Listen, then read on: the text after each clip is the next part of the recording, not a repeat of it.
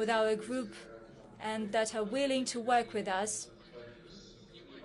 We really appreciate and respect that, and we will definitely ensure a smooth work. Certainly, we will consult with all the colleagues on how to best arrange this work during discussions at the level of foreign ministers and other agencies. We will establish the relevant rules and procedures so that the role and importance of BRICS in the world continue to grow. Thanks a lot.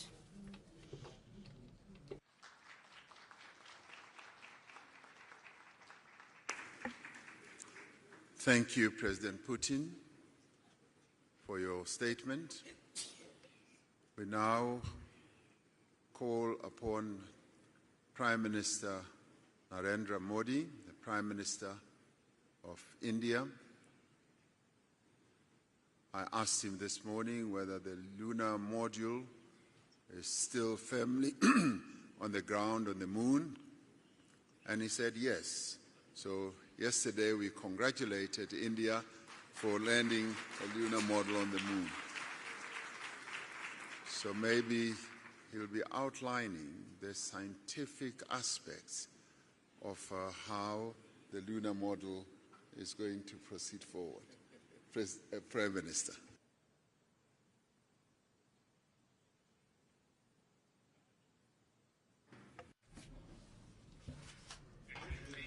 Excellencies, friends from the media, Namaskar. First of all, I would like to commend my friend, President Ramaphosa, for the successful organization of this summit. I congratulate him for this. I'm very pleased that this three-day meeting has had many positive outcomes. On the 15th anniversary of BRICS, we have taken the important decision to expand it. As I had said yesterday, India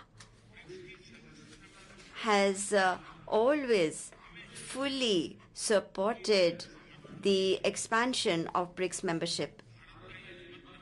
India has always believed that the addition of new members will further strengthen BRICS as an organization, and it will give our shared efforts a new impetus.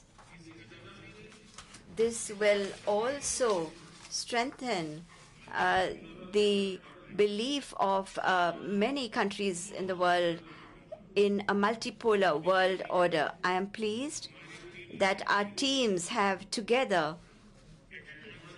agreed on the guiding principles, standards, criteria, and procedures for the expansion. And on the basis of these, we have agreed to welcome into BRICS Argentina, Egypt, Ethiopia, Iran, Saudi Arabia, and the UAE. First of all, I would like to convey my heartfelt congratulations to the leaders and people of these countries. I'm confident that together with these countries, we will be able to infuse new momentum and new energy into our cooperation. India has had very deep and historic relations with all of these countries. With the help of BRICS, new dimensions will be added to our bilateral cooperation also. For the other countries that have expressed a desire to join BRICS, India will contribute towards building a consensus for them to be a part of BRICS as partner countries. Friends, the expansion and modernization of BRICS is a message that all institutions in the world need to mold themselves according to changing times. This is an initiative that can be an example for reforms in other global institutions that were established in the 20th century. Friends, just as my friend President Ramaphosa mentioned about the moon mission of India, there were so many words of congratulations. And since yesterday, I have been here and have received so many words of congratulations from everybody and all across the world, in fact. This success is not to be viewed as the success of one single country. It is the success, it is being accepted as the success of all mankind. It is a matter of great pride for us and for the Indian scientists. It's a time for appreciation and being commended from all across the world. Friends, last evening, India's Chandrayaan successfully made a soft landing on the south pole of the moon. And as I said, this is a big achievement not only for India, but also for the scientific community all over the world. And the area which was identified as the target by India is an area where no efforts were made for landing so far. And this effort has been successful. In fact, the terrain is very difficult, and science was able to lead us to that terrain. So I believe that this is a success of science. It's a success of our scientists.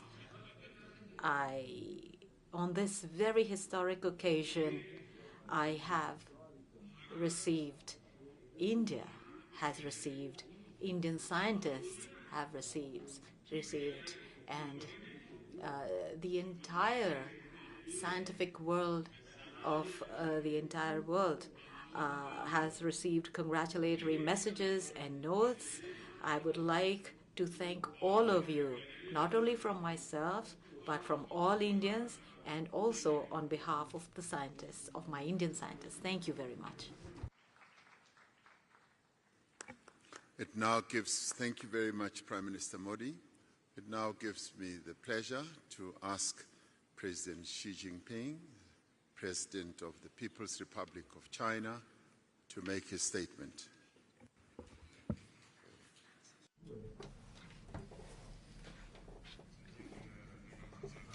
President Ramaphosa, colleagues, friends from the press, I am pleased to join you here. At the outset, I wish to thank President Ramaphosa and the South African government for the thoughtful arrangements they made for the Brics summit this year. Brics countries are all countries with important influence and shoulder important responsibilities for world peace and development. During the summit, we had in-depth exchanges on the current international situation and Brics cooperation, reached broad consensus,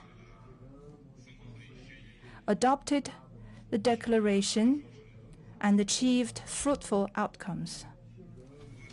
Leaders of the 5 countries unanimously agreed to invite Saudi Arabia, Egypt, the United Arab Emirates, Argentina, Iran, and Ethiopia to the Brics family as official members. China congratulates these countries and highly appreciates the efforts made by our chair, South Africa, and President Ramaphosa. This membership expansion is historic. It shows the determination of BRICS countries for unity and cooperation with the broader developing countries. It meets the expectation of the international community and the common interests of emerging market countries and developing countries. The expansion is also a new starting point for BRICS cooperation. It will bring new vigor to the BRICS cooperation mechanism, further strengthen the force for world peace and development. I am confident as long as we work with a common purpose, there's a lot that BRICS cooperation can achieve, and the future will be bright for BRICS countries. Let us work together to write a new chapter of emerging market countries and developing countries working together in unity for development. Thank you.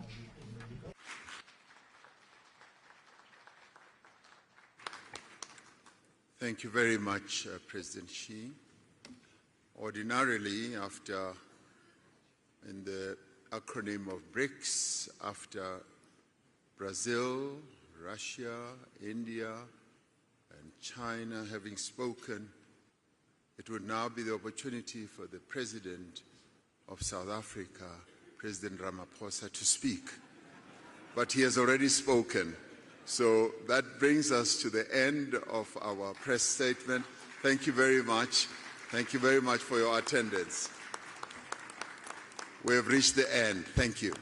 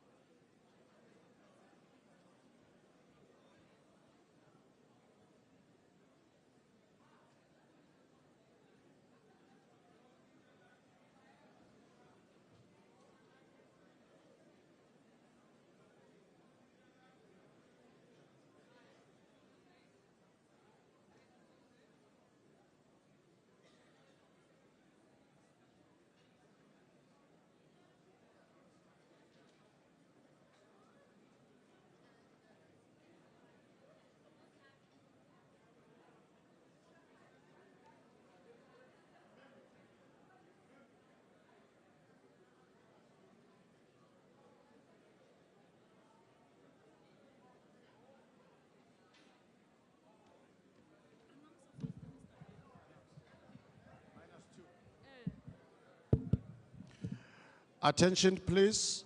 All the media, you are requested to go to -2. All the media, you are requested to go to -2, and you must use the lift on my left.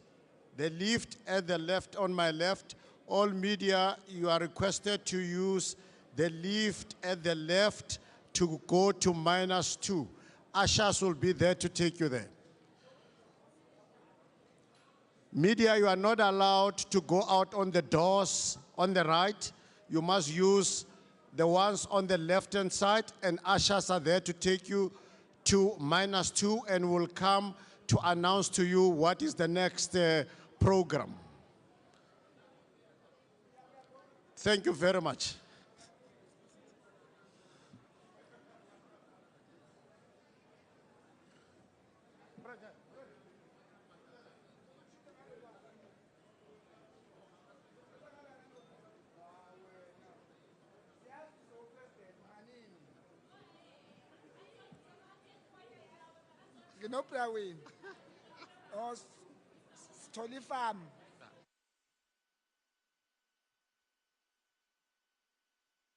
Media, please go to your left-hand side. There is a lift.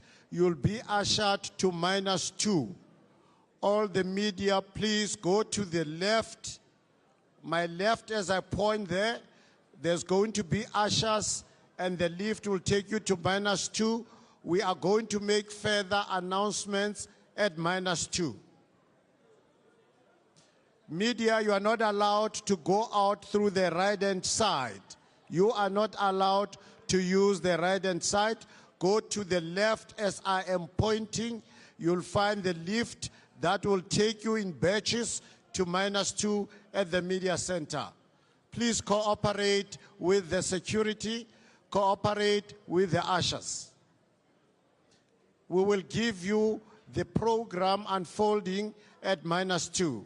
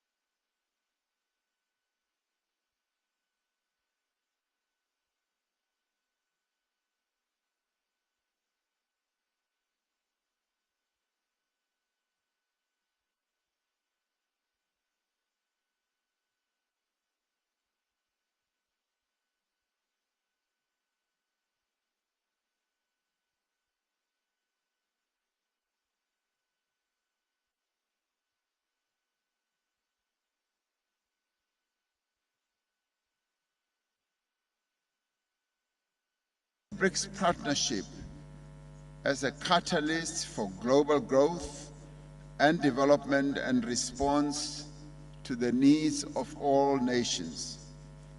It is the right of Africa and the entire global South to fully reap the benefits of global trade and investment. Without trade and investment, our economies cannot thrive and our people's material conditions cannot improve. As the African continent, we are determined that the continent's substantial resources are harnessed for the benefit as well as for the development of the people of Africa. The African Continental Free Trade Area, once fully operational, will unlock the benefits of the continental market and generate substantial opportunities for African countries, but also for other countries.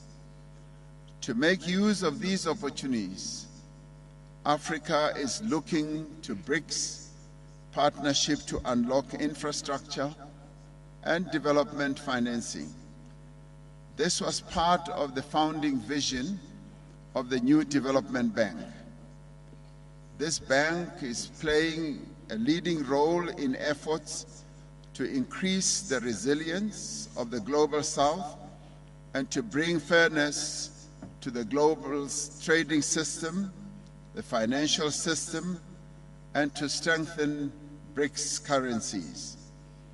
We have to reform global economic, financial, and political, as well as the multilateral trading system, so that we can create a conducive environment for fair trade.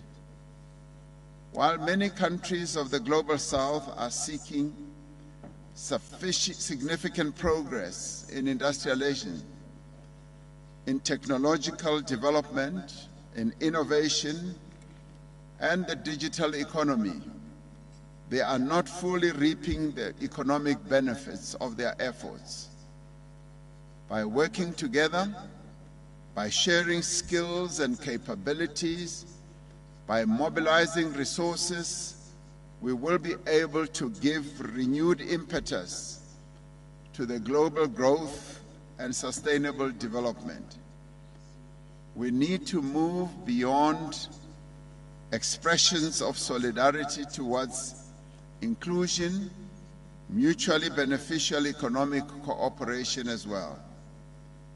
We trust that this dialogue that is being attended by some 65 countries will provide leadership, vision, and hope as we strive together for a better Africa and for a better world. It is for this reason that I welcome you all warmly, and I welcome you all on behalf of the BRICS leaders who have just issued their declaration, which outlines a number of important aspects. The BRICS leaders have also taken a decision to expand the BRICS membership, and that announcement having been made, we welcome those new members, but at the same time, that is the first phase, and other phases will follow, and we welcome various other countries in the partnership of the BRICS countries. So thank you very much, and thank you for being here. I thank you.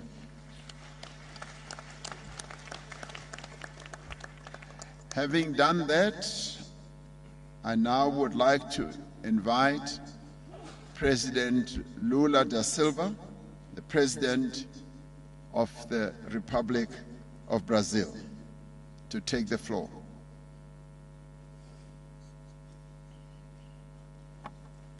Obrigado, Presidente Ramaphosa. Obrigado, companheiros presidentes dos países que compõem os Brics.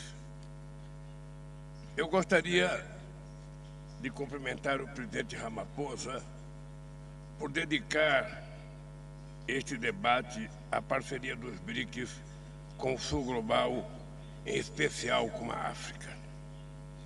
É hora de revitalizar a cooperação entre os países em desenvolvimento. Vemos hoje o surgimento de novos desafios que se somam aos problemas de longa data. Fomos atingidos por uma pandemia, por novos conflitos e por uma grave emergência climática, no momento em que trabalhávamos pela implementação dos Objetivos de Desenvolvimento Sustentável. Goals. When the Agenda 2030 was adopted, it outlined a path for a better future. Today, half of the targets are delayed, and we have seen setbacks or stagnation in pretty much a third of them. Food insecurity went back to 2005 levels. Democracy, in many places, is under threat by extremism or has corroded by xenophobia. Once more, we are under the risk of a nuclear war.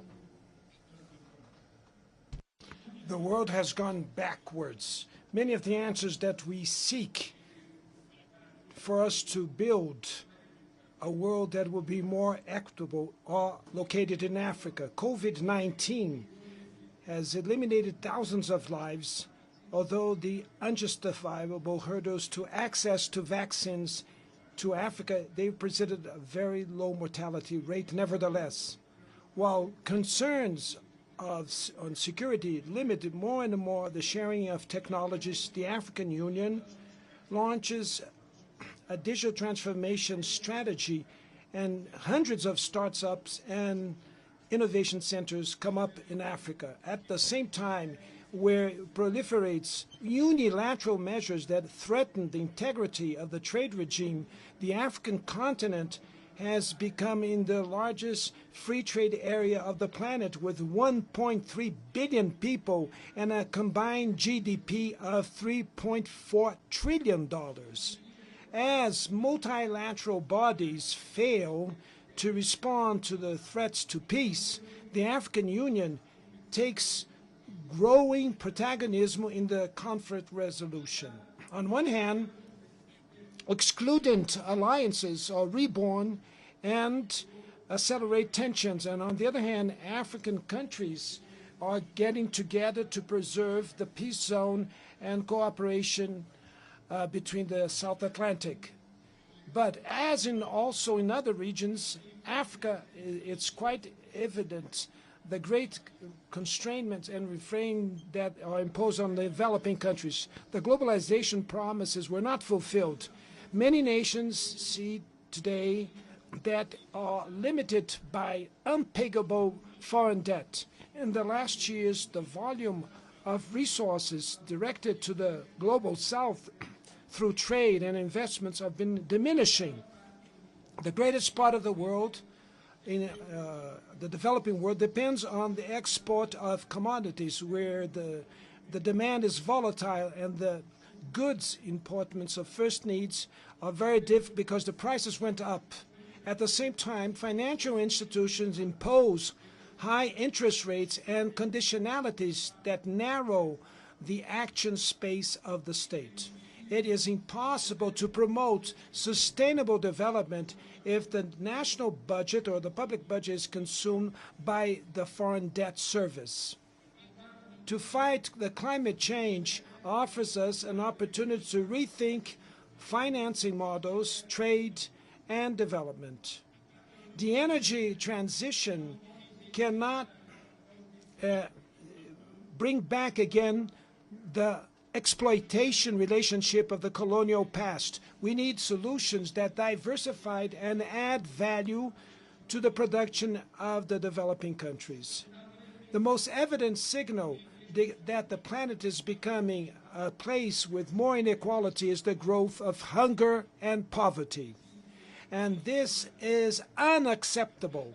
Although its magnitude, these problems are not treated with the urgency that they deserve.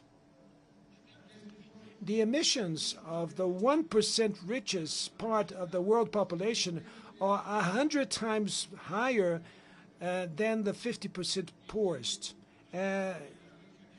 As the Kenyan environmentalist Wangari Maathai, winner of the Nobel Peace Prize, we quote, "We would like to put the blame on the poor for the destruction of the environment, but frequently the powerful ones, including the governments, are the true responsible," end of quote.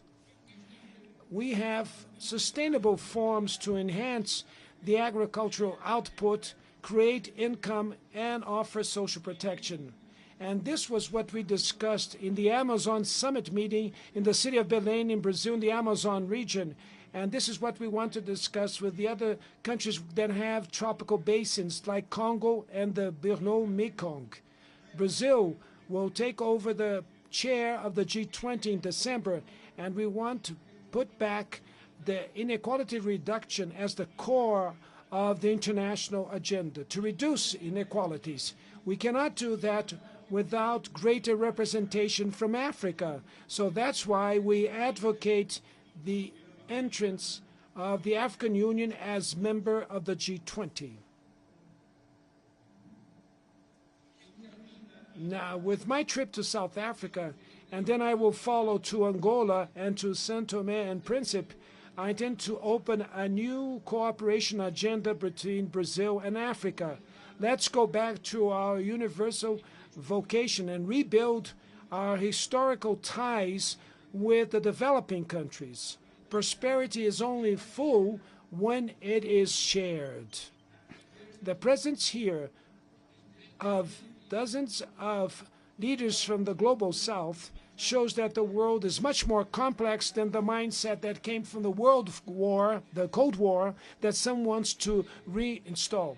And instead of following the rationale of competition that imposes automatic alignments and that will foster mistrust, we have to strengthen our collaboration within the global south. The world with welfare and well-being for all is only possible if we have an international order that will be more inclusive and more solidarity. Thank you very much.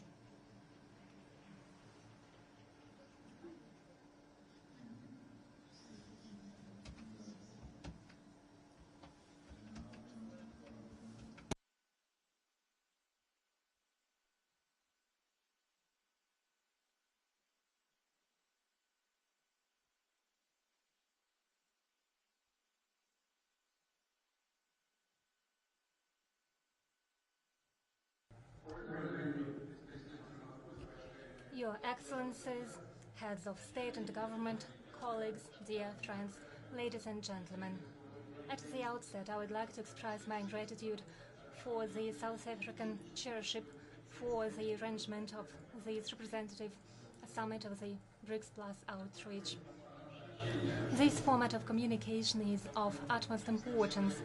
It offers us a great opportunity to discuss in substance the relevant topics of mutual interest with those countries who largely share the attitudes of the five with the like-minded states. It's my pleasure to welcome all of you, dear friends. We all stand for the building of a new multipolar world order, a one that is truly balanced and takes into account the sovereign interests of as many nations as possible, and opens possibilities for implementation of various development models, while making it possible to preserve national cultures and identities and traditions.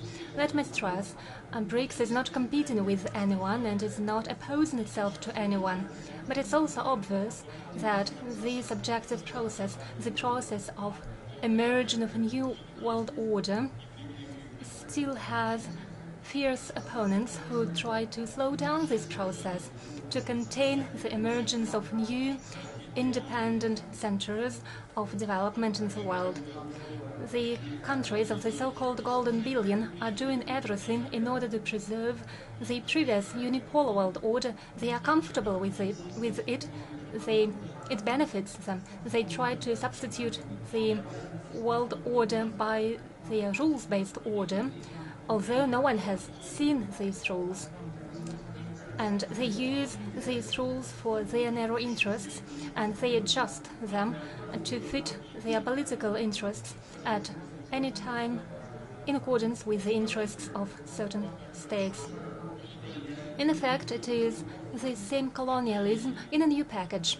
By the way, it doesn't look so good, and modern-day colonizers, under the guise of benign mottos of human rights and so on, try to resolve their problems at someone else's extent by pumping out resources of other countries. The president of Brazil mentioned the debt burden of developing countries. Well, of course, on the one hand, they pump out huge volumes of resources, and on the other hand, they create a sort of credit relations that paying these loans off is almost impossible, and it looks not like loans but as contributions.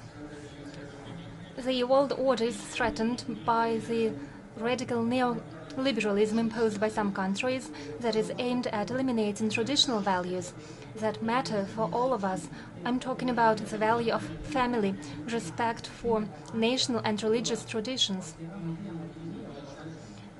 They try to do so to serve their own interests, and some countries even justify extremism, xenophobia, and connive with terrorists. The global majority, represented by countries present here, is getting increasingly tired of all sorts of pressure or manipulations. But it is ready for equal and mutually respectful cooperation. That is the attitude taken by the Brics countries. That's how we treat the development of multifaceted relations with many countries present here and other interested countries on the regional and global basis, including such regional structures as CIS, Shanghai Cooperation Organization, Caribbean countries, the Gulf countries. Bearing in mind that most African countries participate in today's event, today Brics' focus is on Africa. And we in Russia can only welcome it. We believe it is right, especially so as it is the Republic of South Africa that holds the chairship. Many dear friends, we met with many of you quite recently in St. Petersburg at the second Russia-Africa summit, where we held constructive discussions. In St. Petersburg, we reaffirmed that Russia and Africa have ever stronger friendly ties and mutually beneficial relations. The foundation for these relations was laid in the times when the African continent was struggling for its independence. We value that African countries have a friendly attitude to the Russian country, and in its turn Russia is interested in further deepening its multifaceted ties with the African continent. We will actively promote these ties, translate them in practical cooperation in various fields. Our particular focus lies on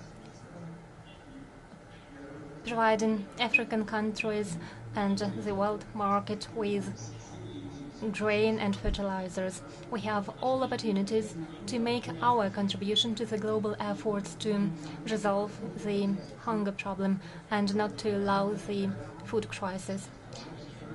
So we can only welcome that for the second year in a row we have record crop yields, and as I already mentioned, in the coming months as a priority assistance project we'll allocate 25 to 50 tons of grain to African countries, and we'll ship it free of charge. That's what we mentioned in St. Petersburg.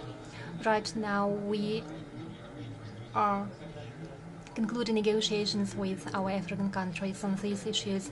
We are doing so despite the obstacles created by others, in particular illegitimate sanctions imposed against our exports that complicate insurance and settlement processes. Our African friends can rest assured that Russia will always remain a reliable food supply and will continue to support the countries most in need.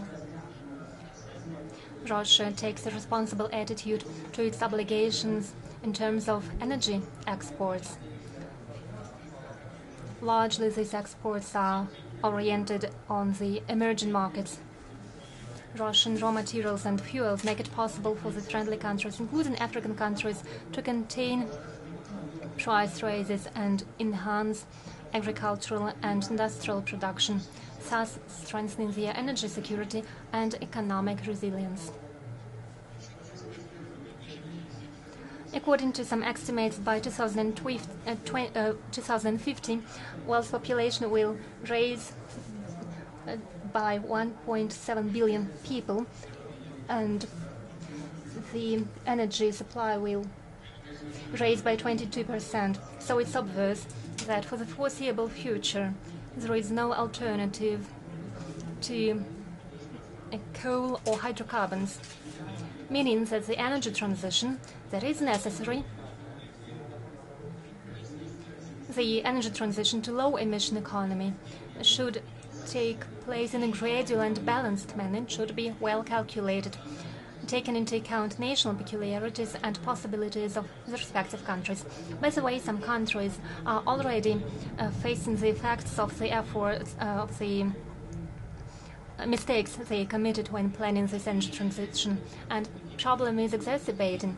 We see a solution in effective use of all energy resources while implementing clean technologies, and obviously, together with our Brics partners, we stand for strengthening the equal and technological cooperation in such fields as the use of renewable energy sources and in other important areas, including development of new types of atomic reactors, promotion of hydrogen technologies, and so on. By the way, in these fields, Africa is our priority partner. Currently, in different fields, we are working on about 30 projects with participation of Russia. In 16 states, we are operating in a very active manner. In Egypt, for example, Rosatom is working on construction of Daba, a nuclear power plant, and the total capacity of our energy projects amounts to 3.7 gigawatt. Over the past 2 years, there has been an increase by 2.6% of the exports of Russian raw materials, petrol products, and liquefied natural gas. 2.6% rise. The exports of food, energy resources, cooperation in other economic fields, as well as in the fields of culture, education, sports. All of these applies not only to Africa, but also to other regions, and naturally to the countries invited for the Brics outreach countries. We will build constructive win-win relations with everyone. We will enhance partnership, and our country has a lot to offer. In this regard, let me note that next year, Russia will assume Brics chairship, and upon instruction of our colleagues, we will ensure the working conditions and the work with the countries that cooperate with us within the Brics Plus and Brics Outreach formats. Dear colleagues, by way of concluding, I'm confident that the current meeting would be very useful. It will help bolster friendly relations between the Brics 5 countries, but next year there will be an increasing number of new members. It will help galvanize cooperation on various tracks. Thank you for your attention.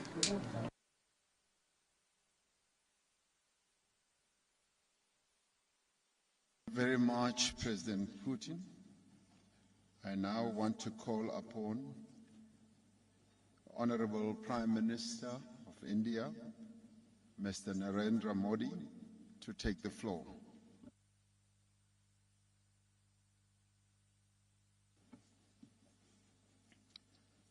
Excellency,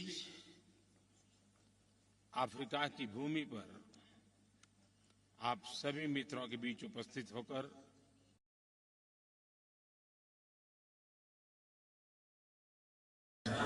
I wholeheartedly thank President Ramaphosa that in the Brics Outreach Summit, he has given us the opportunity to share views with countries of Africa, Asia, and Latin America.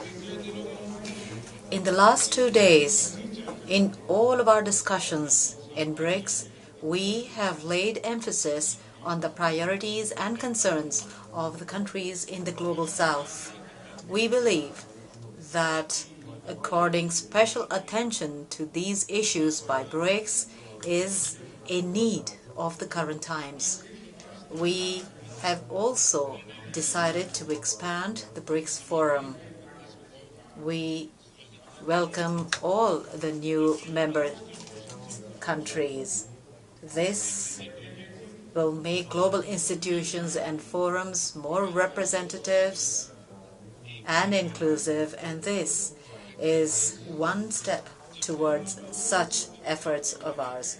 When we use the term Global South, it is not just a new diplomatic term.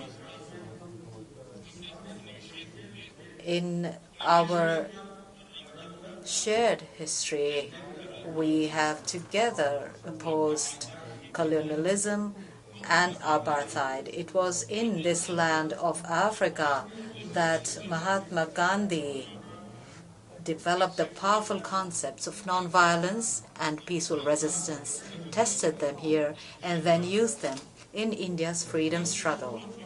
His thinking and ideas inspired great leaders like Nelson Mandela. Based on this strong history, we have given a new shape to our modern relations. Excellencies, India has accorded high priority to its relations with Africa. Along with high-level meetings, we have opened 16 new embassies and high commissions in Africa. Today, India is Africa's 4th largest trade partner and 5th largest investor. Whether it is power projects in Sudan, Burundi, and Rwanda, or sugar plants in Ethiopia and Malawi, whether it is technology parks in Mozambique, Côte d'Ivoire, and Eswatini, or campuses established by Indian universities in Tanzania and Uganda. India has always accorded priority to capacity building and infrastructure development in African countries. Under the Agenda 2063, India is a reliable and close partner in Africa's journey to make Africa a global powerhouse of the future. In order to tackle the digital divide in Africa, we have granted more than 15,000 scholarships in the area of teleeducation and telemedicine. We have constructed defense academies and colleges in Nigeria, Ethiopia, and in Tanzania. We have deployed teams to Botswana, Namibia, Uganda, Lesotho, Zambia, Mauritius, Seychelles, and Tanzania to provide training. Approximately 4,400 Indian peacekeepers, that include women as well, are contributing to restoring peace and stability in Africa. In the fight against terrorism and piracy as well, we are also working together with African countries. During the difficult times caused by the COVID pandemic, we supplied food products and vaccines to several countries. We are now also working together with African countries on joint manufacturing of COVID and other vaccines. Whether it is cyclones in Mozambique and Malawi or floods in Madagascar, India has always stood shoulder to shoulder with Africa as a first responder. Excellencies, from Latin America to Central Asia, from West Asia to Southeast Asia, from the Indo-Pacific to the Indo-Atlantic, India sees all countries as one family. Vasudhaiva Kutumbakam, which means the whole world is a family, has been for thousands of years the basis of our lifestyle. This is also the theme of our G20 presidency. In order to mainstream the concerns of the Global South, we have invited 3 African countries and several developing countries as guest countries to the G20 summit.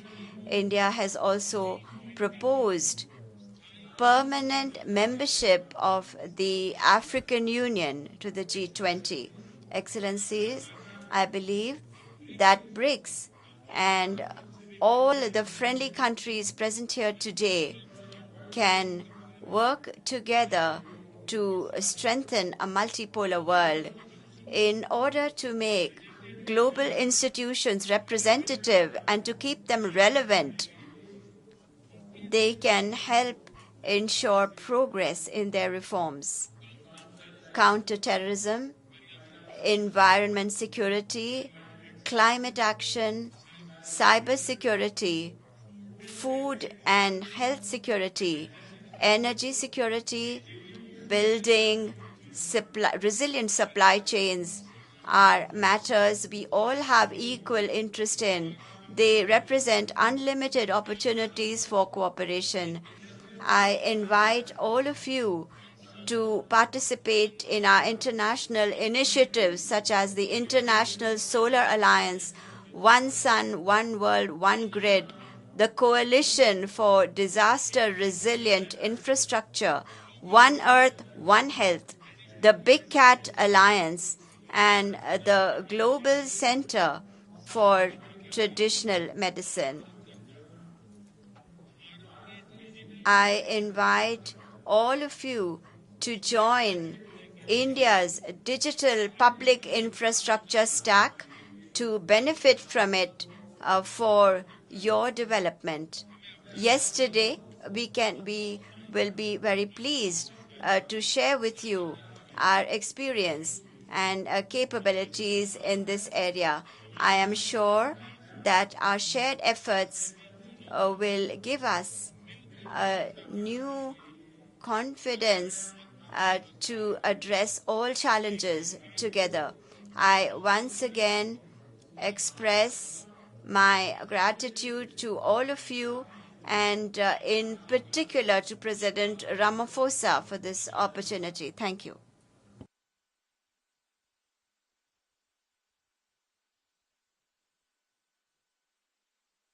Prime Minister Modi.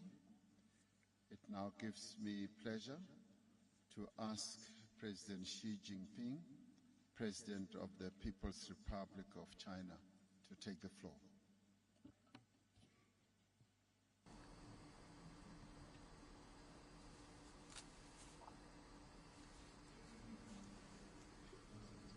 Your Excellency President Ramaphosa, dear colleagues,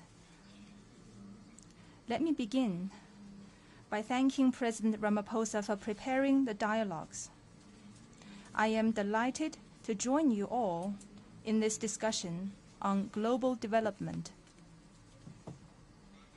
Development embodies our people's aspiration for a better life.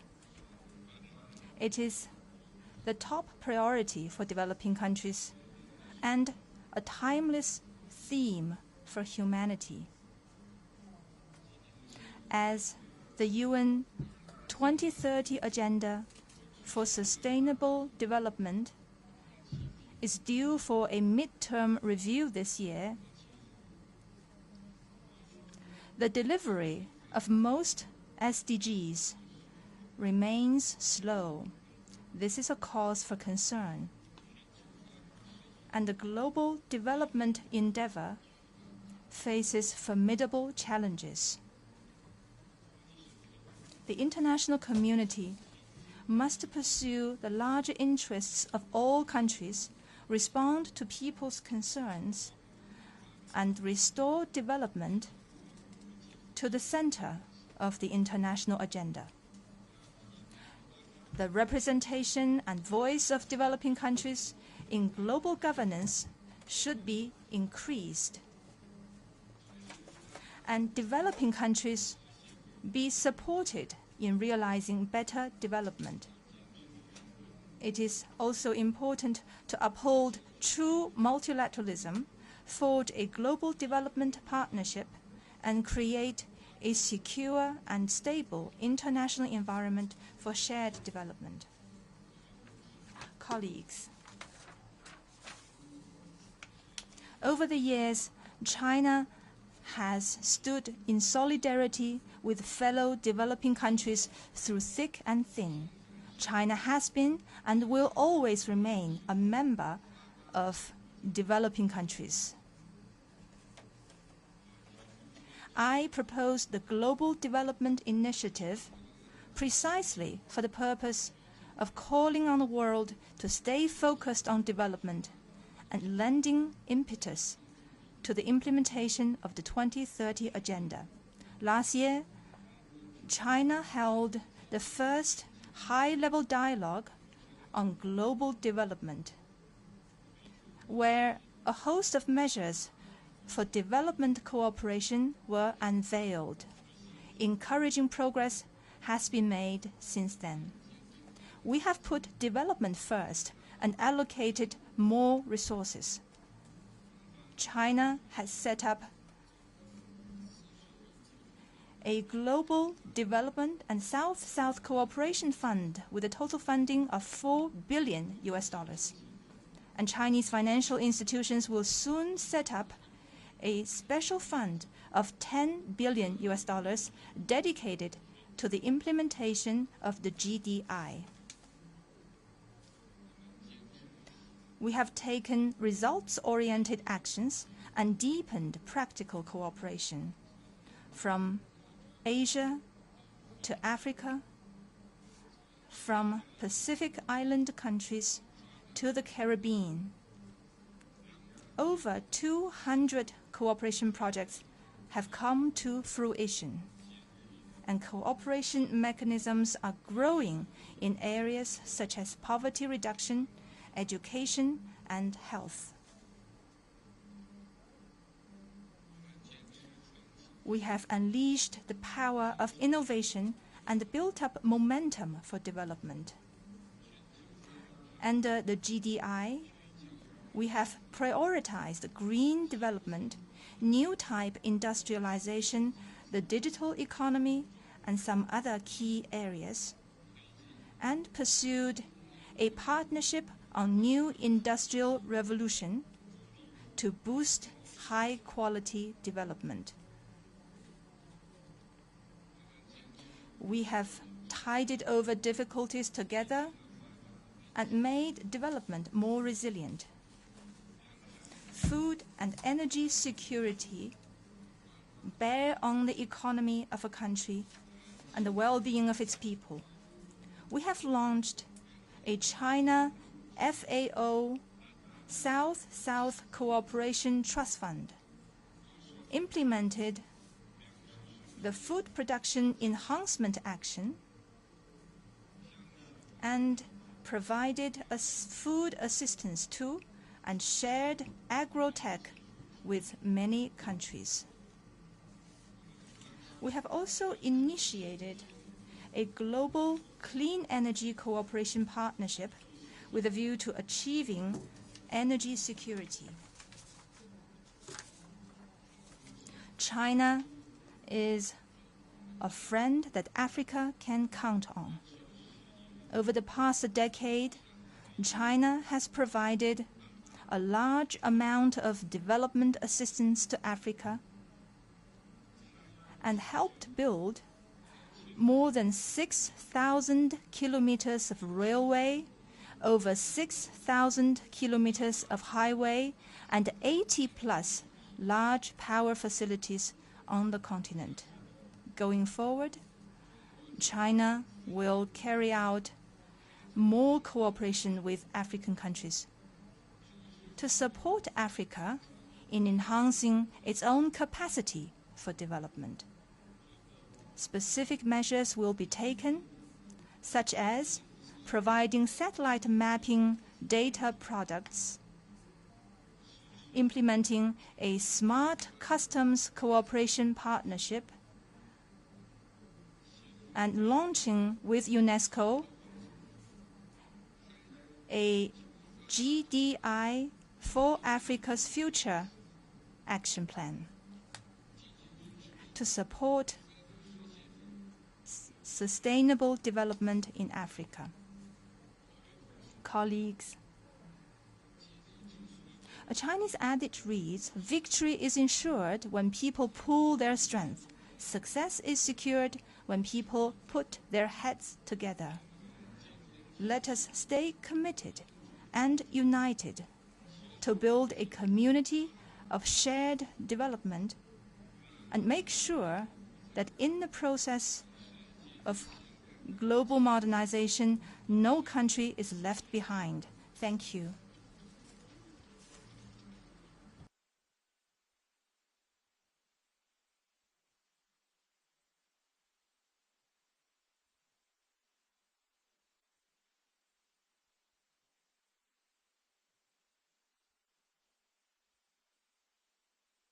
And I now call upon Secretary General Antonio Guterres to address us. Distinguished heads of state and government, excellencies, ladies and gentlemen, let me begin by thanking President Cyril Ramaphosa. We take great inspiration from the Rainbow Nation's extraordinary path to unity through action and justice. That is what our world needs: unity for action and unity for justice. We are confronting existential challenges. The climate crisis is spiraling out of control. A global cost of living crisis is raging. Poverty, hunger, and inequalities are growing against the objectives of the Agenda 2030 for Sustainable Development. New technologies are raising red flags without a global architecture to deal with them. And geopolitical divides and conflicts are multiplying with profound global implications, especially the impacts from the Russian invasion of Ukraine. Excellencies, we are moving towards a multipolar world, and that is a positive thing. But multipolarity in itself is not enough to guarantee a peaceful or just global community. To be a factor of peace, equity and justice in international relations, multipolarity must be supported by strong and effective multilateral institutions. Look no further than the situation in Europe at the dawn of the last century. Europe was multipolar, but it lacked strong multilateral mechanisms, and the result was World War I. As the global community moves towards multipolarity, we desperately need, and I have been vigorously advocating for, a strengthened and reformed multilateral architecture based on the UN Charter and international law. Today's global governance structures reflect yesterday's world. They were largely created in the aftermath of World War II, when many African countries were still ruled by colonial powers and were not even at the table. And this is particularly true of the Security Council of the United Nations and the Bretton Woods institutions. For multilateral institutions to remain truly universal, they must reform to reflect today's power and economic realities, and not the power and economic realities of the post-Second World War. In the absence of such reform, fragmentation is inevitable. And we cannot afford a world with a divided global economy and financial system, with diverging strategies on technology, including artificial intelligence, and with conflicting security frameworks. The IMF estimates that such a fracture could cost 7% of global GDP, a cost that would be disproportionately borne by low-income countries, mainly in Africa. And so I've come to Johannesburg with a simple message. In a fracturing world with overwhelming crises, there is simply no alternative to cooperation. We must urgently restore trust and reinvigorate multilateralism for the 21st century. And this requires the courage to compromise in the reforms that are necessary for the common good. And it requires full respect for the UN Charter, international law, universal values, and all human rights, social, cultural, economic, civil and political. And it requires much greater solidarity. Of course, none of this is easy, but it is essential. And it is essential especially for Africa. The African continent, a historic victim of slavery and colonialism, continues to confront grave injustices. On average, African countries pay 4 times more for borrowing than the United States and 8 times more than the wealthiest European countries. And African countries accounts for just 4% of global greenhouse gas emissions, but it is an epicenter of climate chaos, suffering disproportionately impacts of climate change.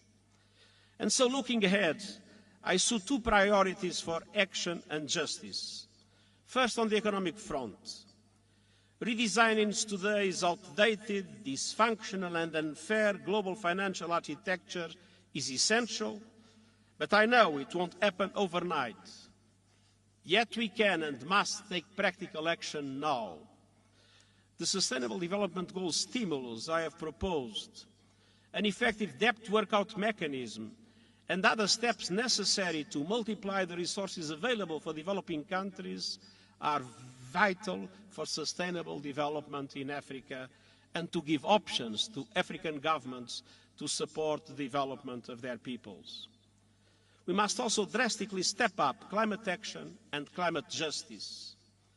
I have put forward a Climate Solidarity Pact in which developed countries provide financial and technical support to help emerging economies in Africa and beyond to promote an equitable and just transition to renewable energy.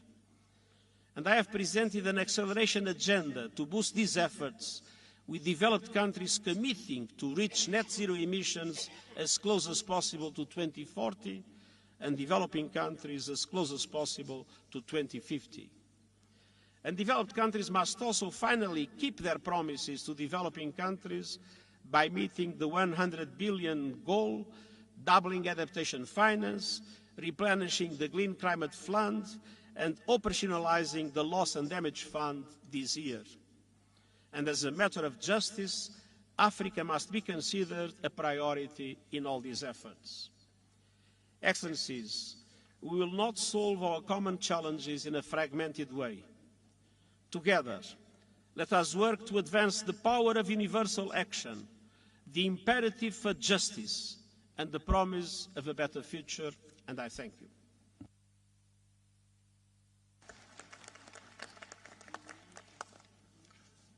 Thank you, Your Excellency, Secretary General of the United Nations, Your Excellencies, there are almost 65 of us, and this forum has been designed so that everyone should be able to make a statement. I will not be making any commentary in between to ensure that we do conserve time. I similarly would like to request that when we speak, we should remind ourselves of the time limit that we have put aside for each one of us to speak. So I do beg for your indulgence in that regard. My next speaker will be His Excellency Azali Assoumani, President of the Union of Comoros, but also the Chair of the African Union. President Assoumani. Merci beaucoup, Monsieur le Président et chers frères. Monsieur Antonio Guterres, Secrétaire général de l'Organisation des Nations Unies, representative of the United Nations, dear colleagues, and then head of government, all protocol observed, I greet you in the name of God. It's an honor for me to take part in this gathering and then to bring the contribution of the African Union to this exchange, to this forum. And I'm hoping that this is going to be very fruitful for the countries that we're representing here. So allow me, before I get into the subject, to extend our thanks, our gratitude to President Ramaphosa, to the South African government and the South African people for the warm welcome that was given to us on our arrival in this country. So we're also expressing our gratitude for all the measures that have been taken to facilitate our meetings and then make our stay here in South Africa most enjoyable. The land of Nelson Mandela, our biggest leader, a figure who's making the continent very proud. So, dear delegates, the African Union that I have the honor to come and represent here this year, 2023, so is giving a very important meaning to work with countries in BRICS. So it considering that as a very most important opportunity for countries to explore together the areas of cooperation that would be beneficial to all of us. And then for that, to see how the bloc can also expand to other African countries, it's a process that will contribute to multiply benefits associated to this cooperation. So various capacity of BRICS in various sectors, it's a very important benefit that will foster the growth and the development of the African continent. So today, Africa is faced with many challenges, especially to the issue of food security, which is something we cannot accept because our continent, which possess 70% of arable land in the world, is registering a deficit every year in the area of food security, ranging up to $200 billion.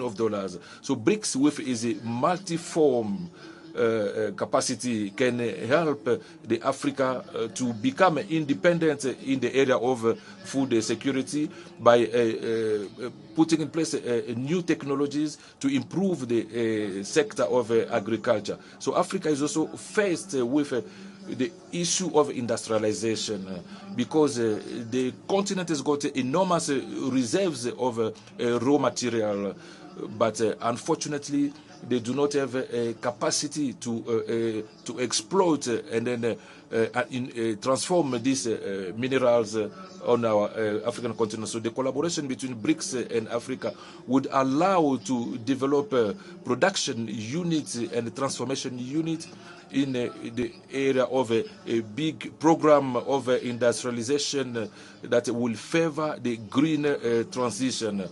Finally, on the pharmaceutical sector, BRICS has got a capacity to develop a partnership with Africa in order to promote research in the pharmaceutical area, but as well encourage the increase of pharmaceutical product. The example of vaccines in South Africa, especially during COVID, that has demonstrated that African countries, not only they've got techniques and necessary technologies, but they also have a capacity to contribute to the world efforts to improve the So I'd like to take this opportunity to reiterate the availability of the African Union in this partnership between BRICS and the African Union.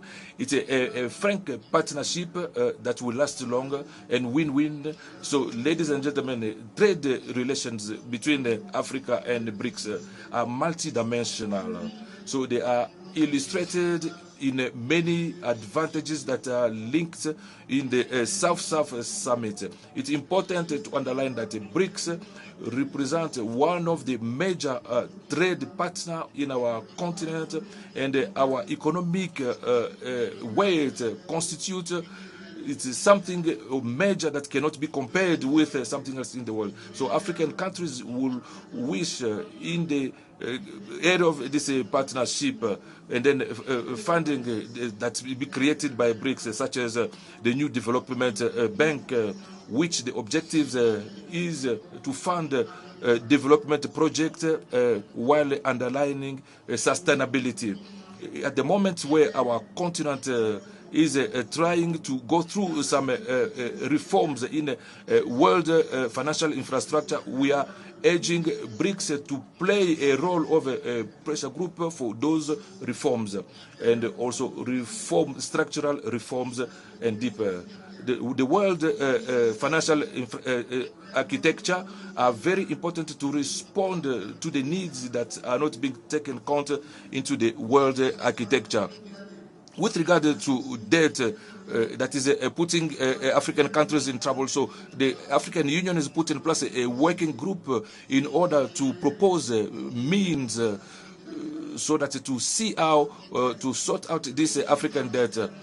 So that would be put in place by BRICS to benefit countries in our continent if those funds became operational.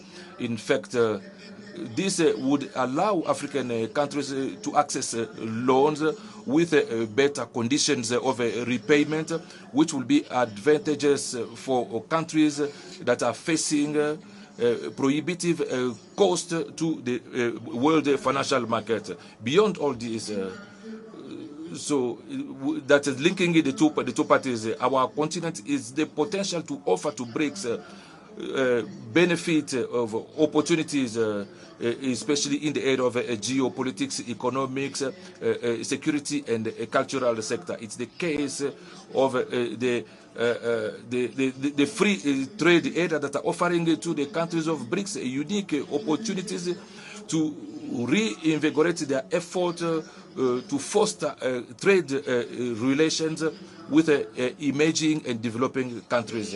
In this regard, the political commitment of Africa in favor of the free trade, the African trade area, as it was last year, the year 2023, as being the year of the acceleration of the implementation. I'm inviting BRICS to be more interested on this instrument, given that from the report from this year, the investment activities and trade of BRICS, they are going to offer important opportunities for the major agricultural sector that is not being exploited in Africa.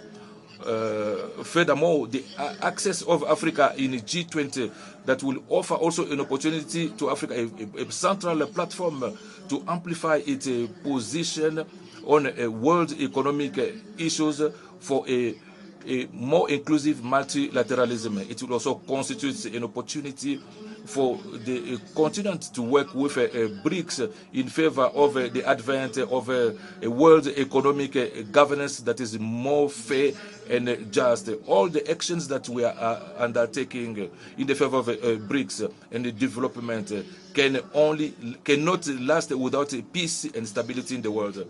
So I would also like to draw our attention on the agency so that we can seek together means to try and put an end to conflict in Africa, in particular for all extremism, the change of unconstitutional changes that is compromising the peace and stability and prosperity of our continent. So we also need to continue to encourage Russia and Ukraine to put an end to war that is opposing them, given that consequences of this war is not only affecting Europe, but is also affecting the world in general. So, ladies and gentlemen, opportunities given to us today to put together our effort to continue to make this world more just and prosperous by working together in synergy to build new partnership, frank and then balance, based on complementarity and not on a form of dependence. And only with that we can constitute a very important force in the world scene, so that we can deal with challenges that our countries are facing, and then to reach a peace, stability, and economic growth. Thank you. Merci.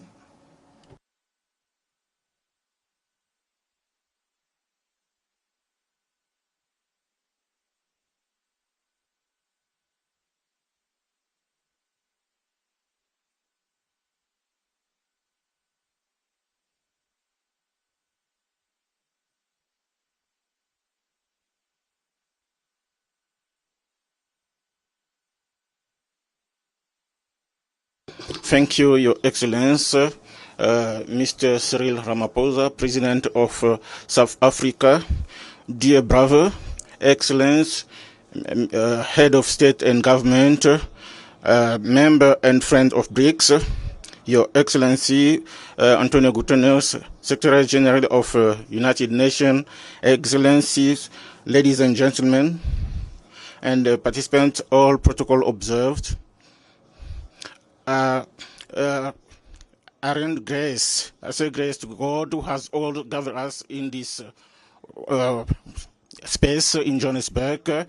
Allow me to express my deepest gratitude to the government and to the South African people for having invited my government. The theme with the impulsion of Africa at the Center of Exchange, as well have for the warm welcome to my and my delegation. Excellencies, ladies and gentlemen, this summit comes at a particular moment. The world is experiencing an economic crisis, geopolitical and security as well. This summit offers a supported by there are many friends to think of the collective response with the challenges that we are faced with by putting in place a principle of mutual respect, equality, solidarity, and then openness, and then inclusivity. As opposed to what others can think, I consider that the coalition with Brics, it's a way to fast-track the common project and then to expand the circle of friends and also members. Though this coalition is there to create an order in diversity in order to face world challenges of the moment.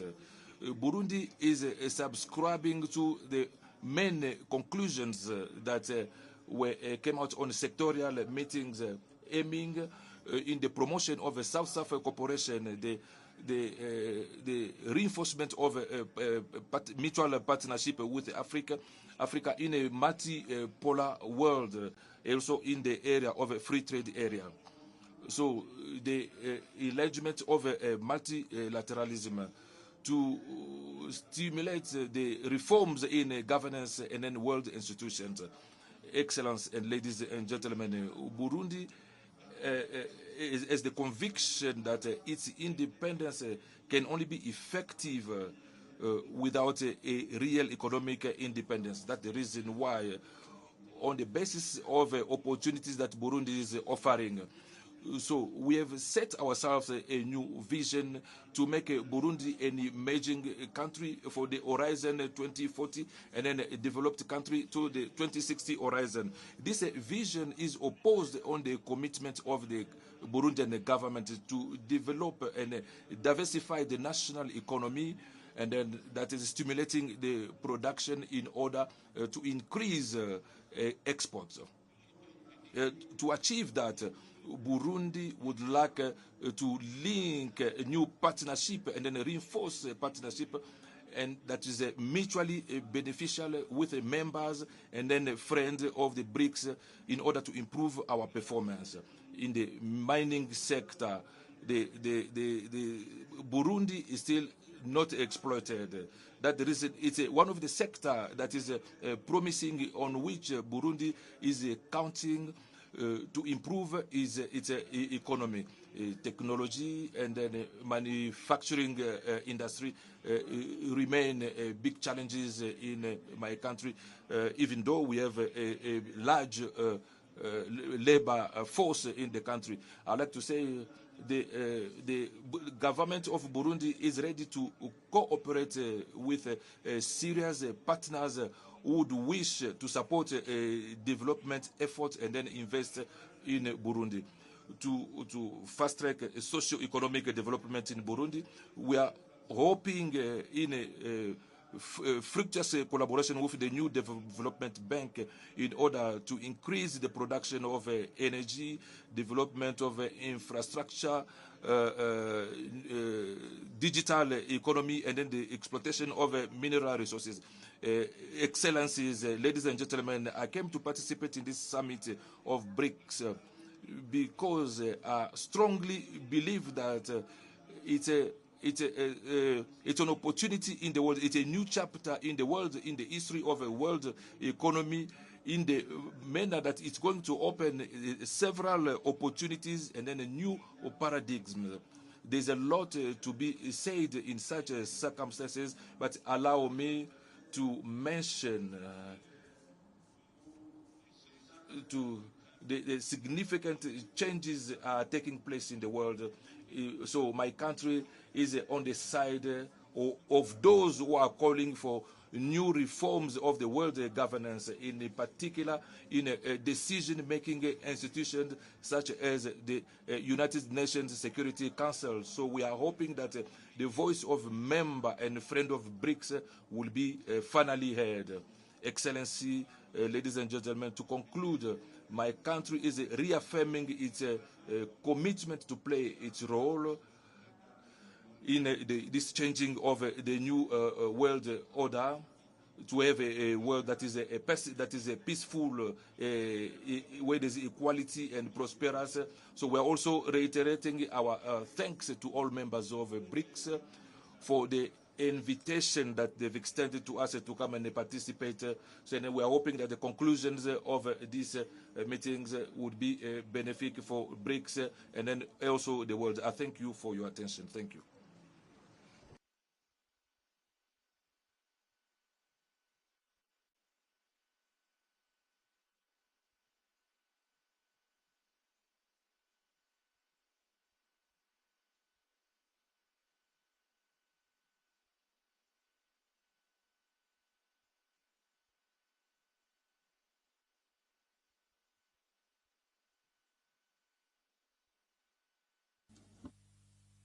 Su Excelencia Cyril Ramaphosa,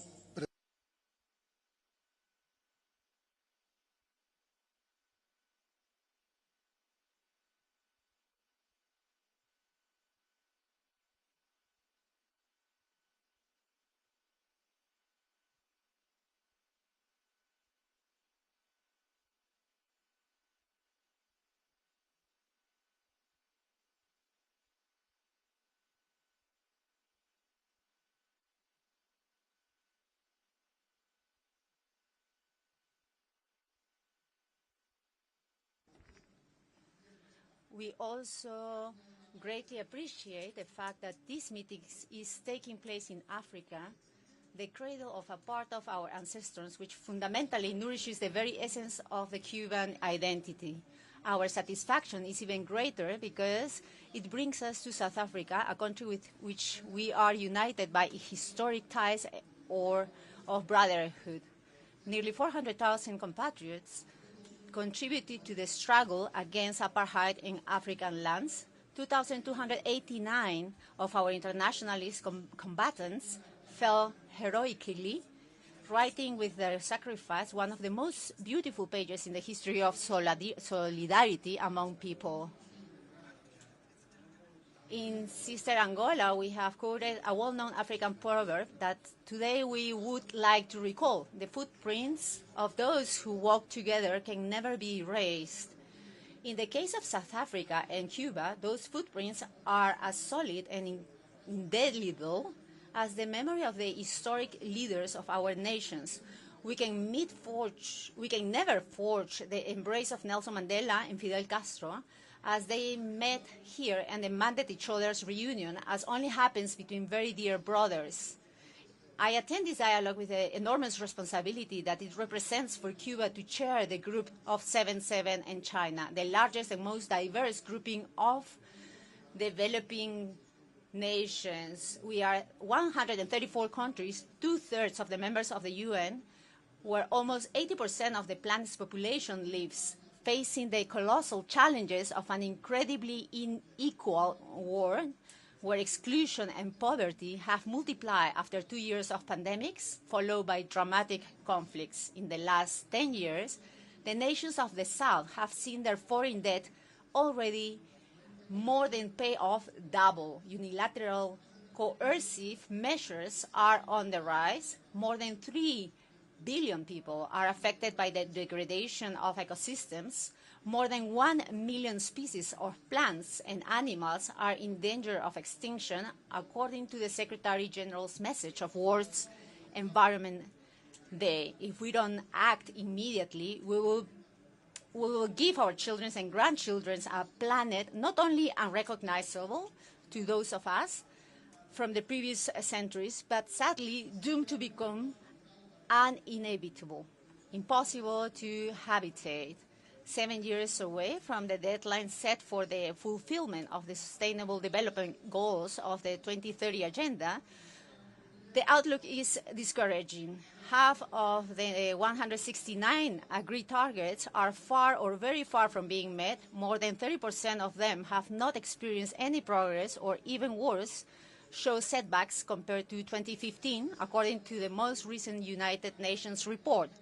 The developed countries of the West and the large transnationals have designed an international order that does not take into account to all the progress of our nations of the South, and it is only effective for meager minorities.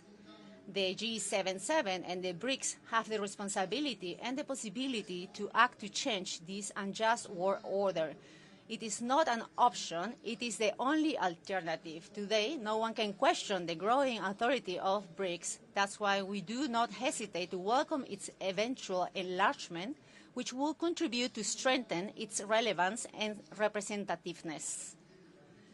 It has been a historical demand of the G77, as it is also of Brics, to undertake a real transformation of the deeply unjust, anachronistic, and dysfunctional international finance architecture.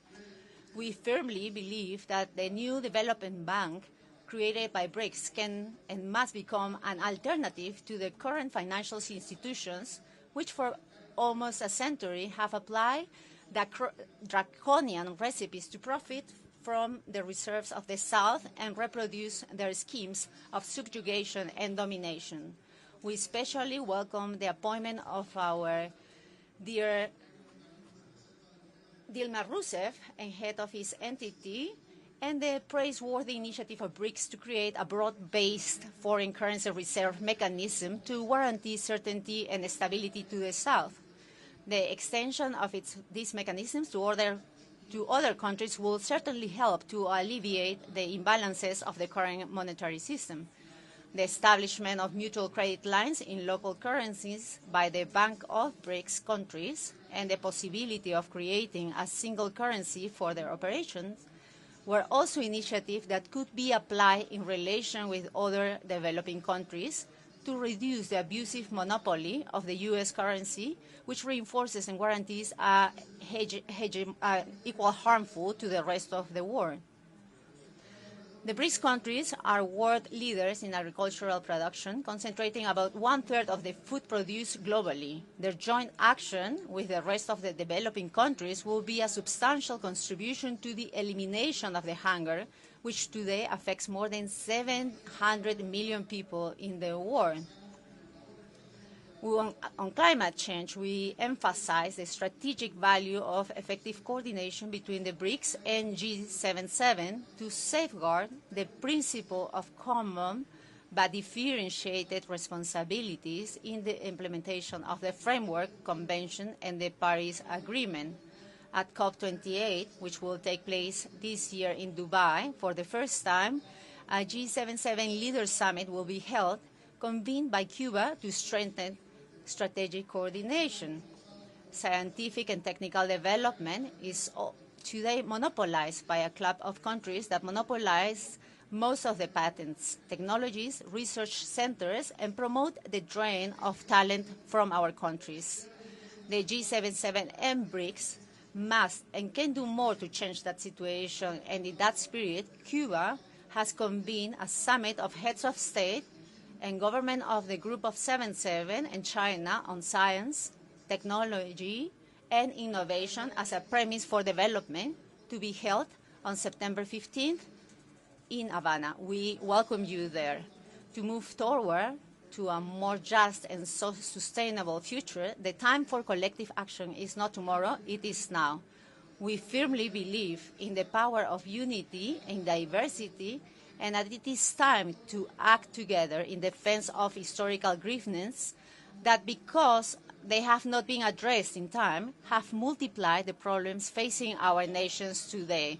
And since we are in the Rainbow Nations, which has overcome the hatred of the past, integrating its rich diversity of cultures, languages, and religious beliefs, let us assume all the precepts of the wise African humanist philosophy of Ubuntu, the ethics of caring for others, which in the face of selfishness and individualisms promotes a form of life of solidarity, fraternity, and respect in which no one is left behind. The G77 and the BRICS have the opportunity to generate a historic transformation. For the sake of the future generations, let's do so. Thank you very much. President Canal, I now have the honor to call upon His Excellency Ismail Omar Guelleh, the President of the Republic of Djibouti and Chair of the Intergovernmental Authority on Development, IGAD.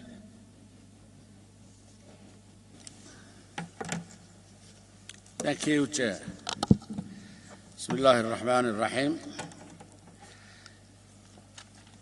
His Excellency Cyril Ramaphosa, President of the Republic of South Africa, Excellencies, heads of states and governments, distinguished guests, leaders and guests. Firstly, I would like to express my appreciation to His Excellency President Cyril Ramaphosa, the President of the Republic of South Africa, and the people of South Africa for their warm welcome and hospitality during our visit to this beautiful country.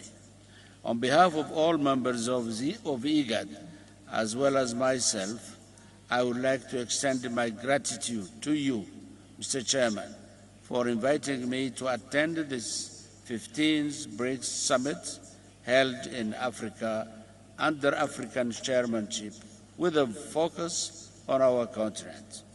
The partnerships between BRICS and Africa goes beyond convenience. It is a strategic imperative. Together, we have the power to reshape the landscape, promote inclusive growth, and eradicate poverty. By joining forces, we can create a world where no nation is left behind, where prosperity is shared equally, and where sustainable development becomes reality. Africa possesses resources, and when combined with the technological capabilities and investment potential of BRICS, it opens up unparalleled opportunities for both regions. By allocating resources to infrastructure, energy, agriculture, and manufacturing sectors, we can generate employment opportunities, enhance productivity, and uplift millions from poverty. This is a moment to seize in order to establish connections, promote trade activities, and enable technology transfer that will ensure Africa's emergence as a global economic powerhouse. Djibouti stands as a committed partner and ally to BRICS nations. We are also supporters of the African Union-led efforts toward economic integration through the implementation of the African Comprehensive Free Trade Agreement. It is a step that places Africa in its rightful position within the global order. We appreciate your efforts to advance and strengthen the partnership between BRICS and the continent. In summits, we have already identified key areas of focus that contribute to a mutually beneficial partnership. Your leadership in enhancing the relationship between BRICS and Africa serves as a motivation for us to make substantial contributions towards our shared goals and interests. Dear Chairman, I eagerly commend the BRICS partnership for creating a platform that offers an opportunity to diversify expand the global economic landscape. Undoubtedly, BRICS is a force with politically and economically. It is a success story evident from the growing number of countries aspiring to join this group, as well as the commendable performance of the new Development Bank with its extensive portfolio of projects aimed at maximizing development impact. I am delighted to announce that IGAD fully aligns with and supports the priorities outlined by the BRICS Chair for 2023. Specifically, Africa and IGAD aim to mobilize investment in order to develop infrastructure that connects parts of our continent, thereby boosting intra-African trade growth and value chains. Indeed, IGAD takes pride in being one of the fundamental elements of the African continent free trade area. We wholeheartedly welcome the important role that BRICS can play in supporting our collective endeavors as a continent to drive trade, investment, and infrastructure development within the context of this momentous undertaking. As we all know, it is widely understood that economic plans and agendas often falter without sustained commitment and financial backing. Therefore, we warmly embrace the opportunity to further explore and expand upon some of the ideas and decisions that were discussed during meetings of BRICS Africa Outreach BRICS Plus Dialogue in 2013 and 2018. We sincerely hope that the establishment will extend its support to Africa's effort in bridging the enormous infrastructure gap across our continent. According to data from the African Development Bank, Africa requires an annual investment of $170 billion for comprehensive infrastructure improvements. The combination of external shocks that have disrupted progress in many countries, along with high borrowing costs and increasing debt service obligations, has made it challenging for our economies to attract new financial resources. Africa, with its resources, youthful population, and untapped potential, has become a symbol of hope and opportunity. It is a continent that has faced challenges but continues to rise with resilience and determination. Today, Africa finds itself at a turning point where it can unleash its potential and make substantial contributions to the global economy. Mr. Chairman, distinguished guests, at the core of the IGAD mandate is the obligation to strengthen multilateralism. Additionally, one of our principles is enhancing women's participation in peace process.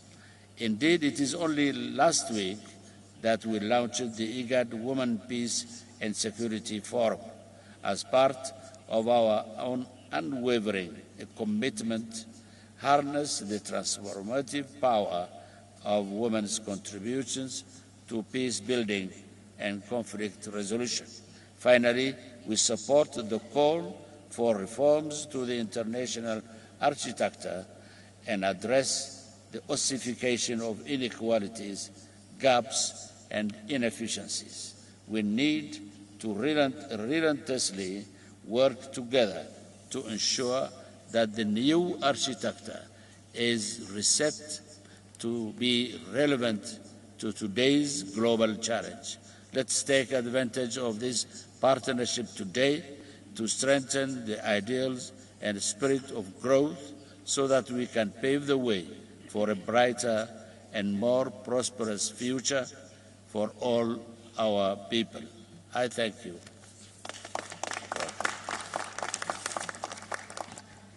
Thank you, President. I now take this opportunity to ask His Excellency President Joko Widodo, President of the Republic of Indonesia, Chair of the Association of Southeast Asian Nations, ASEAN, to take the floor.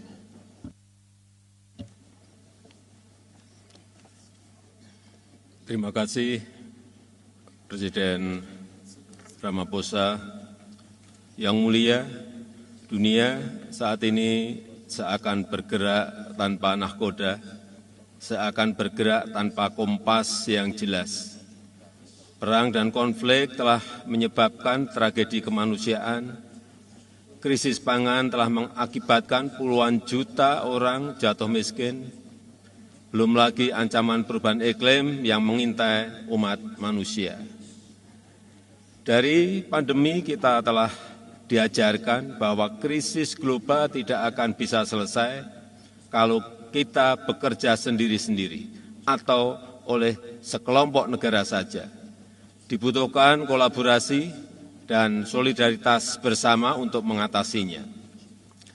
Kehadiran saya hari ini bukan hanya sebagai pemimpin Indonesia, tapi sebagai sesama pemimpin The Global South yang mewakili 85% populasi dunia yang menginginkan win-win formula. Kehadiran saya di sini juga didasari keinginan untuk terus menghidupkan spirit Bandung yang masih sangat relevan sampai saat ini, di mana soliditas, dan kerjasama antar negara berkembang perlu terus diperkuat. Yang mulia, sebelum kita membahas berbagai kerjasama, ada satu hal mendasar yang harus kita sepakati. Semua dari kita harus konsisten menghormati hukum internasional dan hak asasi manusia.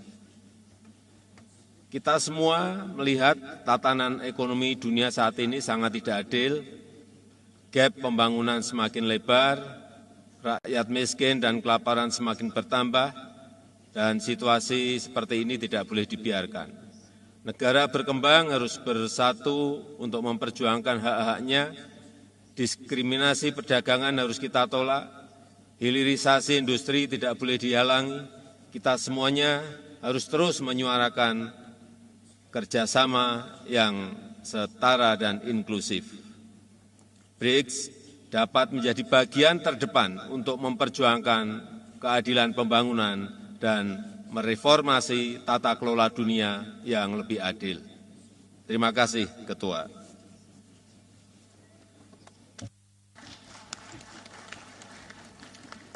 Thank you, President Widodo. I now call upon Mr. Kasim Jomart Tokayev, President of the Republic of Kazakhstan and the Chair of the Shanghai Cooperation Organization, SCO. Mr. President Cyril Ramaphosa, dear heads of delegations, thank you, Mr. President, for your invitation to this BRICS Plus dialogue. Today's summit can significantly bolster the role of the BRICS and will help tackle a range of urgent global challenges through open dialogue and mutual understanding. This summit takes place against a backdrop of mounting tensions in the international arena, marked by extensive political pressure, confrontation, and widespread use of sanctions. Therefore, as the current chairman of the Shanghai Cooperation Organization, I wish to share our vision on the prospects and converging interests of cross-regional collaboration.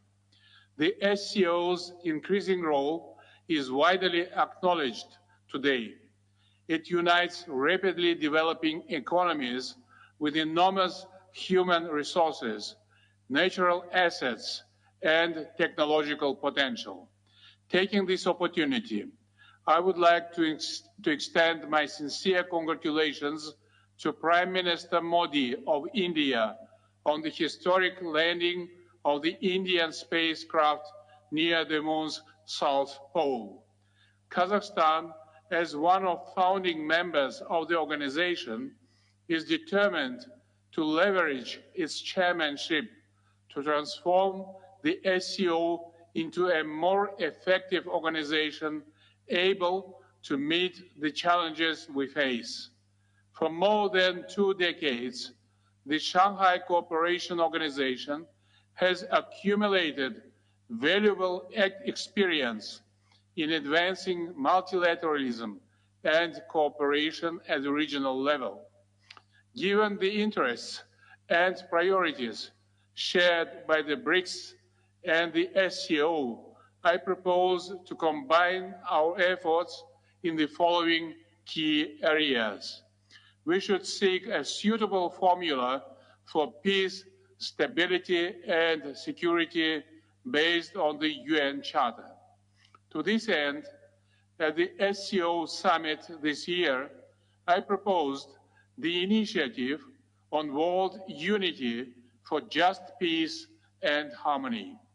This initiative aims at making progress on global security and stability, as well as establishing a more rational political and economic international order. The BRICS and BRICS Plus partners could cooperate in advancing this initiative for the common good. Next, we should unite the SCO, BRICS, and BRICS Plus countries' record in the critical digital domain e-commerce, cybersecurity, and increased information exchange.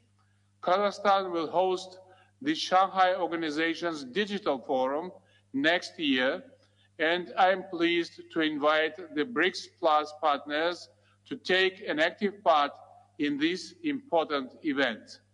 Kazakhstan calls on all partners to join us in economic trade, transport, and investment projects along the north-south and east-west corridors. The Trans-Caspian International Transport Route, which complements crucial Belt and Road Initiative, offers valuable trade cooperation prospects. This synergy will boost inter-regional trade and unlock the full transit and transportation potential of our respective regions. We all admit that climate change has far-reaching negative effects on the global scale. Over the past few years, the global South and Central Asia have seen an acceleration of severe droughts and other natural disasters.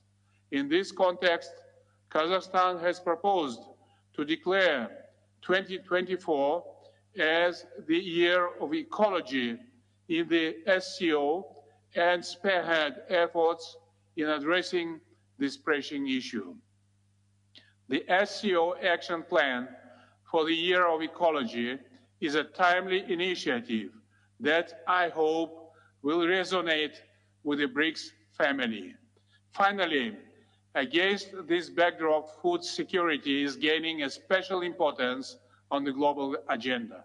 Today, 3 of the world's 4 major food producers are BRICS members, and the BRICS countries' total agricultural GDP accounts for more than half of the global total. There is a need to enforce adequate measures to reduce food imbalances in our countries. We must depoliticize the global supply of food and fertilizers and exclude them from any sanctions and restrictions. Dear colleagues, under the BRICS and Africa banner of South Africa's presidency, Kazakhstan is willing to strengthen multifaceted cooperation with the BRICS countries and the African Union. Kazakhstan wishes to contribute to fostering the potential of BRICS as its participating state. I strongly believe that we need to accelerate a collective approach towards global security, sustainable development, and inclusiveness. Thank you.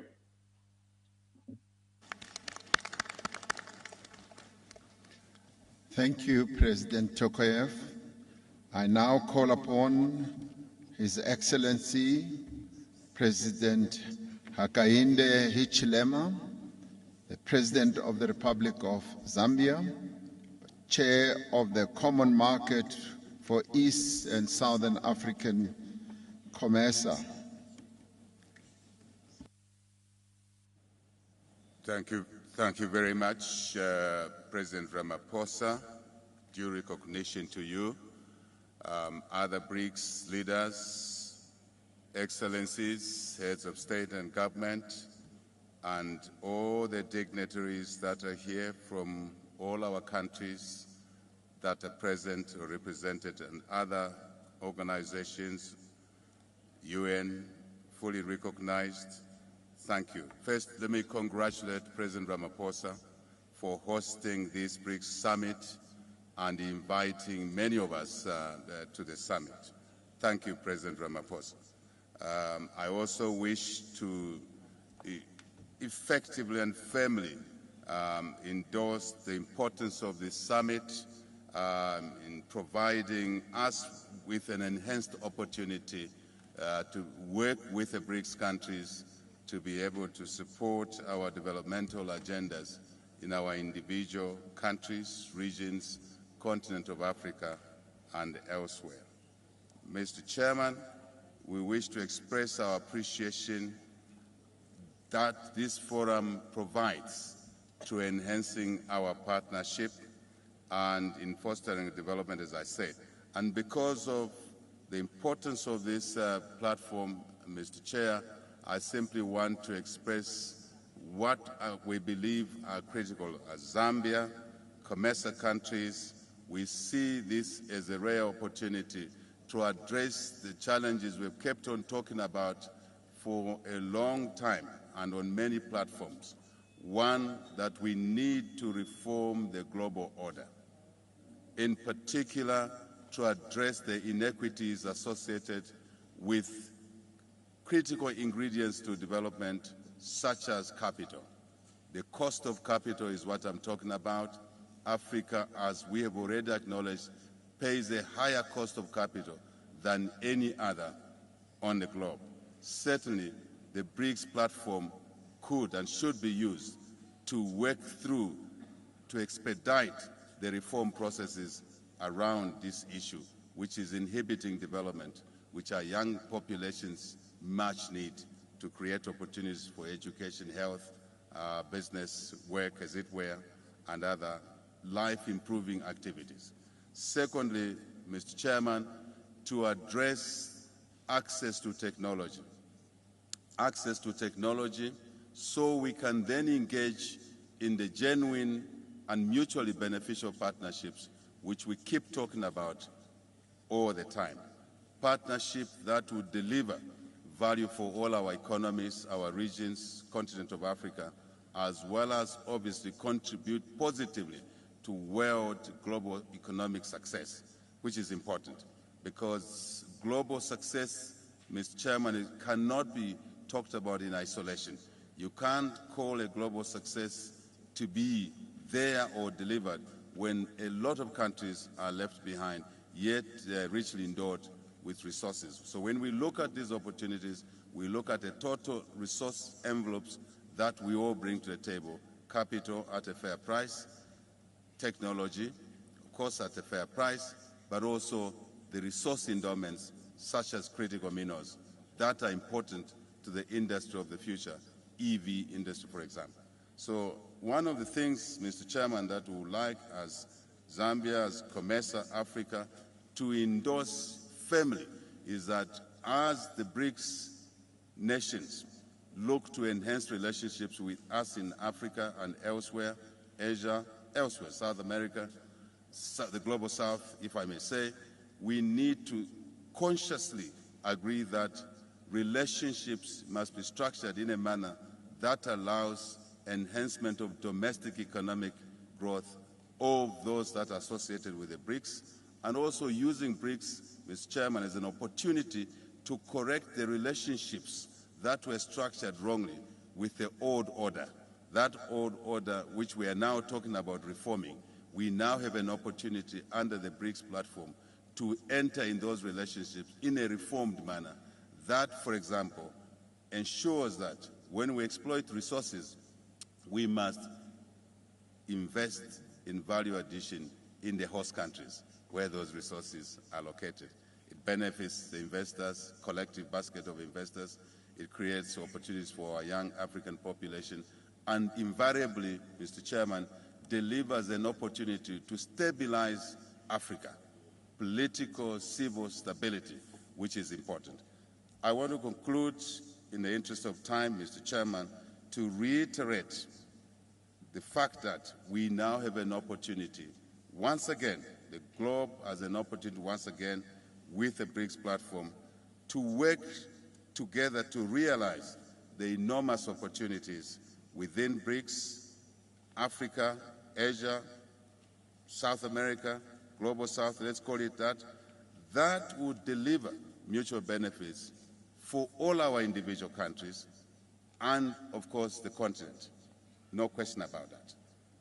Mr. Chairman, all of this should happen in the environment of peace, security, and stability, once more, in our individual countries, regions, Africa, continents, elsewhere, and the global community. Thank you very much. Thank you, President. I now call upon Mr. Musa El-Koni, representing the Arab Maghreb Union. Please take the floor.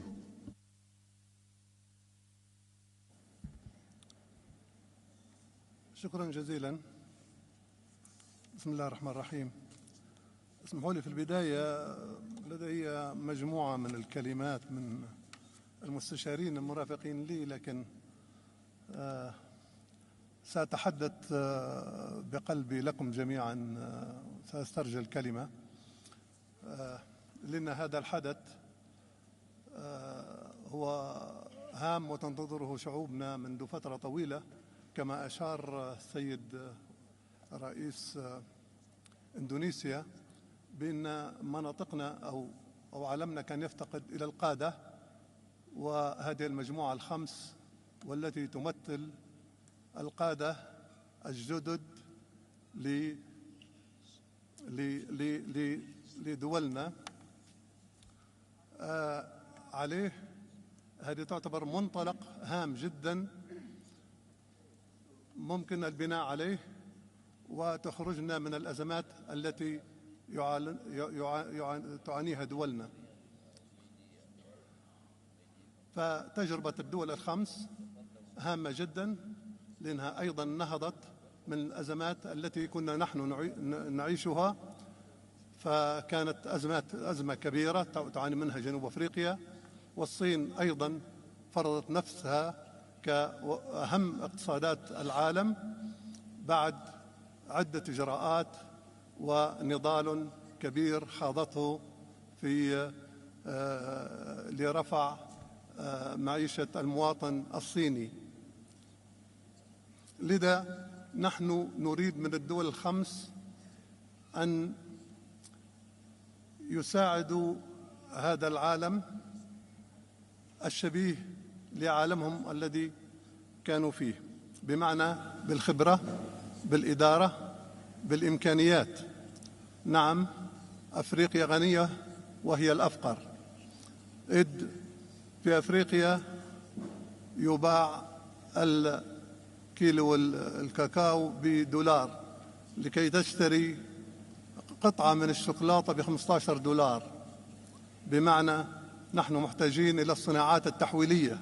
نحن ليبيا دولة غنية ومنتجة للبترول، ونبيع البترول بأسعار بخسة لنشتريه مصنع بأرقام فلكية أيضا.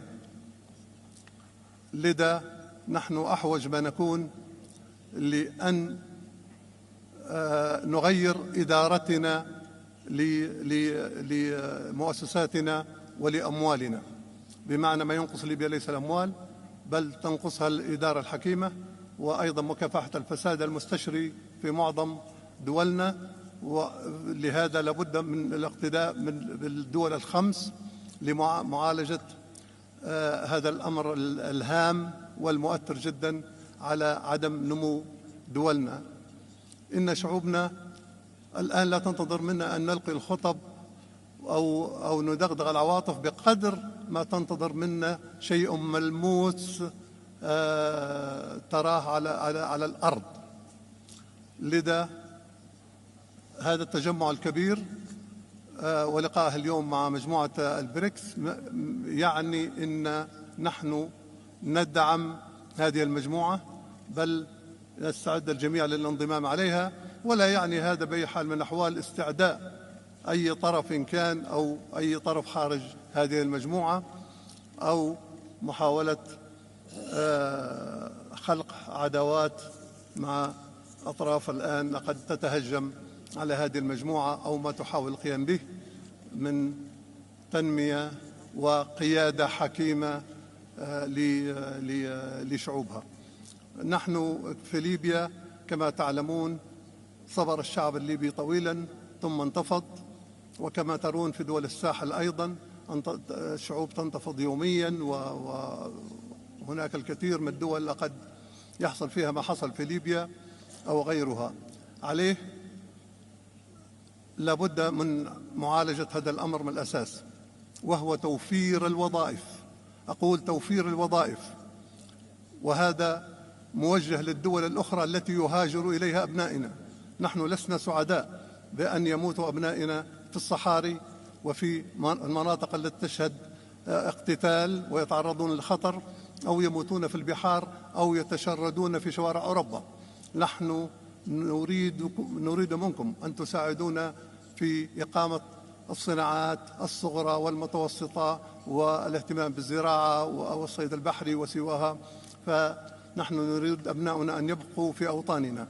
نحن أيضا لا نريد أن يدفع أبناء شعوبنا وخاصة الشعب الإفريقي أو سواه من آسيا أو غيرها وحتى أمريكا اللاتينية أن يتعرضوا للخطر أو يموتوا على حدود الدول الغنية. فيجب أن تكون هذه المجموعة أن تنضم إلى أو تتحدث إلى الدول الكبرى الأخرى بأنها أن تعمل معنا بخطط واضحة وجلية ومفيدة لشعوبنا. وأشكركم شكرا جزيلا.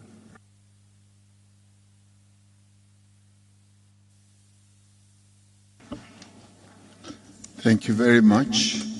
I now call upon His Royal Highness Prince Faisal bin Farhan bin Abdullah Al Saud to take the floor, representing the League of Arab States and President of the Organization of Islamic Cooperation.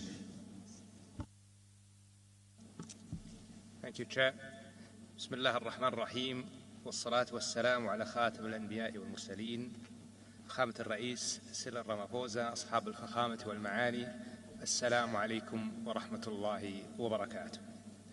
بداية أود أن أنقل لكم تحيات سيدي خادم الحرمين الشريفين وصاحب السمو الملكي ولي العهد رئيس مجلس الوزراء حفظهم الله، ونعبر عن تقدير المملكة للجهود المبذولة من قبل فخامة الرئيس سيريل رامافوزا لاستضافة وإنجاح هذه القمم، وعلى ما لقيناه من حسن الضيافة وحفاوة الاستقبال. تثمن المملكة الدور الذي تطلع به دول المجموعة في صحة الاقتصاد العالمي من منطلق ما تتمتع به من مقومات استراتيجية، ونتطلع في المملكة لأن تمهد القمم المشتركة لبحث سبل تعزيز التنسيق والتشامل والتبادل، وكذلك استكشاف فرص تعميق التعاون في كافة المجالات وخاصة الاقتصادية والمالية والاقتصادية. يأتي ذلك في إطار سعي المملكة الدؤوب للتأكيد على أهمية العمل الجماعي وتفعيل أطر التعاون المتعددة الأطراف لتجاوز التحديات المشتركة وتوفير ظروف الأمن والاستقرار الداعمة لمسارات التنمية والتقدم الاقتصادي. ويعد ذلك التوجه رافدا أساسيا لرؤية المملكة الطموحة 2030، وينعكس على حرصها لممارسة مسؤولياتها تجاه استدامة التعاون الدولي والمحافظة على صحة الاقتصاد العالمي من منطلق دورها الفاعل في المنظمات الإقليمية والدولية وانفتاحها نحو التعاون البناء مع الجميع. تمتلك المملكة الإمكانيات التي تجعل اقتصادها واعدا من حيث المساحة والكثافة السكانية والموقع الجغرافي الذي يربط بين 3 قارات، وما تتيح الممرات المائية المحاذية لها من دور في تيسير حركة التجارة العالمية، علاوة على ما تتمتع به من موارد طبيعية ممكنة لمشاريع الطاقة والتعدين والطاقة المجددة والبنية التحتية. إن المملكة تمضي قدما بخطوات واثقة نحو تحقيق الأهداف العالمية للتنمية المستدامة وتعزيز رفاهية الشعوب بامتلاك أدوات فعالة ودور مسؤول في تحقيق استقرار أسواق الطاقة والاستمرار في كونها مصدرا آمنا موثوقا لإمداد الطاقة من جميع المصادر مع تركيز استثماراتها على الطاقة المتجددة. كما وظفت المملكة قدراتها المالية وعضوياتها في المؤسسات المالية الدولية، وعملت على بناء صناديق سيادية تحوي استثمارات عالمية ذات كفاءة بما يسهم في زيادة تدفقات الاستثمارات ويعزز التبادل الاقتصادي مع الدول. تتمتع المملكة بصداقة قوية وعلاقات تجارية وشراكات استراتيجية مع كافة دول المجموعة، وتعتز المملكة بكونها أكبر شريك تجاري لمجموعة بريكس بمنطقة الشرق الأوسط، بإجمالي التجارة الثنائية مع دول المجموعة تجاوز 160 مليار دولار في عام 2022، الأمر الذي يعكس علاقة متينة مع المجموعة. ونتطلع إلى تطوير هذا التعاون بما يخلق فرص تنموية واقتصادية جديدة ترتقي بعلاقاتنا نحو الطموح المأمول. إن العلاقة الاستراتيجية المتميزة بين المملكة ودول مجموعة بريكس تعزز عطر المبادئ المشتركة، ومن أبرزها الإيمان الراسخ بمبدأ احترام سيادة الدول واستقلالها وعدم التدخل في شؤونها، والتمسك بمبادئ القانون الدولي وتسوية النزاعات بالطرق السلمية، والحرص على صون السلم والأمن الدولي، واتخاذ أفضل الأطر الدبلوماسية متعددة الأطراف من أجل تحقيق التعاون الأمثل والتنمية المشتركة الفعالة. تتضمن أجندة هذه القمم الواعدة العديد من المقترحات القيمة التي تستهدف التعاون من أجل النمو المتسارع والتنمية المستدامة والتعددية الشاملة، مما يصب في مصلحة شعوبنا. لذا تؤكد المملكة على ضرورة مواجهة التحديات التي تعيق تحقيق التنمية المستدامة وتعطل التعاون الدولي من خلال تضافر العمل الجماعي الفعال والشراكات البناءة لمعالجة التحديات المشتركة مثل الفقر والأمن الغذائي وأمن الطاقة والتغيير المناخي وغيرها، مع الأخذ باعتبار بأن الدول النامية تتأثر أكثر من غيرها عندما يتراجع التعاون الدولي ويتصاعد التنافس ويقل الاستقرار. ختاما، نتطلع أن تمهد هذه القمم لشراكة أكثر فاعلية وتنوعا بين دولنا، وأن تسهم جهودنا في توسيع مجالات التعاون بما يعظم مصالحنا المشتركة ويعزز السلم والتعاون الدولي. والسلام عليكم ورحمة الله وبركاته.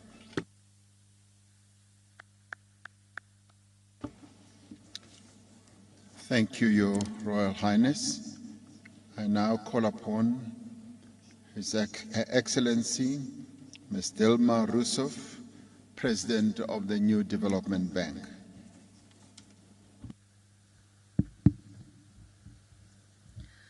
Senhoras e senhores, gostaria de expressar a minha sincera gratidão ao excelentíssimo senhor Cyril Ramaphosa, presidente da África do Sul, anfitrião da cúpula dos Brics, pelo convite. Quero saudar o excelentíssimo senhor Luiz Inácio Lula da Silva, presidente da República Federativa do Brasil. O excelentíssimo senhor Sergei Lavrov, ministro de Estado das Relações Exteriores da Federação Russa, em nome de quem cumprimento o senhor Vladimir Putin, presidente da Federação Russa. O excelentíssimo senhor Narendra Modi, primeiro-ministro da República da Índia, e o senhor Xi Jinping, presidente da República Popular da China.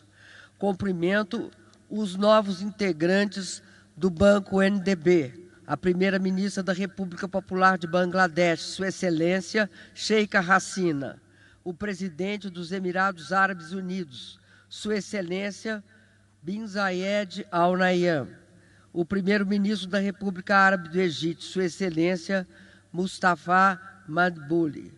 Cumprimento também todos os novos integrantes dos países Brics, a Argentina, a República Árabe do Egito, a Etiópia, a República Islâmica do Irã, a Arábia Saudita e os Emirados Árabes Unidos.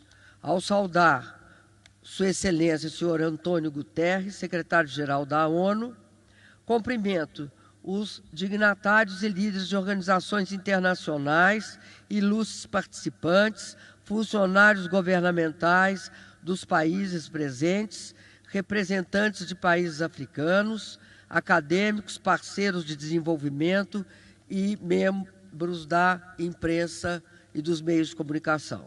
Senhoras e senhores, os Brics e o Banco NDB faz parte da minha história. Quando era presidenta do Brasil, tive a felicidade de sediar a cúpula de Fortaleza em 2014, ocasião em que os líderes dos Brics deram vida ao NDB, ou o Banco dos Brics. Agora, como presidenta do NDB, tenho a oportunidade de levar adiante a visão que animou os países fundadores e materializá-la em ações concretas em prol dos Brics e dos países do Sul Global. E quero falar hoje sobre a estratégica importância para o Sul Global do desenvolvimento do continente africano, que foi ferido ao longo da história pelo colonialismo, pela desenfreada exploração e até pela mais vergonhosa escravidão. A África é de onde viemos e este século XXI é o resgate definitivo deste continente. Por isso, é um grande prazer, como presidente do NDB, me dirigir ao Brics Africa Outreach and Brics Plus Dialogue. O mundo passa por um momento muito difícil. Vivemos uma crise de múltiplas dimensões.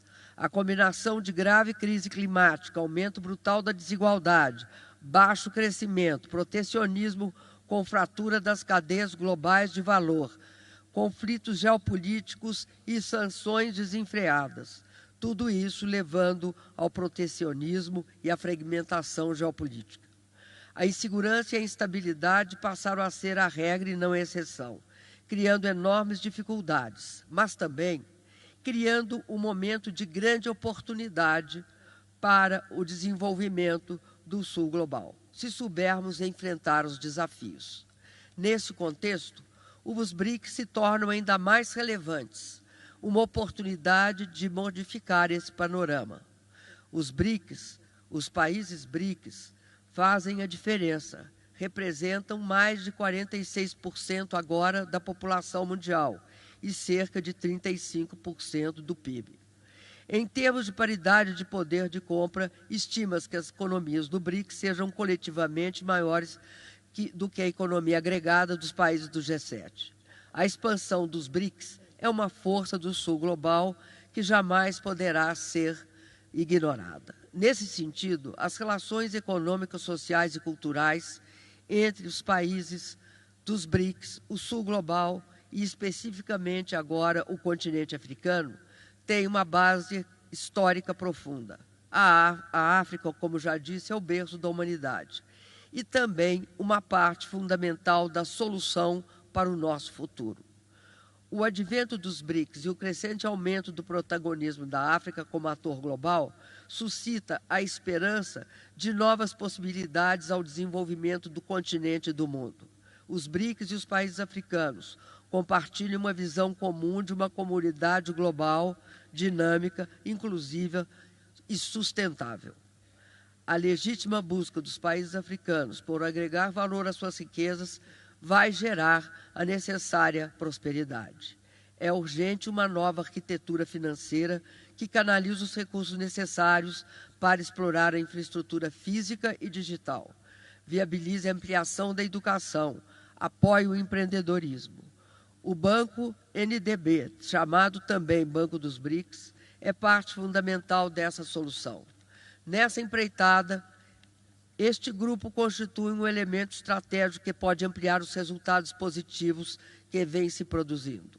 Nos últimos anos, por exemplo, os BRICS expandiram seu envolvimento econômico na África. Em 2010, a parcela dos BRICS no estoque de investimento estrangeiro direto no continente africano era de 4,9% do total mundial. Em 2021, chegou a 8,8% e deve e pode subir muito mais.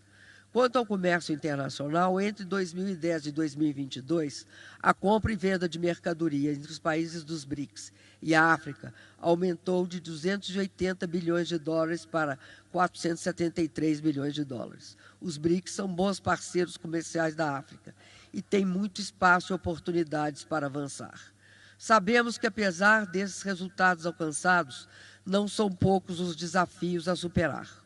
Um deles está relacionado, como já disse, à expansão dos mecanismos de financiamento, notadamente utilizando as moedas locais e outros instrumentos financeiros que eventualmente possam ser criados, de forma a constituir um novo sistema financeiro mais multilateral e inclusivo. Outro aspecto é permitir cada vez mais que projetos conjuntos entre vários países possam ser realizados, como é o caso dos projetos de infraestrutura de caráter interregional. Aqui, no continente africano, por exemplo, temos o maior potencial hidrelétrico não aproveitado do planeta. Trata-se da bacia hidrográfica do complexo de Inga, que pode garantir energia renovável, contínua, de base segura e módica. Este aproveitamento é 3 vezes o aproveitamento de Itaipu no Brasil e 2 vezes o de Três Gargantas na China, que são os 2 maiores do mundo até agora.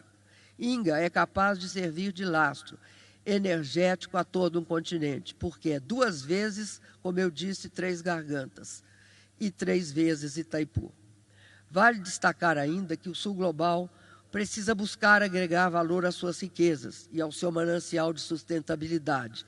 E, nesse sentido, é hora também de buscarmos uma reindustrialização com novas características. Torna-se evidente a necessidade de estabelecer, portanto, um novo modelo de financiamento que promova esses projetos renováveis, eficientes e que tenham conexão com o desenvolvimento das pessoas e também dos países. Isso permitirá acelerar o rumo da integração regional, além de aprofundar as parcerias do Sul Global. As plataformas multilaterais, como o Banco Asiático de Investimento em Infraestrutura, o Banco Africano de Desenvolvimento, o Banco Islâmico de Desenvolvimento e o NDB, por exemplo, são estratégicas na busca de um reequilíbrio mais justo e inclusivo da ordem financeira internacional. O MDB é o primeiro banco de desenvolvimento criado por e para economias emergentes. As prioridades do NDB estão alinhadas com a Agenda 2063 da União Africana. O NDB apoia projetos que reduzam as desigualdades sociais e de gêneros, garantam acesso aos serviços de saúde, educação e moradia e contribuam para melhorar os padrões de vida das grandes comunidades de pessoas excluídas que ainda existem nos países do Sul Global, na África, na Ásia e na minha América Latina. Mais uma vez, quero dizer, sinto-me profundamente honrada por ser presidenta do novo Banco de Desenvolvimento e por estar aqui na África. Estamos juntos para trabalhar pela redução das desigualdades, a geração de empregos, o crescimento econômico dos países membros. E nós sabemos que desenvolvimento só tem sentido se for sustentável e inclusivo. O NDB tem o potencial de ser um líder no financiamento de projetos que abordem os desafios mais urgentes dos países do Sul Global aqui, hoje, em especial no continente africano. Estou confiante de que juntos podemos realizar esta visão e esta missão. Muito obrigada. Thank you very much. We now move forward to a statement by the Vice President of the African Development Bank, Mr. Solomon Kino, who will take the floor. Thank you very much, Your Excellencies, leaders of the Brics nations, Your Excellencies, leaders from across Africa, Your Excellencies, leaders of the Global South, all other dignitaries. I'm here representing President Akinwumi Adesina, President of the African Development Bank Group, who unfortunately could not attend in person because of extenuating circumstances. So I will therefore read the following statement on his behalf. The theme, BRICS in Africa, Partnership for Mutually Accelerated Growth, Sustainable Development, and Inclusive Multilateralism, could not be more appropriate. In a world that is moving and changing at hyperspeed, growth and development require the proverbial village working in tandem. So within this context, the African Development Bank, in conjunction with several partners, is innovatively addressing Africa's critical development challenges, well articulated in the African Union's Agenda 2063, and also being prioritized within what we call the African Development Bank's strategic high five priorities, which are 1, to light up and empower Africa, to feed Africa, to industrialize Africa, which we have been talking about today significantly, to integrate Africa, and also to improve the quality of life for the people of Africa. To date, more than 350 million Africans have been impacted positively from the Agenda 2063 being implemented through the strategic high five priorities of the African Development Bank. As a continent, we've had to contend with the simultaneous triple Cs. That is COVID, conflict, and climate change. Let me talk a little more about climate change. While Africa has contributed the least to greenhouse gas emissions, as the UN Secretary General mentioned, it bears an inordinate burden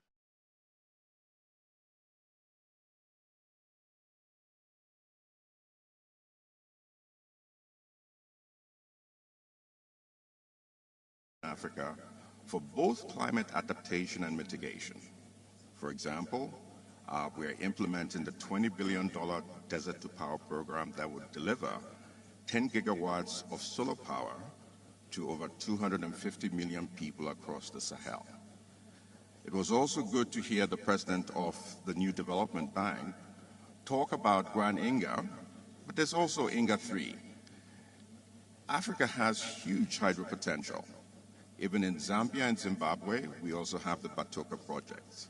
These are projects in which the African Development Bank has been leading in the project preparation, and we're very open to partnership with the New Development Bank, and also we welcome a Global South solution to implementing these projects, in an expeditious manner.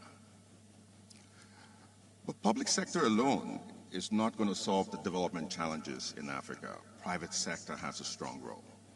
This is why in 2018, the African Development Bank founded an innovative and highly acclaimed Africa Investment Forum, which to date has mobilized investment interest in excess of $142 billion.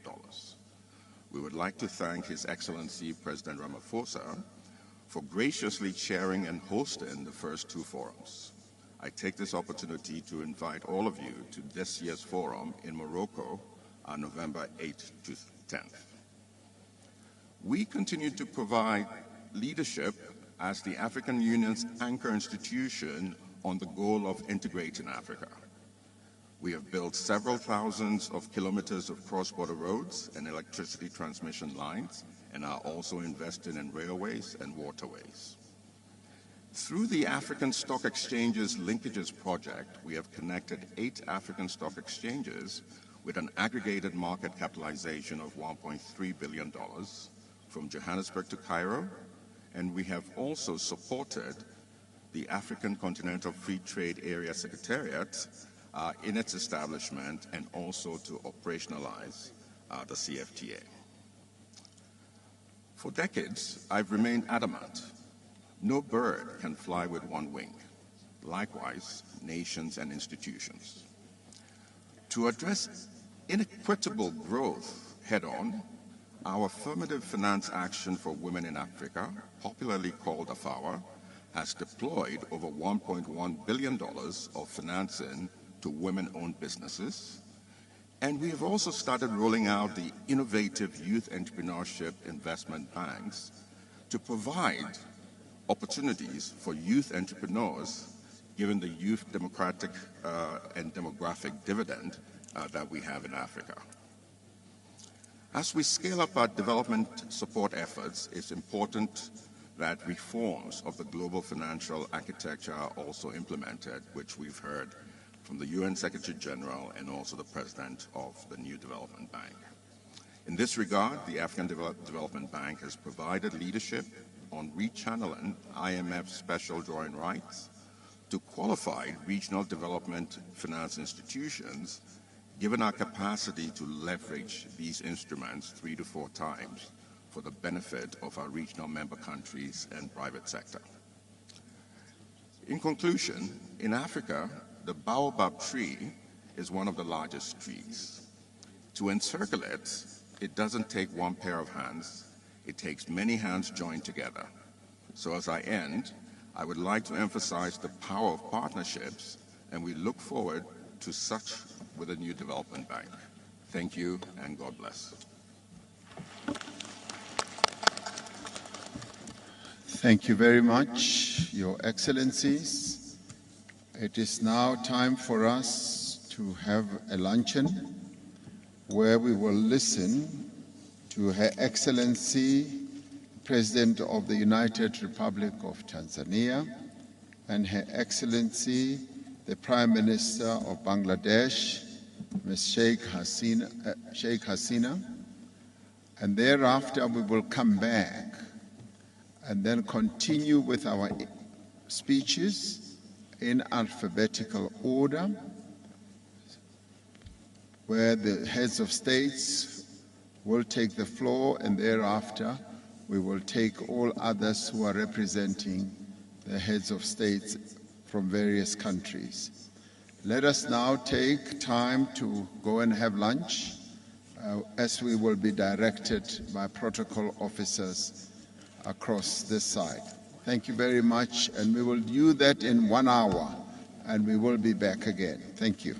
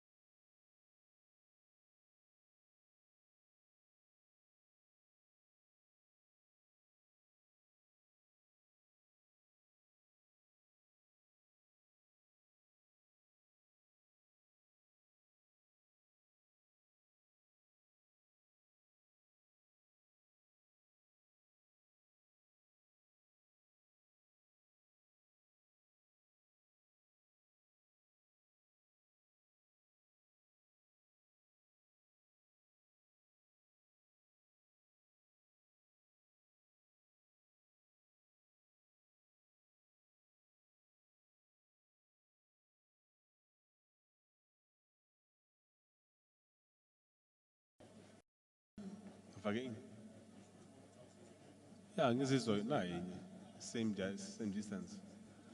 Uyayizwa namakholomo khosibanje uvule phezulu. Uyayizwa amakholomo? Mina ngizwa. The time ngithi vula uvulele phezulu. Mara ngiunderstand ukuthi yini into akhala ngayo. Nami ngiyayizwa. Asiyizi. Ile 150 milliseconds sifakile. Sifuna match na screen yampayizisa.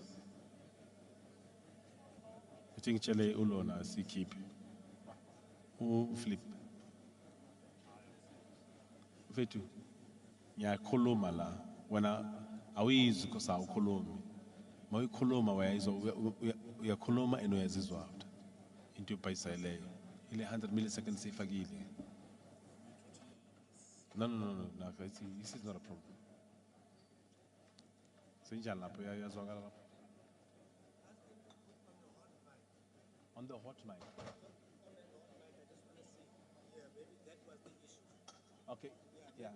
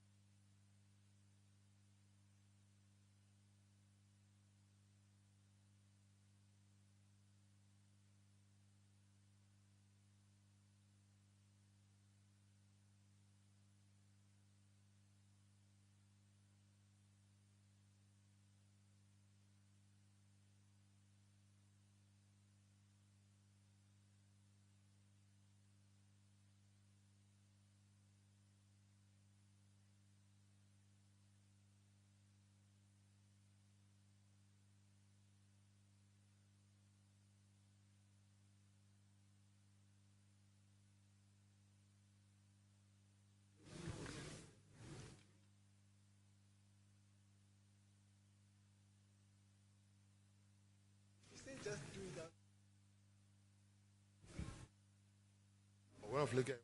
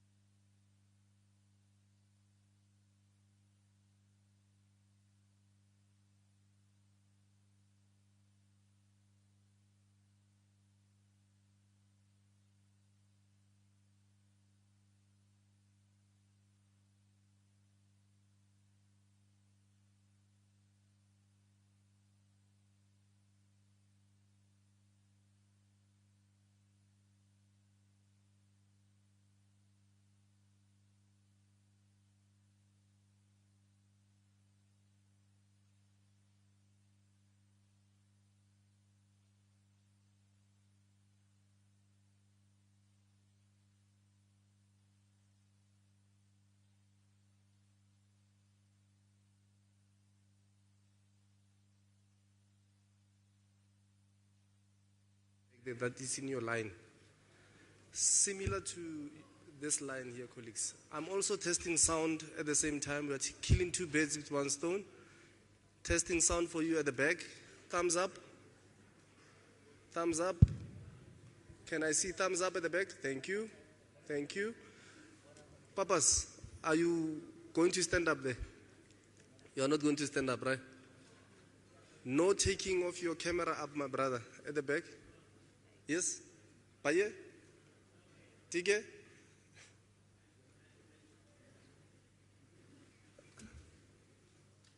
Thank you. Are you happy? Sis Daisy, how are you? All right. Is Tidi Madia in here? Madam Madia, Tidi, is she in here? I wanted to sing for her. It was her birthday yesterday.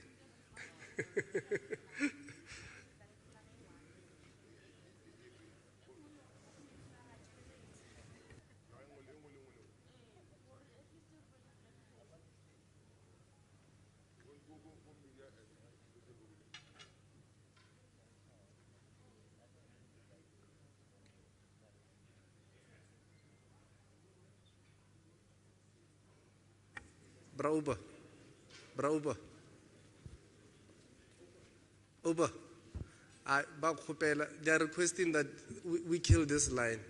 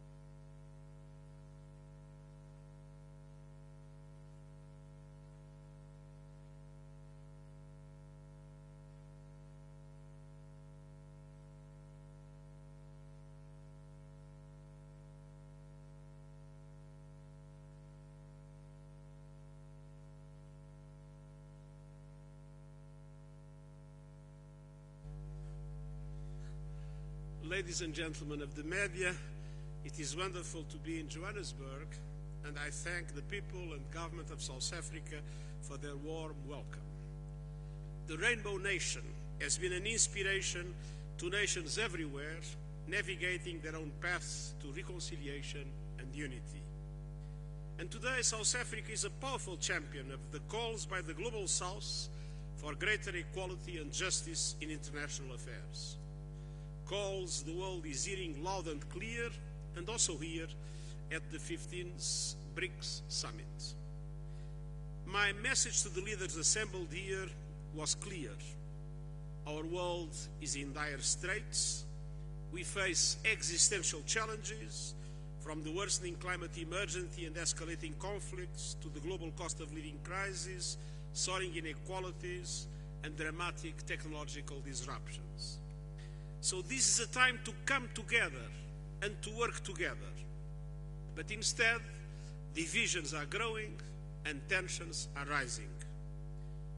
Several factors contribute to these divisions: diverging perspectives on global crises, contrasting approaches to non-traditional security threats, different strategies towards new technologies, and of course, the consequences of COVID-19 and of Russia's invasion of Ukraine. And I remain deeply concerned over the risk of a fracturing of the global order. We are entering a multipolar world, but history has shown time and again that multipolarity without strong multilateral institutions is no guarantee for stability. It might even become a catalyst for chaos.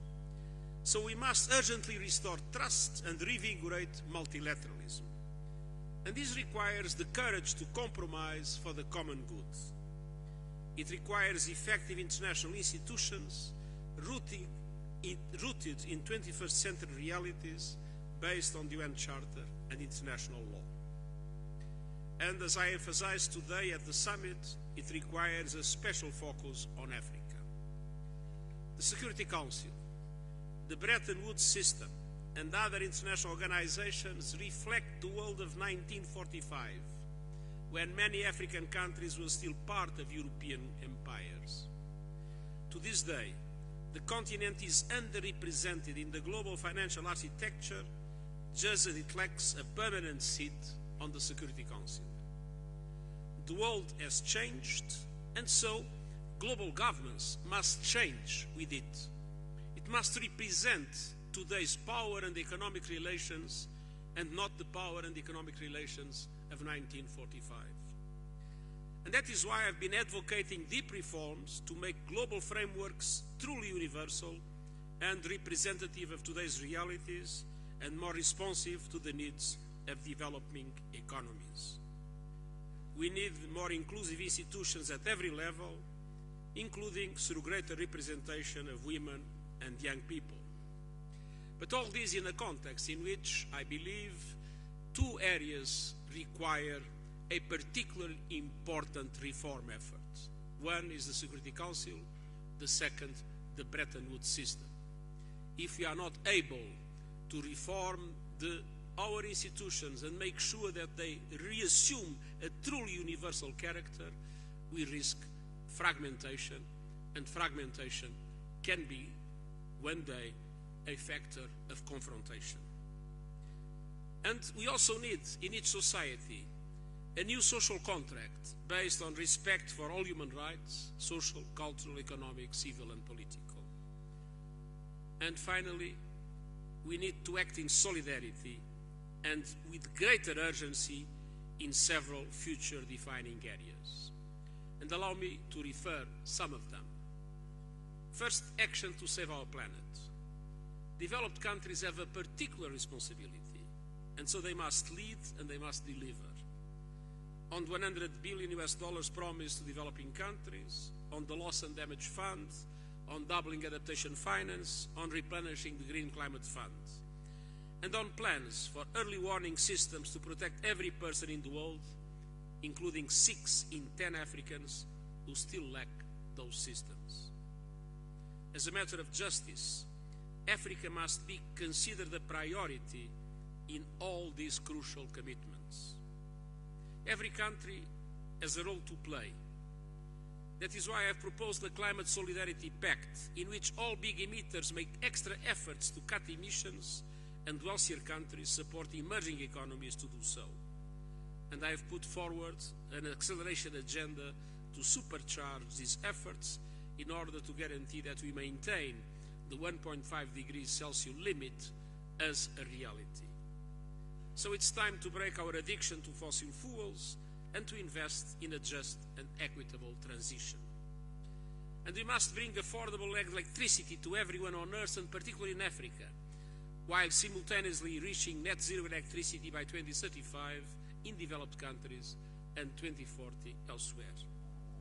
I commend South Africa for stepping up as pioneers of the Just Transition Energy Partnership, a crucial tool to unlock emission cuts, boost renewables, and grow. Let us all settle down so that we can need action to save economies and proceed to reduce finality. inequalities.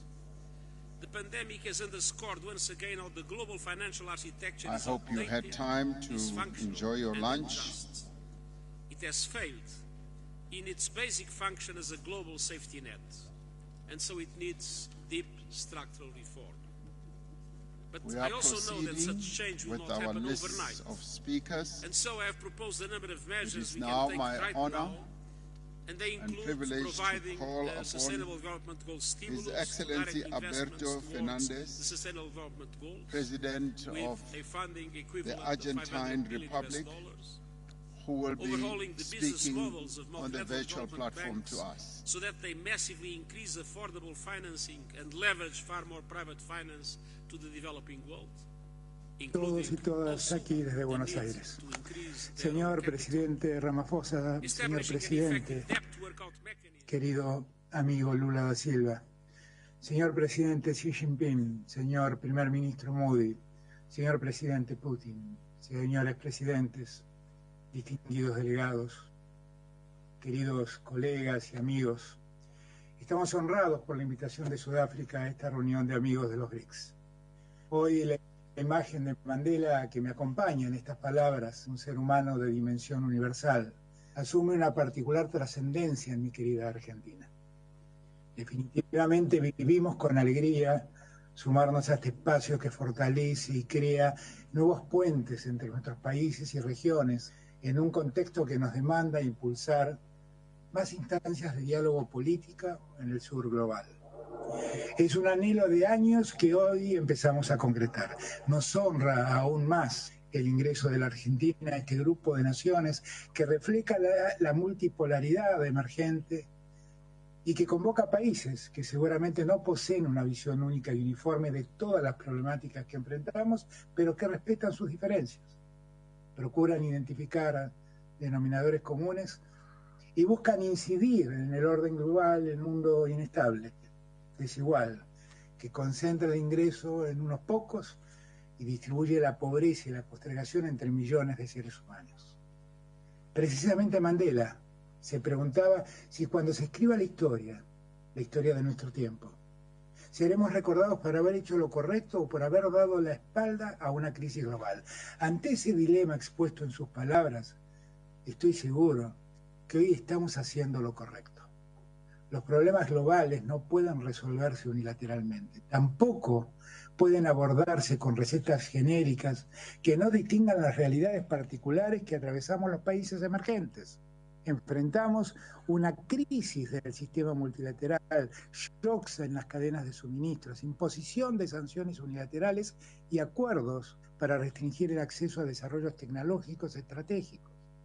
Además, fenómenos de inflación generalizada, crisis climática, la desaceleración de la economía mundial, la insostenibilidad de las deudas externas, todos temas sin resolver, que completan un difícil panorama. El resultado conduce a este mundo injusto en el que vivimos, que acaba promoviendo una mayor desigualdad social al interior de nuestros países y una profundización de la brecha que divide al norte y al sur del mundo. A ello se suma el debilitamiento de muchos de los foros y mecanismos que nos habíamos dado para resolver problemas como preservar la paz y promover el desarrollo. Ya hemos comprobado cómo en el pasado la falta de cohesión del mundo en desarrollo nos terminó colocando en posiciones desventajosas al momento de negociar términos en cuestiones fundamentales para nosotros. Por ello, hoy más que nunca, la negociación, coordinación multilateral y regional es impostergable. Y el foro Brics, al igual que este diálogo que han propuesto, adquieren en este contexto una relevancia singular. Estimados presidentes y ministros, la Argentina y los países del Brics pertenecemos al mismo grupo de países de economías emergentes, el G20. Allí mantenemos muchas posiciones en común que podemos reforzar hoy de cara a la próxima cumbre del G20, el mes próximo, en Nueva Delhi, en India. Consideramos que la presidencia pro tempore de India y las próximas presidencias de Brasil y de Sudáfrica, sumadas a la reciente pasada de Indonesia, son una gran oportunidad para reinsertar las prioridades del sur global en la agenda del G20. Necesitamos bases de consenso sólidas para avanzar hacia una arquitectura de desarrollo sostenible, reformada, que iguale las condiciones en el mundo que hoy existe. Necesitamos ser los motores de una recuperación económica sostenible y que tenga en su centro a la equidad, a la inclusión y al respeto de la igualdad soberana.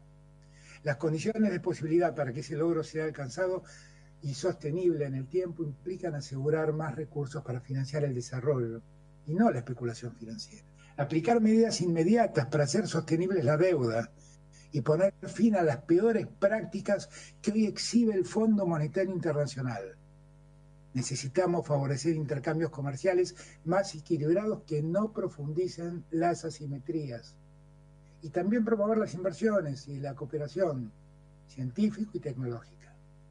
Los Brics, por su enorme peso institucional y financiero, juegan un papel determinante en esta exigencia de diseñar una arquitectura financiera mundial que garantice las necesidades de crecimiento, de comercio, de inversión y de bienestar social.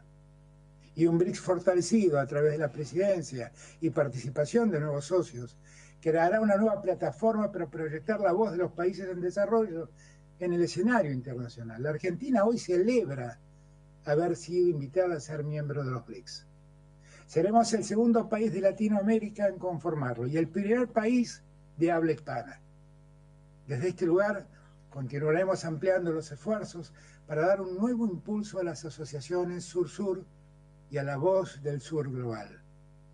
No quiero terminar mi participación sin expresar mi particular agradecimiento a mi querido amigo y amigo de la Argentina, el presidente de la República Federativa de Brasil, Ignacio Lula da Silva, por haber llevado a ese foro problemas que mi patria afronta y por haber acompañado con tanta firmeza mi deseo expresado al presidente Xi Jinping en 2022 de sumarnos a esa alianza de la que ya nos sentimos miembros.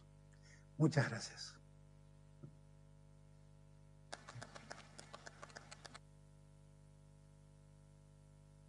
Thank you. It's now my honor to call upon Her Excellency, Ms. Sheikh Hasina, the Prime Minister of the People's Republic of Bangladesh. Very much. Bismillahirrahmanirrahim, Mr. Chair, Excellencies, ladies and gentlemen, Assalamu alaikum. I thank President Mr. Ramaphosa for his invitation. I feel a personal attachment to South Africa, having enjoyed the affection and blessings of President Mandela. I recall his joining our celebration for the 25th anniversary of Bangladesh's independence in 1997. Like him, our father of the nation, Bangabandhu Sheikh Mujibur Rahman, lived a life of sacrifice for his nation. He has spent more than 13 years in prison to secure our people's right of self-determination. In 1974, at the UN General Assembly, he condemned apartheid as a crime against humanity and called for decolonizing Zimbabwe, Namibia, and Palestine. Following his legacy, we have come here to Brics outreach to reaffirm our solidarity with Global South. We also maintain a spirit of friendship to all nations of the world with malice towards none. The lesson we take from the global health, cost of living, and climate crisis is that none of us is secure until everyone is.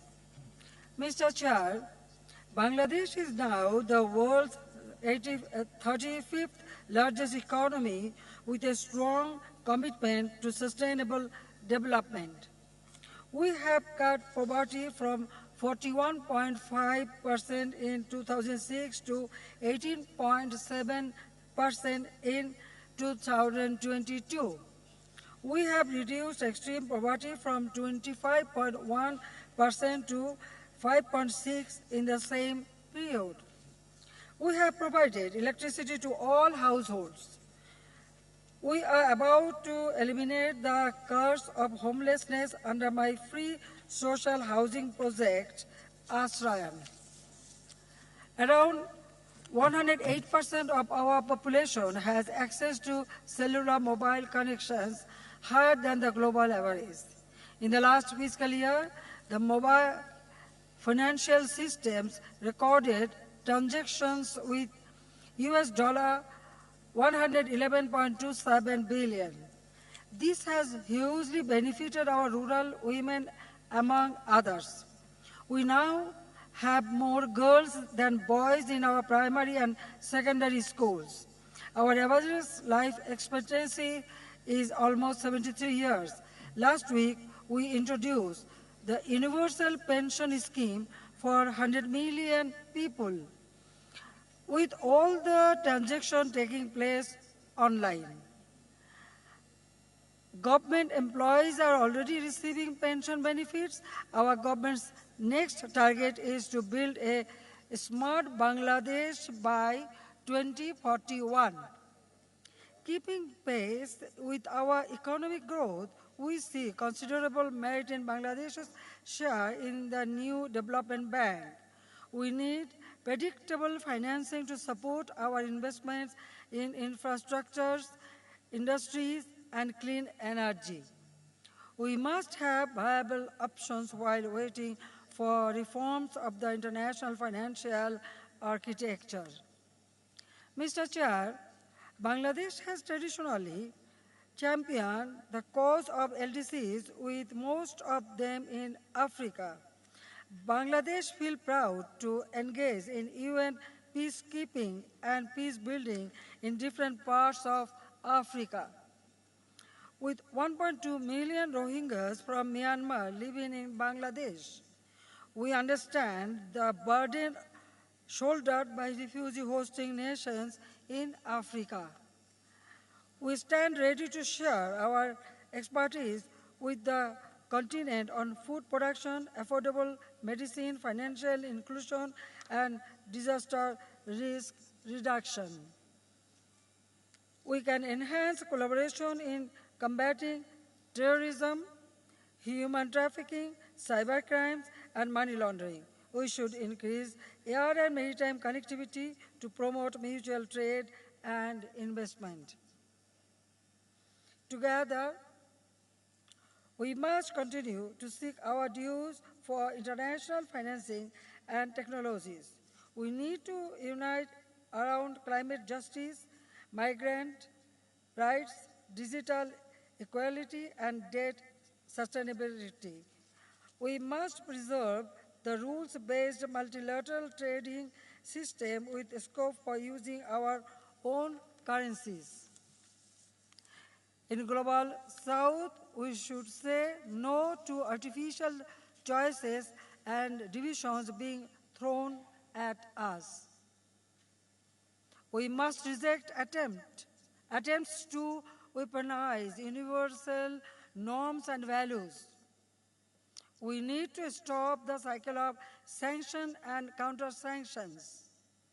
We must speak out against all threats, provocations, and commission of war. I keep calling for channeling resources from dangerous arms race to global public goods. We need to take responsibility for peace, justice, and stability around the world.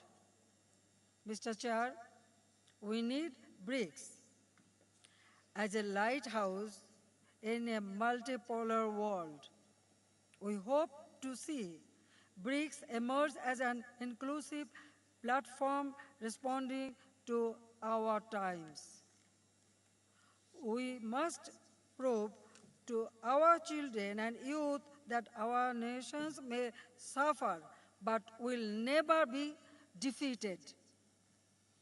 I conclude with the parting words of our father of the nation, my father, Bangabandhu Sheikh Mujibur Rahman, at UNGA, and I quote, "For us in the emerging world, we must have faith in ourselves and in our capacity to fulfill our destiny and to build for ourselves a better future," unquote.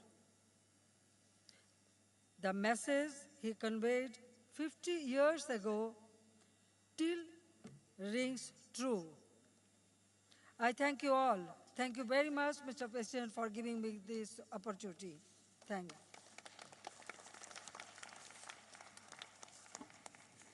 Thank you very much, Prime Minister.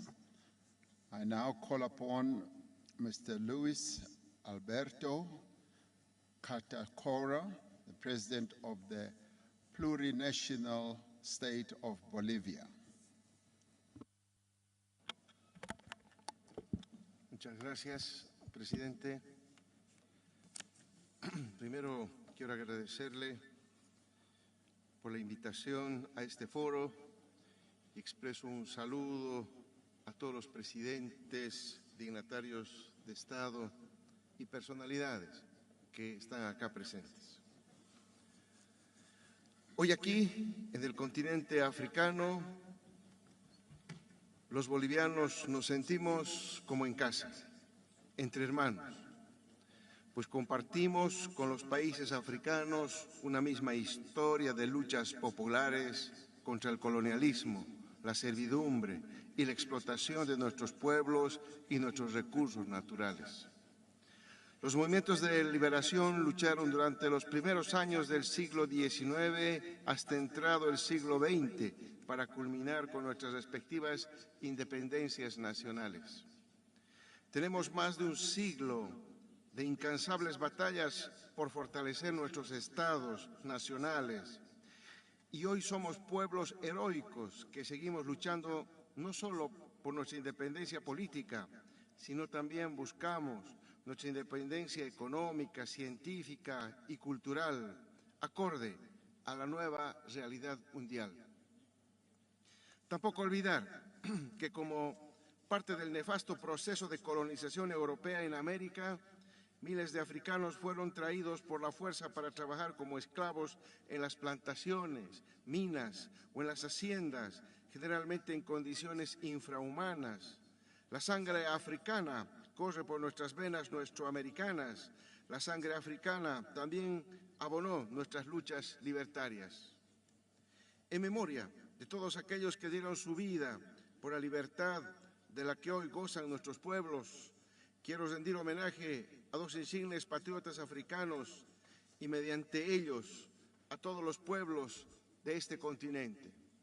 A Nelson Mandela, padre de la independencia de Sudáfrica, y a Patrice Lumumba, héroe nacional y primer ministro de la República Democrática del Congo, derrocado y asesinado por la infamia de los intereses imperialistas y colonialistas en septiembre de 1960. El inmenso valor y convicción anticolonialista de todos nuestros héroes jamás podrán ser borrados de la memoria colectiva y se convierten hoy en la base moral de la resistencia de nuestros pueblos al neocolonialismo que pretende destrozar las crecientes lazos de cooperación entre nuestros continentes y regiones, que se acercan cada vez más para afrontar a los retos y desafíos de un mundo multipolar en configuración. Los problemas del sur global no lo va a resolver el norte hegemónico. Un norte acostumbrado a siglos de dominación de nuestros estados nacionales, expoliación de nuestros recursos naturales y explotación de nuestros compatriotas. Los problemas del sur global tenemos que encararlos y resolverlos nosotros mismos, juntos, con solidaridad y cooperación auténtica para el vivir bien de nuestros pueblos. Por eso, la emergencia y expansión del grupo de los Brics es un nuevo hito en la historia humana, porque permite a las naciones acceder a mercados internacionales sin la necesidad de tener que comprometer su dignidad y sin condicionamientos políticos, sin sanciones ni intimidaciones militaristas. Bolivia comparte con los 5 países que integran los Brics una visión común respecto a un orden internacional fundado en la igualdad, la complementariedad, la solidaridad, la inclusión, el consenso, la cooperación beneficiosa mutuamente, el respeto a la soberanía y a la autodeterminación de los pueblos en el marco del multilateralismo horizontal, buscando que la presencia y los intereses de las economías emergentes jueguen un rol decisivo en el escenario internacional. Los Brics tienen cada vez una mayor gravitación económica en un mundo en pleno cambio hacia la multipolaridad. Una preponderancia basada en una economía real con fundamentos sólidos asentados en la producción y la industrialización con respecto a la naturaleza y a la madre tierra. Bolivia quiere formar parte de estos cambios. Bolivia tiene su propio modelo económico que le ha permitido generar excedentes que son redistribuidos a la población, habiendo logrado disminuir los índices de pobreza y desigualdad entre ricos y pobres. La diversificación de la economía, la industrialización con sustitución de importaciones, la producción y exportación de alimentos y productos industrializados, la consolidación de una economía en base ancha y la redistribución social del excedente económico son los objetivos del modelo económico, social, comunitario, productivo de Bolivia, que nos permite avanzar hacia una industrialización acelerada y hacia un sistema de comercio multilateral abierto, complementario, transparente, inclusivo y no discriminatorio. Aunque Bolivia es un país de ingresos medios y de una economía en desarrollo, ha conseguido mantener un constante crecimiento y una estabilidad económica con justicia social significativa en nuestra región.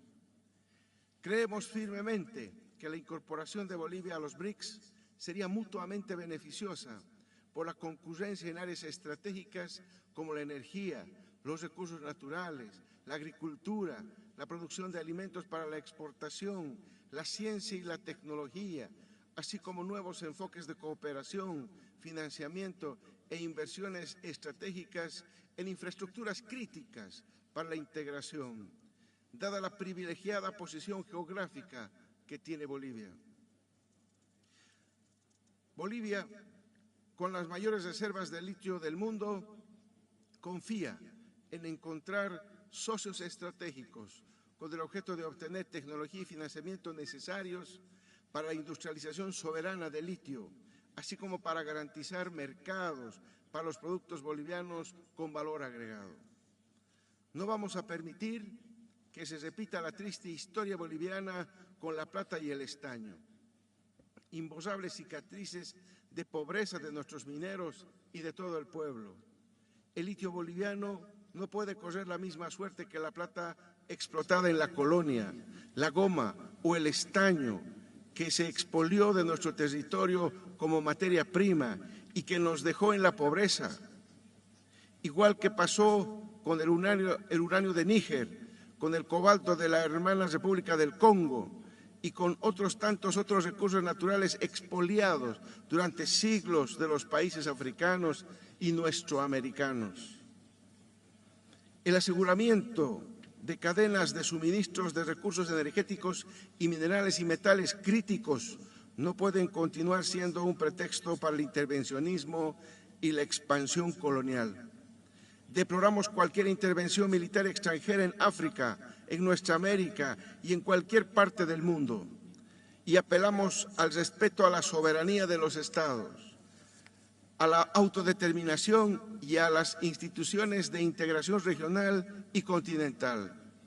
Cualquier conflicto tiene que resolverse respetando los principios de no injerencia, diálogo y entendimiento mutuo establecidos en la Carta de las Naciones Unidas. Si bien la herencia colonial y racista dejó terribles secuelas en nuestros países, también está históricamente comprobado que nuestros pueblos han sabido salir adelante y prosperar, impulsados por la convicción y los sueños de nuestras gestas libertarias. Por eso, nuestra revolución democrática y cultural dignifica a todas las bolivianas y bolivianos, rechazando toda forma de imperialismo y explotación neocolonial. En poco tiempo más, en 2025, Bolivia celebrará sus 200 años de independencia, más comprometida que nunca con la integración sudamericana, de Caribe y del sur global. Quiero aprovechar esta ocasión para invitar a todos los países de Brics, así como a todos los países de América Latina, África y del mundo, a que nos acompañen a celebrar el bicentenario de Bolivia, en el camino a su segunda y definitiva independencia, con plena soberanía económica y política. Están ustedes invitados a compartir los 200 años de libertad del pueblo boliviano. Muchísimas gracias.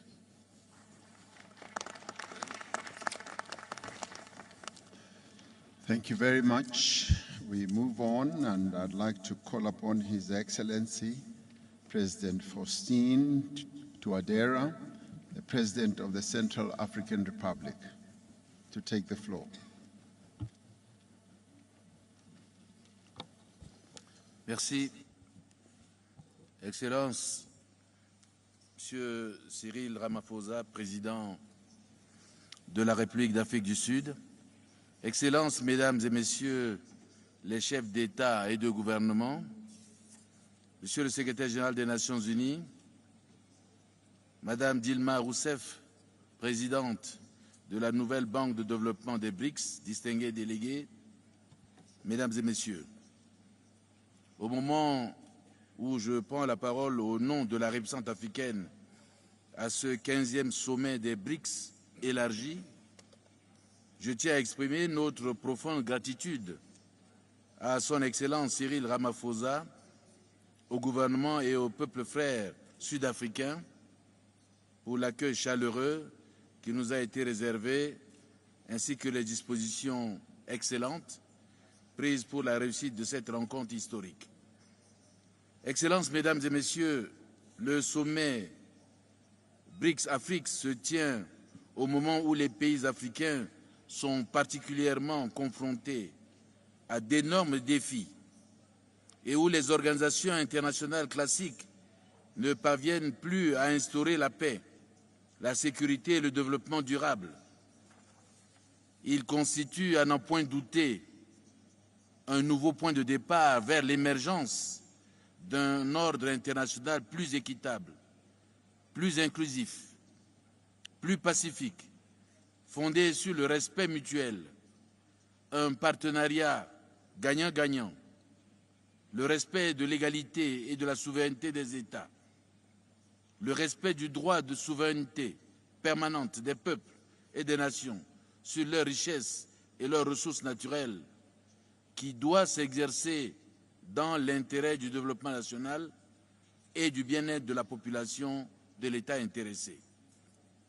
En effet, le partenariat pour une croissance mutuellement accélérée, un développement durable et un multilatéralisme inclusif, prôné par les 5 grandes économies émergentes du monde, que sont les Brics, constitue pour nous une solution idéale aux inégalités mondiales extrêmes, aux velléités hégémoniques, néocoloniales, géopolitiques et géostratégiques des puissances occidentales qui maintiennent les États africains dans la pauvreté, l'insécurité et la dépendance. Excellences, Mesdames et Messieurs, la République centrafricaine est prête pour intégrer les Brics et construire ensemble un monde meilleur où personne n'est laissé de côté.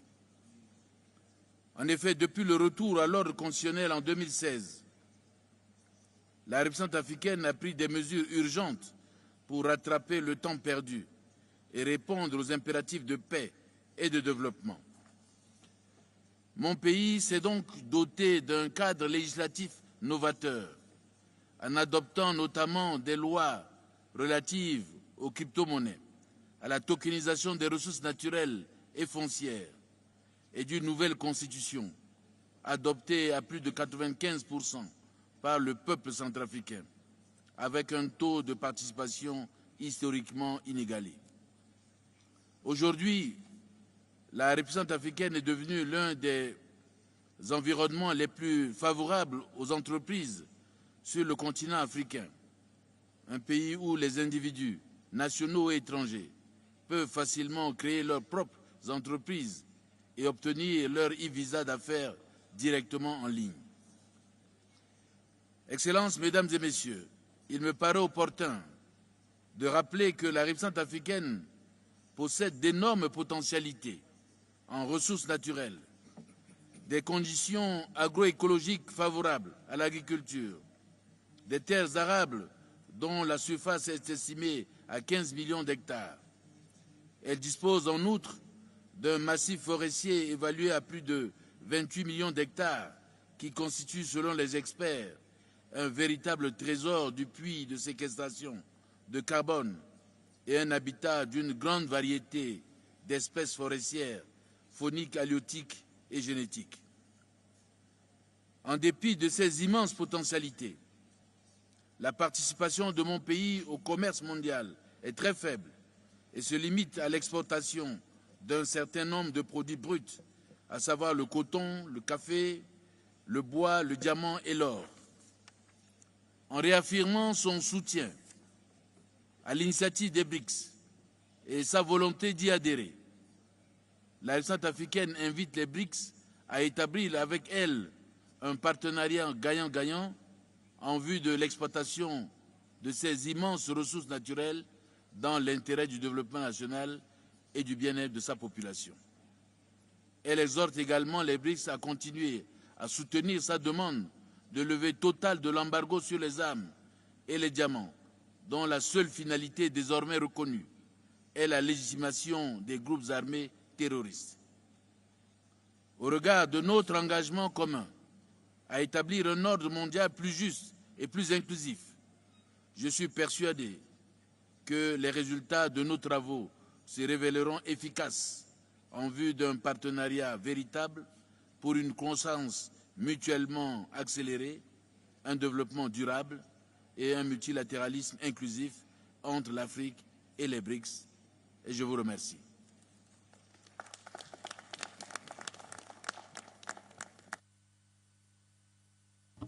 Thank you very much, President. I now call upon His Excellency President Denis Sassou Nguesso, the President of the Republic of the Congo.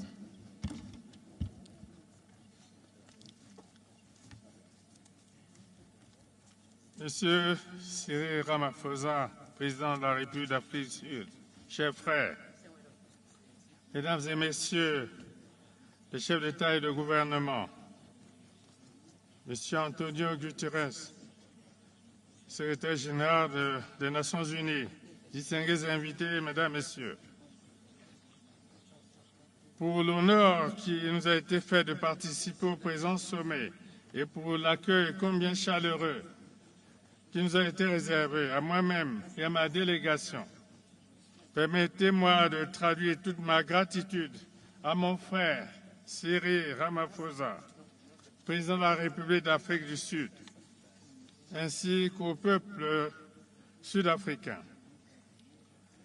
C'est l'occasion d'adresser également mes sincères remerciements à l'ensemble des chefs d'État membres des Brics pour m'avoir convié à cette rencontre de haut niveau qui, j'ose l'espérer, aboutira à des conclusions pertinentes, capables de densifier nos efforts face aux multiples défis qui émaillent le développement de l'Afrique. J'ai souvent eu l'occasion de le dire, mais le monde multipolaire que nous appelions de nos vœux est finalement advenu et nous nous en réjouissons. Messieurs les chefs d'État et de gouvernement des pays membres des Brics, votre combat pour un ordre international juste et équitable est aussi le nôtre. L'Afrique en général, le Congo, notre pays en particulier, souscrivent à vos objectifs d'une gouvernance multilatérale inclusive et représentative du monde tel qu'il est aujourd'hui. Avec vous, nous partageons l'idée que les coopérations internationales doivent s'établir sur la base d'un respect et d'un bénéfice mutuel.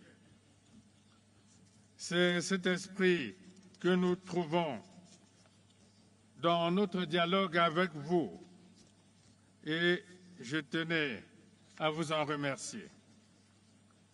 Nous avons la certitude que le partenariat des Brics avec l'Afrique sera d'autant plus bénéfique dans la marche vers le développement qui s'attachera à être une véritable co-construction mutuellement profitable.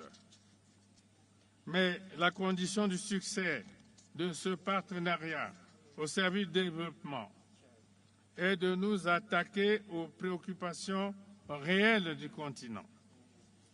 Dans cet esprit, notre conviction est que nous devons avant tout mettre l'accent sur les infrastructures de base visant les capacités de production et l'intégration physique de nos territoires. Sinon, comment pourrions-nous en effet tirer le meilleur profit de la mise en œuvre de la zone de libre-échange continentale africaine sans les infrastructures de base viables, transport, télécommunications, énergie? Dès lors que près de 600 millions de personnes n'ont pas accès à l'électricité, comment envisager l'industrialisation du continent? Ces questions sont essentielles. La zone de libre-échange continentale africaine est une opportunité à saisir pour garantir une croissance durable et soutenue. Ajouter aux préoccupations évoquées supra, l'accès à l'eau potable, l'assainissement des villes, le renforcement du capital humain, l'amélioration de la qualité de vie sont autant de priorités pour nous. La liste n'est pas exhaustive. Face à cela, la clé du progrès sur notre continent sera, sans aucun doute, la facilitation de l'accès de nos différents pays au financement. Ainsi, j'exprime le vœu que le partenariat entre les Brics et l'Afrique vise un accès soutenu aux facilités de financement du développement. Nous espérons que les outils disponibles, notamment la nouvelle banque de développement, contribuent très activement à la solidarité financière des Brics vis-à-vis de l'Afrique, d'où la nécessité de rendre nos pays éligibles. Mais nous formulons le soutien et le souhait aussi que les Brics, au G20 notamment, fasse écho aux demandes de l'Afrique, dont les besoins spécifiques sont insuffisamment pris en compte dans les enceintes mondiales.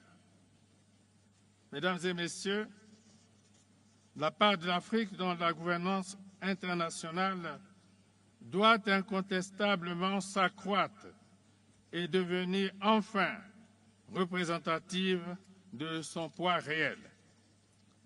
L'Afrique est prête à lancer des initiatives dans un cadre multilatéral rénové pour apporter ses réponses aux grands défis auxquels l'humanité est confrontée, qui souvent la touchent au premier lieu, qu'il s'agisse des menaces à la paix ou à l'environnement.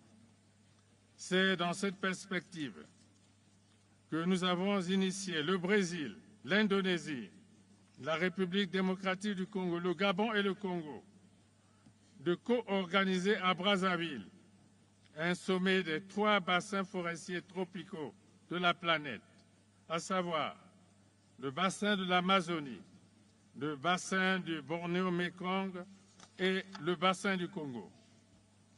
Nous entendons, à travers ce sommet, apporter une réponse plus concertée et plus efficace de nos grands bassins, poumons de la planète, à l'urgence de la lutte contre le réchauffement climatique et à l'extrême importance de la protection de la biodiversité.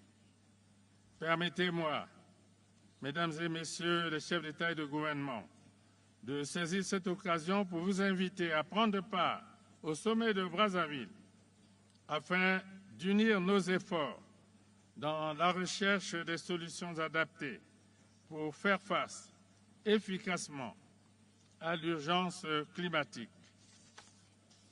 Mesdames et Messieurs, ainsi, comme le thème l'indique, les Brics et l'Afrique appellent à un ferme engagement en faveur du développement.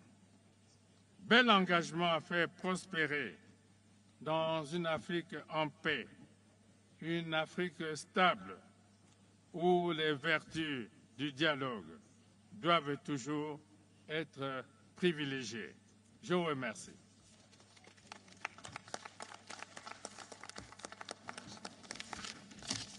Thank you very much, President. I now call upon His Excellency President Teodoro Obiang Nguema Basogo, the President of the Republic of Equatorial Guinea. Su Excelencia Cyril Ramaphosa, Presidente de la República de Sudáfrica. Sus Excelencias Jefe de Estado, miembros de los BRICS. Sus Excelencias Jefe de Estado y de Gobierno y jefes de delegaciones, señoras y señores.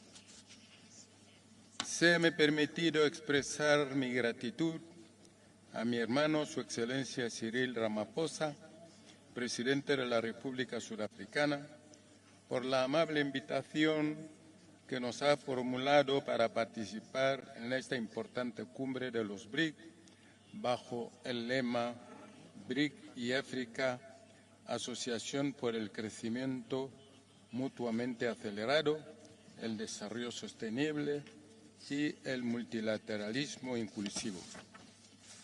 Señor Presidente, el Gobierno de la República de Guinea Ecuatorial reafirma su opinión sobre la pertinencia de la creación de los BRIC y la necesidad de su reforzamiento hacia una universalidad para crear una plataforma más fuerte y globalizada, capaz de corregir las injusticias que predominan y hacer prevalecer las desigualdades en el actual sistema de relaciones internacionales.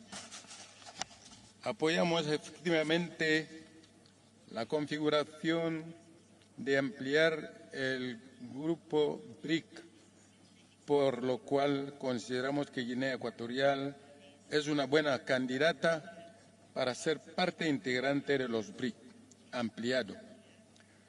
por su convicción en la capacidad de los BRIC de crear un sistema mundial más justo y equitativo que puede contrarrestar el viejo orden mundial en las relaciones entre los países. La República de Guinea Ecuatorial cree que África ha superado los tiempos del dogmatismo teórico para ir a la realidad de las acciones que impongan cambios visibles en la vida de las naciones emergentes del sur global. Esta lucha solo puede conocer victoria efectiva con el poderío económico y monetario y con una voluntad y determinación de los BRIC orientado hacia el crecimiento económico acelerado, el desarrollo sostenible y el multilateralismo inclusivo entre sus Estados miembros, contra las injusticias del actual sistema político y económico inicuo que sigue sumiendo a los pueblos africanos desde que se liberaron del sistema colonial por los países detentores, dueños de la economía mundial y sus organizaciones afines por mantener el statu quo de su poderío económico sobre los estados emergentes.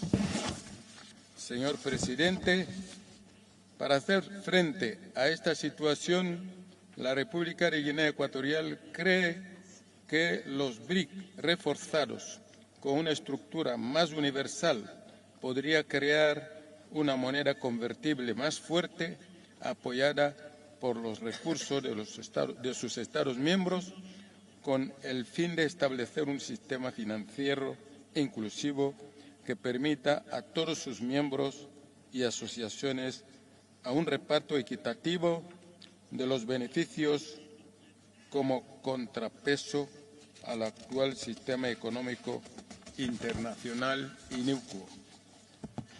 Concluyo señalando que todos los países del mundo, sean grandes o pequeños, de todas las procedencias, gozan del derecho fundamental de desarrollar su potencial, de tener acceso a las oportunidades de la prosperidad, de la paz y beneficiarse de los procesos económicos globales. Los BRIC deben ser el motor de esta visión de desarrollo sostenible e inclusivo. Deseo plenos éxitos y fructíferos resultados a la 15ª cumbre de los BRIC. Muchas gracias.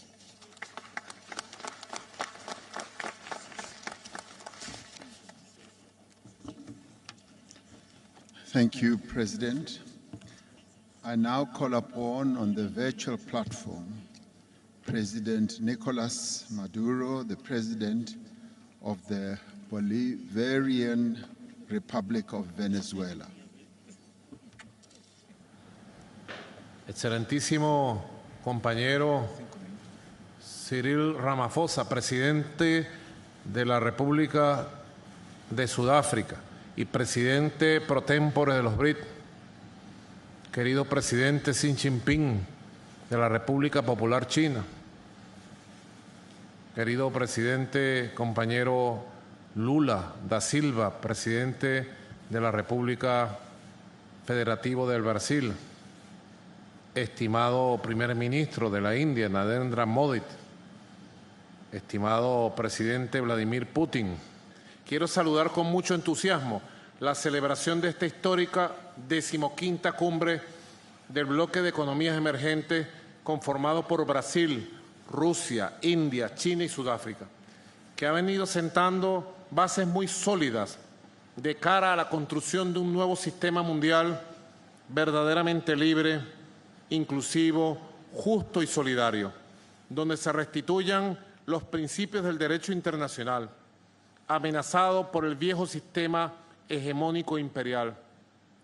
Venezuela agradece sinceramente la invitación cordial que Sudáfrica, en su condición de presidente pro tempore de los Brics nos ha extendido para participar en esta histórica cumbre y contribuir en el diálogo de acercamiento Brics Plus. Estoy muy complacido de transmitir además la admiración y el reconocimiento de todo el pueblo de Venezuela hacia los pueblos y gobiernos de los Brics, países que han asumido la vanguardia en la construcción de un mundo de paz y de prosperidad económica basado en el respaldo a la diversidad civilizatoria. En ese sentido, es importante y oportuno recordar las palabras del gran Nelson Mandela, pronunciadas aquel 24 de mayo de 1994, en su discurso de toma de posesión, a pocos días de haber asumido la presidencia en la nueva Sudáfrica post-apartheid, cuando hizo un llamado al establecimiento de un nuevo orden mundial de cooperación, justicia, prosperidad y paz, mutuamente beneficiosas para nosotros y para las naciones del mundo, como afirmó Nelson Mandela. Al vernos aquí, junto a ustedes, Venezuela, participando en esta cumbre histórica de los Brics, viene a mi mente el comandante Hugo Chávez, quien junto a otros líderes del mundo durante décadas levantaron sus voces para la construcción de un nuevo orden internacional, político, cultural, económico, sustentable. En este contexto que recordamos la también histórica cumbre de los Brics UNASUR, realizada el 15 de julio del año 2014 en Brasil. Allí estuvimos, país que para ese año desempeñó la presidencia de este poderoso bloque de economías emergentes y propició dicho encuentro para avanzar en el diseño de una nueva geopolítica, en un nuevo mapa mundial para la cooperación política, financiera, económica y energética principalmente. Hoy estamos convencidos de que ese nuevo orden mundial ya es una realidad y los Brics desempeñan un rol fundamental de la dinámica geopolítica que ha generado la confianza entre los pueblos y gobiernos de América Latina, el Caribe, África y Asia, con su modelo de desarrollo y sus valores de respeto mutuo. Los Brics hoy por hoy representan a nivel mundial el 31.7% del Producto Interno Bruto, el 30% del territorio, el 43% de la población y el 18% del comercio internacional.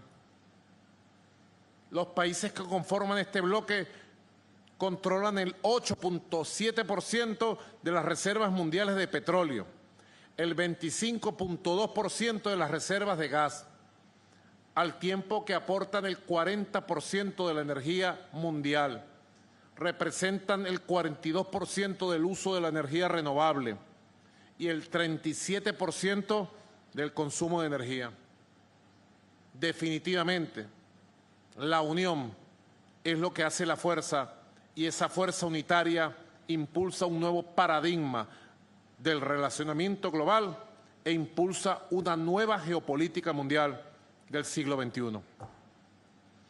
Queridos presidentes, primeros ministros, sus excelencias, Venezuela se suma a las peticiones de los países con aspiraciones de ingresar a los Brics, tal como lo expresamos oficialmente en carta en el año 2015 y lo ratificamos recientemente, aportando a este modelo integrador mundial las mayores reservas de petróleo certificados del mundo en nuestro país, entre otras riquezas. Además, nuestro país cuenta con abundantes recursos minerales que le otorgan por encima del 20% de las reservas mundiales de hierro, cobre y oro, aunado a la existencia de plata, bauxita, coltán, níquel, rodio, titanio, entre otros. Asimismo, tiene una privilegiada posición geográfica al norte de América del Sur. De los 23 aspirantes en el eventual proceso de ampliación de los BRICS, 7 de ellos pertenecemos a la Organización de Países Exportadores de Petróleo, que abastece un porcentaje fundamental del mercado mundial. Y entre nosotros agrupamos el 77% de las reservas de petróleo del mundo. El ingreso de estas naciones del OPEP al grupo BRICS le garantizará el manejo del 83% de las reservas probadas de petróleo del mundo, sin mencionar las reservas probadas de los países no OPEP y OPEP. En lo que respecta a las reservas mundiales de gas de los 23 aspirantes de los BRICS, 7 pertenecemos al Foro de Países Exportadores de Gas, incluida Rusia, foro que maneja el 72% de las reservas de gas del mundo y abastece el 44% del mercado mundial. La experiencia acumulada por Venezuela en la lucha y resistencia ante la imposición ilegal de sanciones criminales, de medidas coercitivas unilaterales, es otro de los aspectos fundamentales que estamos dispuestos a compartir con el grupo BRICS y con todos los amigos de los BRICS. La realidad de los últimos años ha puesto en evidencia la necesidad de avanzar en el proceso de desdolarización de la economía mundial.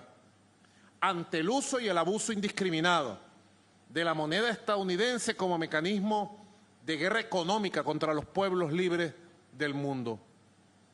Estudios recientes han demostrado que al menos 30 naciones, 28% de la población mundial, alrededor de 2.178 millones de seres humanos, se encuentran afectados por sanciones imperialistas y otras medidas de extorsión y guerra económica. El daño a nuestras economías y modelos de desarrollo es innegable. La implementación de estas medidas incide negativamente en el disfrute de los derechos humanos, reconocido esto hoy en el Consejo de Derechos Humanos de la ONU en su pasada reunión de marzo del 2023. Compañeros presidentes y primeros ministros, desde Venezuela unimos voluntades para la configuración de una nueva arquitectura financiera que permita realizar nuestras transacciones con novedosos medios físicos y digitales y con una amplia canasta de monedas nacionales, así como acceder a nuevas formas de financiamiento que contribuyan a la recuperación y el crecimiento de nuestras economías. En el caso de Venezuela, crecimiento proyectado por encima del 5% en este año 2023, el más alto de la región, de acuerdo a la CEPAL, Comisión Económica para América Latina y el Caribe de Naciones Unidas. Es nuestro deseo, señor presidente, incorporarnos al Consejo de Think Tank de los BRICS para contribuir con nuestra modesta experiencia a contrarrestar los efectos perniciosos de las sanciones de Occidente contra las economías del mundo, así como el desmontaje del sistema de dominación financiera y comercial. Asimismo, asumimos frente a los líderes de los BRICS la responsabilidad de promover el relacionamiento político y económico de la arquitectura BRICS con los principales mecanismos de concertación de cooperación de América Latina y el Caribe, entre ellos la Alianza Bolivariana para los Pueblos de Nuestra América, ALBA, y la Comunidad de Estados Latinoamericanos y Caribeños, CELAT, para avanzar en la constitución de bloques regionales, tal como lo avisoramos en la histórica cumbre BRICS-UNASUR del año 2014. La consolidación de estas ambiciosas alianzas requiere de un elevado nivel de conciencia de los pueblos sobre las realidades, fortalezas y capacidades para avanzar unidos. A tales fines, proponemos fortalecer la alianza comunicacional a través del reimpulso de la cooperación entre TV Brics y Telesur, plataforma multimedia y multiestatal latinoamericana y caribeña.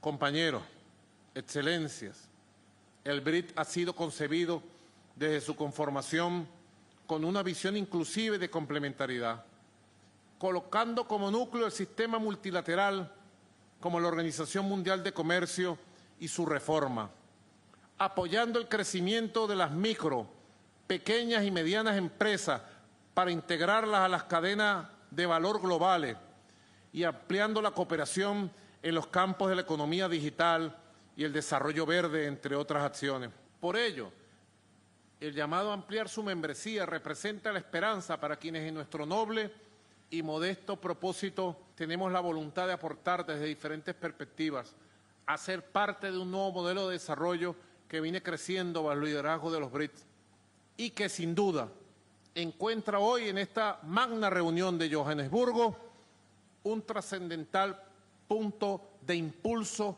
hacia el futuro.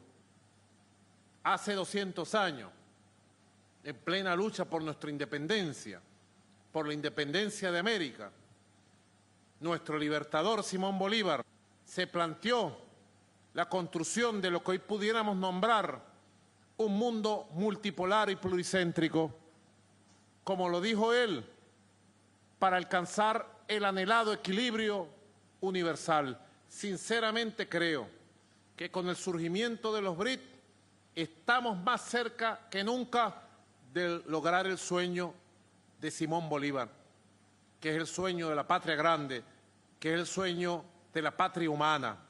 Por eso, presidente Ramaphosa, le ratifico toda nuestra voluntad y todo nuestro apoyo y todo nuestro agradecimiento por haber sido invitados a esta cumbre histórica. Venezuela da un paso adelante con los BRICS por el mundo de paz, por el mundo de cooperación, por el mundo del siglo XXI. Y decimos desde el corazón que vivan los pueblos del sur global. Muchas gracias.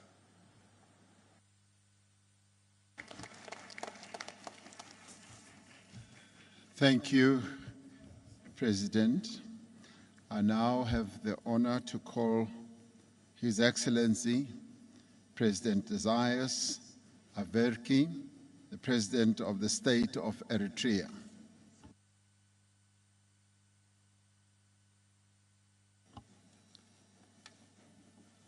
Excellency, thank you. May I first join previous speakers to express our gratitude to Your Excellency and other heads of state and governments of BRICS for convening this 15th summit. Our deepest thanks too for the people and government of South Africa for their renowned hospitality.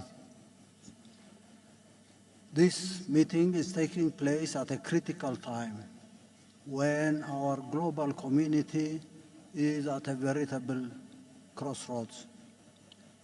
The flaws and deficits of the prevailing global governance architecture, whose defining features are dysfunctional, non-inclusive, and unfair rules and regulations, are too evident to merit emphasis. U.S. exceptionalism, or Pax Americana, has unleashed malaise that have gravely impaired global progress for almost a century now. Bipolarity, ushered in after the end of the Second World War, and attempts to impose unipolarity in its sequel in the past 30 years have resulted in endless spiral of conflicts and perpetual instability. Opportunities for global progress, meaningful participation between nations and peoples based on inherent commonality of interests and aspirations, social harmony within societies that depend on fair access to and distribution of the national pie have been squandered.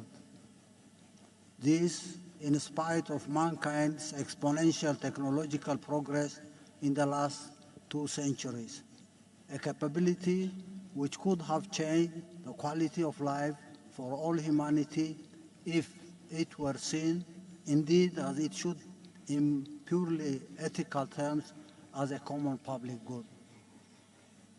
And at this 11th hour, the principal advocates and proponents of hegemony are pushing our global village to the brink of unprecedented disaster.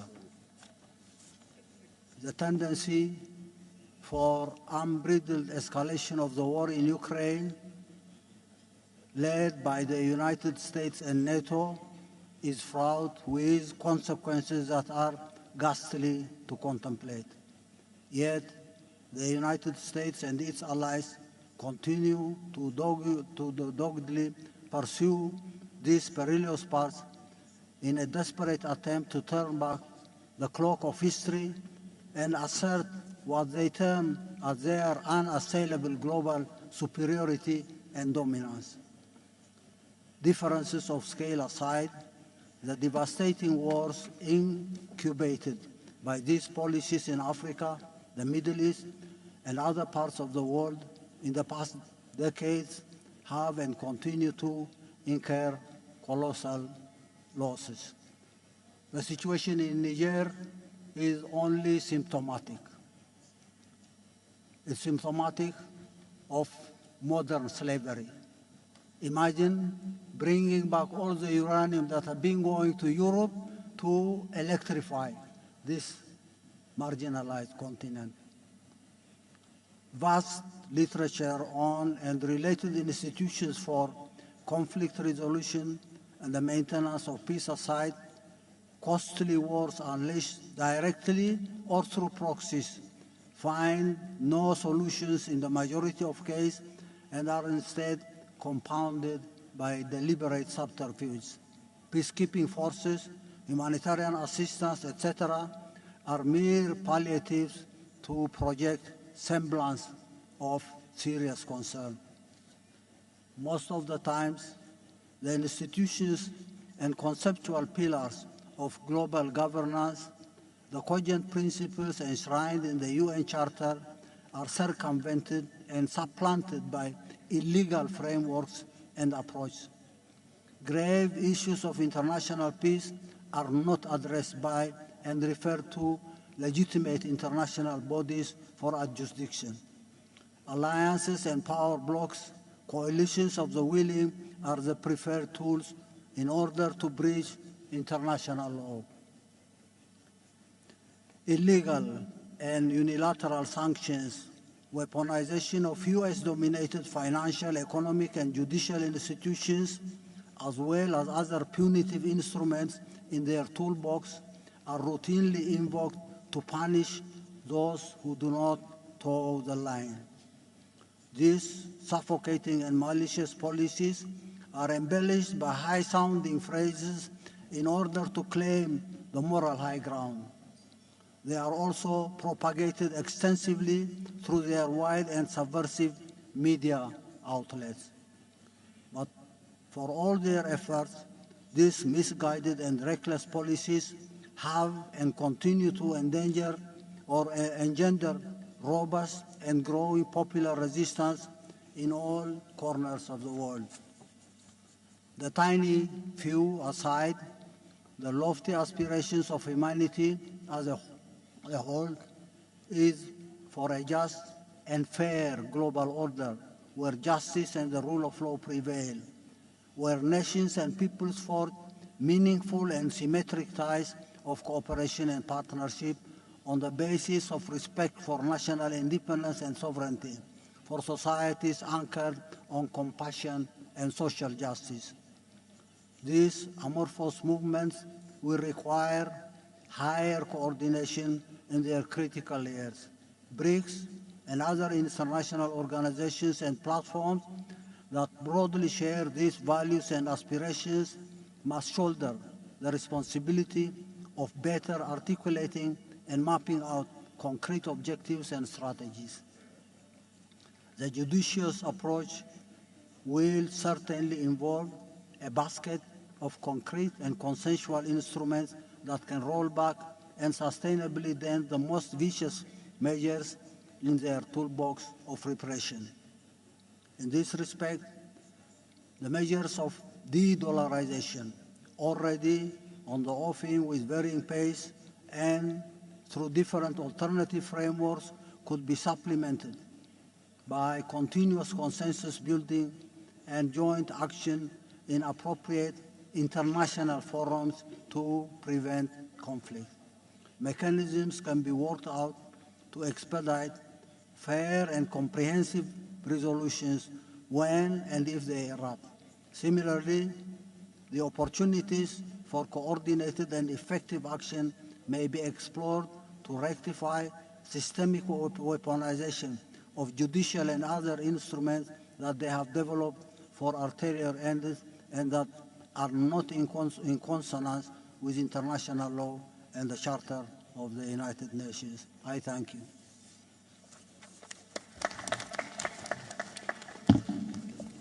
Thank you very much, Your Excellency. I now call upon Your Excellency Dr. Abiy Ahmed Ali, Prime Minister of the Federal Democratic Republic of Ethiopia. Your Excellency, President Ramaphosa, Excellencies, Heads of State and Government, distinguished ministers, ladies and gentlemen. At the outset, allow me to thank our host, President Ramaphosa, for the kind invitation and hospitality. I would also like to express my profound appreciation to Your Excellency for your able leadership as the current chair of the Brics, in which you have amplified the collective voice of Africa. This Brics Summit is taking place at a critical moment in time, when often unheard voices in the global arena are striving to be heard. The many crises we have faced as a global community, particularly after the COVID-19 pandemic, have further exposed how cooperation is key for our collective survival. Hence, a growing and inclusive multilateralism is essential to overcome common challenges. A reformed multilateralism entails inclusivity, cooperation, and diversity of voices and interests. By amplifying voices from various corners of the globe, we can collaboratively work for an equitable and peaceful world. In an ever-interdependent world, collectivity is essential to adequately solve global challenges. Transnational problems require joint solutions. At this crucial time, promoting dialogue and harmony is highly critical for overall peace and prosperity. That's why Ethiopia has always been a champion and a defender of multilateralism. And the Brics is indeed one key initiative, responding to the repeated calls for a new and inclusive multilateralism. Excellencies, ladies and gentlemen, the name Ethiopia evokes memories of origins and of an ancient and wealthy civilization. Remarkable works of architecture and monuments grace its land. Multiple kingdoms ruled over the dominion thousands of years ago. In this modern history, Ethiopia has remained uncolonized, and it has a long history of diplomacy stretching over 100 years. As a founding member of the League of Nations and the Organization for African Unity, Ethiopia's engagement in the international stage has been quite meaningful and impactful. Ethiopia is Africa's second most populous country, with around 120 million people, a greater majority of which are young and dynamic. This demographic dividend if harnessed properly, can be a significant asset for cooperation through driving innovation, consumption, and providing a large workforce. Located in the Horn of Africa, Ethiopia also serves as a crucial gateway between Africa, the Middle East, and wider Asia. The efforts we are making in intensive infrastructure development within and across the whole region is a testament to our endeavors toward this regional integration. Our strategic position could provide the Brics with enhanced connectivity opportunities across these regions. Ethiopia's substantial investment in roads, airlines, clean energy, and telecom infrastructure not only demonstrate our ambition, but also our potential to be a hub of connectivity for the African continent. Our positioning offers a vital link to East Africa's market and has the potential to foster a richer and a more inclusive integration of the global economy. Excellencies, my country has also recorded one of the highest economic growth rates in Africa and has showcased its potential to become one of the continent's largest economies. This growth is backed by a mix of agriculture, manufacturing, and service, demonstrating a diversified and resilient economy. For the past 5 years, Ethiopia has also been in the driver's seat to practical solutions to address climate change. Through our massive Green Legacy tree planting program, the initiative launched in 2019 will be the largest afforestation program in the world, when by 2026 we will have planted 50 billion trees in a total of 8 years. Till last week, we have already planted 32 billion seedlings. Over the past 2 years itself, our Green Legacy program has spread to neighboring countries in the home region as we collaboratively work on green diplomacy. Furthermore, Ethiopia has been an active participant in regional and international diplomacy, including its long-standing contribution to UN peacekeeping missions. Therefore, Excellencies, our rich historic past, the breadth and depth of our bilateral ties across the world, as well as being forerunners in the establishment of key global and regional multilateral institutions, not only makes Ethiopia instrumental to Brics bloc, but a key voice for inclusivity in the global arena. Excellencies, in joining hands with the Brics, Ethiopia aspires to build Brics, foster understanding, and work towards a shared future that benefits all.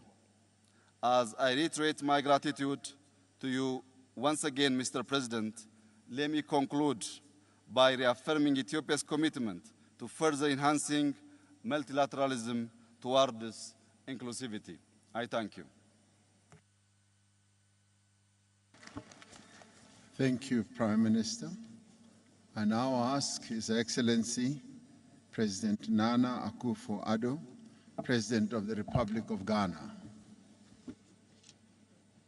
Excellencies, ladies and gentlemen, I'm grateful for the opportunity to address the 15th BRICS Summit, in which everyone present here is in agreement about the intensity and scale of the challenges facing our world and the urgent need to address them. It is appropriate that the theme of this 15th summit has Africa as its focus. And I thank President Matamela Cyril Ramaphosa and the South African government and people for the invitation and for the warm hospitality the Ghanaian delegation has enjoyed here in South Africa.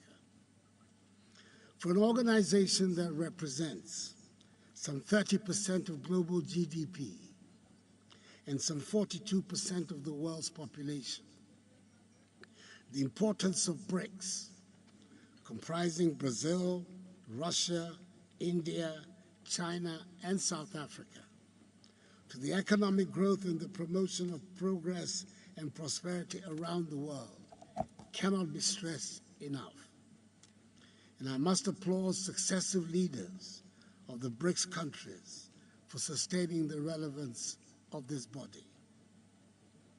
Excellencies, never has there been a time in recent history where malevolent forces have combined in such a manner to bring hardships to the world, especially to those of us in Africa. We are indeed operating in the most difficult of times. The interlocking challenges and the convergence of crises we are faced with pose existential threats that require immediate solidarity and collective action. It is obvious that the world has virtually run out of time to work together in the spirit of multilateralism. If we do not renew our commitments to build, keep, and consolidate peace and democracy all over the world, we would have to brace ourselves to live in a new and more dangerous world today and in the future. The issues of peace, progress, and prosperity in Brics countries in Africa are deeply intertwined, which presuppose that ensuring the development of Africa should be in our common interest, which will help right the historic injustice of Africa, the richest continent in the world, being as a result of systemic exploitation, the continent with the highest number of the poorest people. Africa, I need reminding you, has 1.3 billion inhabitants, nearly 18% of the world's population, and in 2050 will be 2.5 billion, meaning that 1 out of every 4 persons in the world will be African. Now more than ever, strong partnership between the Brics nations and Africa, reinforced political dialogue, and expanded cooperation in the fields of economic growth and international security are required. We have to work together to achieve our goals, including a fair, equitable process of energy transition, which recognizes that the entire African continent is responsible for less than 4% of global emissions, and which safeguards the prospects of Africa's development. Excellencies, I urge this meeting to address one issue of importance for us in Africa, and I believe for the world generally. That is the urgent necessity for the reform of the United Nations, especially of the composition and structure of its Security Council. The contemporary world has moved on significantly from the post-1945 world, which gave rise to the birth of the United Nations and the makeup of the Security Council. The world of 2023 is not the world of 1945.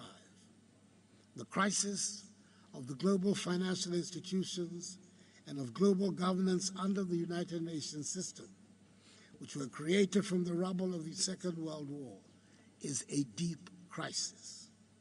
It will continue until a fair system is put in place, a system that reflects the new balances, no longer based on who won or lost the Second World War, but on the major contemporary and future balances. I believe strongly that despite its numerous challenges, Africa is on the cusp of building a great new civilization, which will unleash the considerable energies and huge potential of the African peoples, so that we will make our own unique contribution to the growth of world civilization.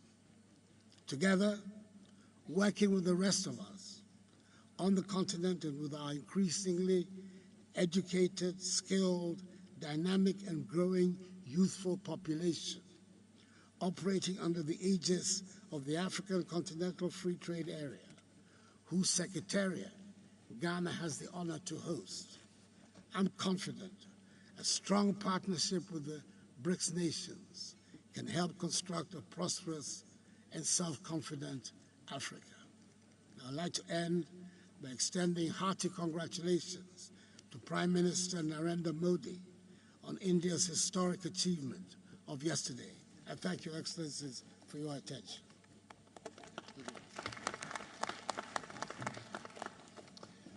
Thank you, President. I now have the honor of asking Dr. Said Ibrahim Raisi, President of the Islamic Republic of Iran. بسم الله الرحمن الرحیم الحمد لله رب العالمین و صلی الله علی سیدنا و نبینا محمد و آله الطاهرین و صحبه المنتجبین. رئیس جمهور محترم آفریقای جنوبی، در ابتدا لازم می‌دانم از جناب عالی دولت و ملت آفریقای جنوبی به خاطر دعوت از این جانب و میزبانی گرم شما سپاسگزاری نمایم. لازم است از جناب عالی و رؤسای محترم جمهور چین، روسیه، برزیل و نخست وزیر محترم هند به جهت فراهم نمودن این فرصت تشکر کنم و خرسندی خویش را از حضور در جمع همکاران عزیزم از قاره آفریقا و کشورهای دوست بریکس نیز ابراز دارم. بدون تردید تصمیم اعضای بریکس برای گسترش گروه اقدامی قابل تقدیر است که مسیر توسعه جهانی را در بستر عدالت هموار می کند. مطمئناً فواید عضویت جمهوری اسلامی ایران در گروه بریکس تاریخ ساز خواهد شد و فصلی نو و گامی قوی‌تر در جهت عدالت، انصاف، اخلاق و صلح پایدار در صحنه بین‌المللی رقم خواهد زد. جناب آقای رئیس، این سومین بار است که کشور آفریقای جنوبی ریاست بریکس را بر عهده گرفته است. در هر سه نوبت اهتمام آفریقای جنوبی به تقویت همکاری و شراکت اقتصادی در گروه بریکس و قاره آفریقا ستودنی است. قاره آفریقا یکی از سرمایه‌های اصلی جهان جنوب است. تنوع غنی فرهنگی، قومی و زبانی در کنار مناظر زیبای طبیعی و منابع سرشار معدنی این قاره را متمایز کرده است. خوشبختانه وزن سیاسی و اقتصادی قاره آفریقا روز به روز رو به افزایش است و بخش مهمی از آتیه جهان در حال توسعه در این پهنه جغرافیایی در حال رقم خوردن است. من به آقای ماندلا و قهرمانان آفریقا که در مقابل استعمار ایستادگی کردند باید احترام بگذارم و یاد و نام آنها را گرامی بدارم. جمهوری اسلامی ایران از دیرباز یار آفریقا بوده و تقویت همکاری‌های اقتصادی با کشورهای آفریقایی در دستور کار ما قرار داشته است و در سطوح دو جانبه و چند جانبه برنامه‌های ویژه‌ای برای همکاری با کشورهای مختلف آفریقایی داریم. حضار گرامی، سلطه طلبی، بی‌عدالتی، تبعیض و بحران اخلاقی جهان را در وضعیت پیچیده و بغرنجی قرار داده است.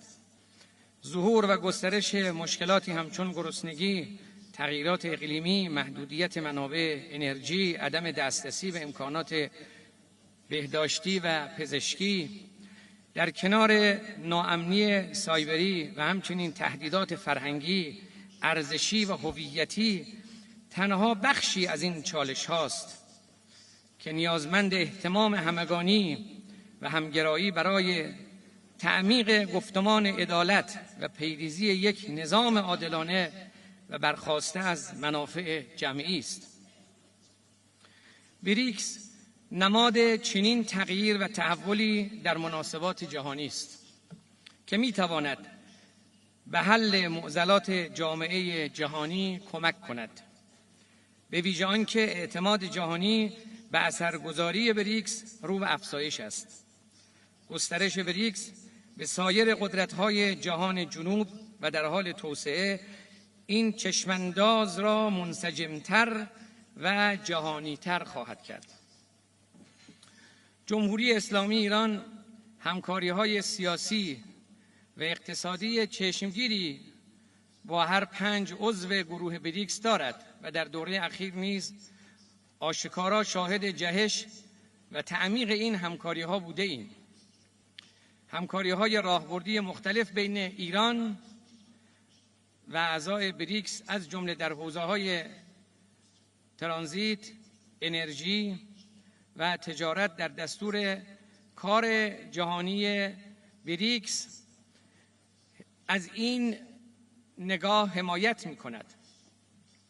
فواید اقتصادی پایداری را برای ملت‌های ما و جهان رقم می‌زند. جمهوری اسلامی ایران به صورت قاطع از تلاش‌های موفق بریکس در راستای دلارزدایی، از روابط اقتصادی میان اعضا و همچنین استفاده از ارزهای ملی و تقویت سازوکارهای بریکس برای پرداخت و تسویه مالی حمایت می‌کند.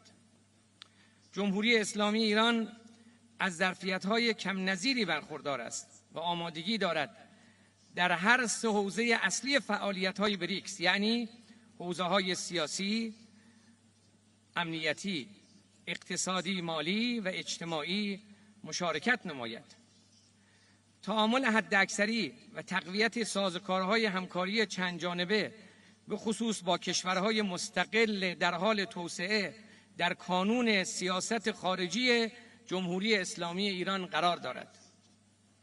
در همین راستا به دلیل موقعیت خاص ترانزیتی و با برخورداری از منابع گسترده انرژی و همچنین توان بالای علمی و مهندسی در حوزه‌های متنوع از جمله تولیدات صنعتی، فناوری، نانو و پزشکی، آمادگی خود را برای هر گونه همکاری، اقدام مشترک اقتصادی و سرمایه‌گذاری با کشورها اعلام می‌داریم.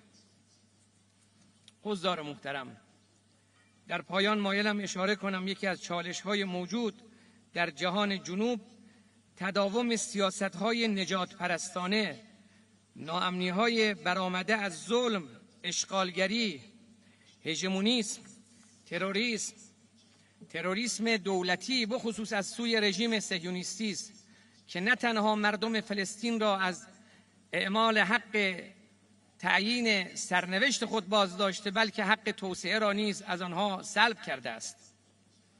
جناب آقای رئیس، بار دیگر لازم می‌دانم از جناب عالی و ملت کشور دوست و برادر آفریقای جنوبی به جهت میزبانی در این نشست مهم قدردانی نمایم و از حضار محترم به خاطر توجه آنها صمیمانه تشکر کنم و سلام علیکم و رحمت الله.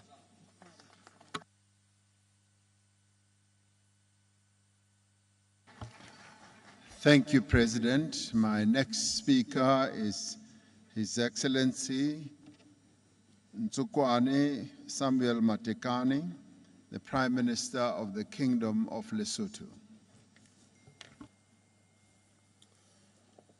Your Excellency President Ramaphosa, Your Excellencies President of the Brics Nation, Your Excellencies Heads of State and Government present, distinguished invited guests, ladies and gentlemen. I'm deeply honored to address you on this momentous occasion of the BRICS Africa Outreach and the BRICS Plus Dialogue. On behalf of the people and the government of the Kingdom of Lesotho, I would like to express our gratitude to President Ramaphosa for inviting us to this historic summit and for the foresight to dedicate this session to the Africa outreach. In the like manner, I wish to applaud the BRICS leadership for striving to create a better world. We pledge our support to them and cooperation in building a stronger and more cohesive South-South cooperation. This platform provides us with a unique opportunity to establish partnerships with the BRICS countries, the private sector and business communities for the growth and development of our African countries and the global South as a whole.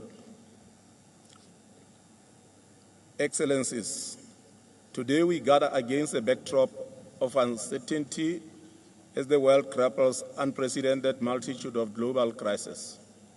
The prevailing geopolitical tensions, global pandemics, and the far-reaching effects of climate change continue to have a devastating impact on human life, livelihoods, economies, and communities around the world. This is further compounded by soaring food and fuel prices, as well as the unsustainable levels of debt. Tragically, it is the people in the global South who bear the heaviest brand of all these challenges. Therefore, the urgency of a dialogue among developing countries to promote economic development, peace and prosperity has never been greater. We call for dialogue and negotiation as fundamental tools for achieving economic development and peaceful resolution of conflicts around the world. In this regard, the reform of the UN security is central to the achievement of sustainable peace. We call on the BRICS countries to support the African common position in this regard. In the same token, the reform of the Bretton Woods institution is key to ensuring equitable economic growth. This is an agenda that we must all join hands in pursuing. Excellencies, we commend the rising influence of the BRICS bloc in recent years and believe it can serve as a valuable platform for addressing the key challenges faced by the Global South. By fostering stronger relations among developing countries, we can unlock considerable opportunities for trade, investment, and technological development.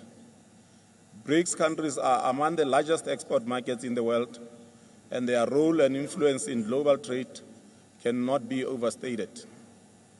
There are considerable opportunities for BRICS countries to pursue in Africa, including opening up the markets for products from smaller countries, investing in key sectors such as manufacturing, agriculture and agro-processing, services industries, energy, tourism, transport and general infrastructure in small countries like Lesotho, and extending support to our countries as they strive for industrialization and technological advancement.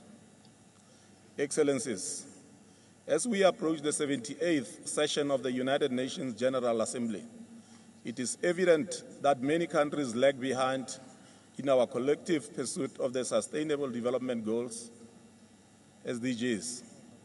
To address this situation, Lesotho recently signed the United Nations Sustainable Development Cooperation Framework 2024-2028, aptly entitled Kalebelo la Ntshege, and loosely translated as fast-paced implementation. This serves as a testament to our resolve to accelerate progress towards achieving the SDGs. In addition, we are actively engaging the youth to explore more innovative approaches to ensure swift yet effective implementation of the UN Agenda 2030 for the benefit of current and future generations. Excellencies, the need for immediate action is crucial when addressing global challenges like climate change. Our ability to confront these challenges relies on our collective unity. In addressing climate change, Lesotho has embarked on an ambitious clean energy initiative. In the current public sector investment program, there are several infrastructure projects that are aimed at addressing the gaps in the energy and transport infrastructure. Lesotho is endowed with natural resources, specifically water and diamonds. Moreover, we have a huge potential for green energy generation, such as hydro, solar and wind power for domestic markets and export into the Southern African power pool. We therefore invite Brics countries to partner with us and invest in these ventures which offer guaranteed lucrative returns on investment. Allow me also, Excellencies, to inform you that we are planning to convene the Water and Hydrogen Conference and Expo in Maseru, Lesotho from 12 and 13 October 2023. This conference will showcase the steps and action that Lesotho is undertaking towards becoming the world's first sustainable digital hydro nation. We welcome strategic partners with like-minded nations and institutions. We invite all of you to grace this groundbreaking conference with your presence. Further, we recognize the importance of infrastructure as catalyst for promoting economic growth and attracting private investment. Therefore, the development of air transport and road network is equally important. In light of this, the government has prioritized the construction of interconnecting roads that will link Lesotho and certain parts of South Africa with the Port of Durban. Moreover, efforts are being made to enhance and upgrade the international airport. This presents an auspicious opportunity for investment and collaboration with the Brics countries and the business sector. Excellencies, as I conclude my remarks, allow me to indicate that with the establishment of the new development bank, we anticipate funding opportunities to implement various agreements, such as the African Continental Free Trade Area Agreement and China and India Provincial Arrangement. These funding possibilities can facilitate real growth and meaningful participation in regional and global value chains. Even as that happens, we need to place greater emphasis on the three fundamental pillars underpinning Brics, namely promoting financial and economic development through cooperation and openness, respecting the sovereignty of other countries and pursuing peaceful resolutions to conflicts, and working to ensure justice and representation in the global governance system. With Brics and Africa in partnership, the better life for all is achievable. I thank you.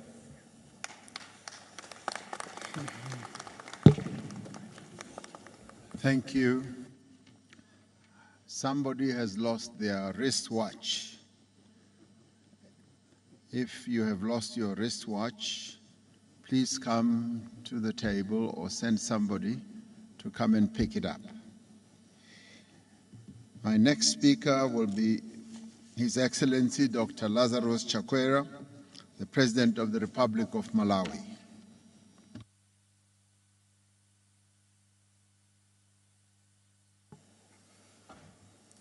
Your Excellency, Mr. Matamela Cyril Ramaphosa, President of the Republic of South Africa and Chair of the Brics.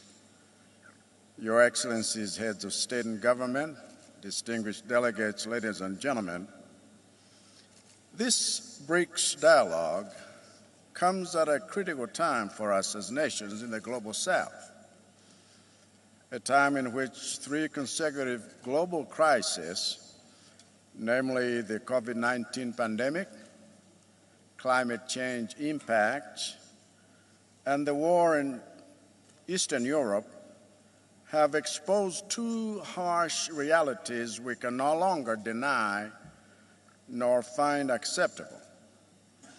First, they have exposed the extreme vulnerability of our countries to external shocks owing to weak infrastructural, food, health, environmental management, governance, educational, and social protection systems that we need to develop to make our economies more resilient. Secondly, they have exposed the global financial and institutional system's incapacity to respond to our needs speedily and fairly.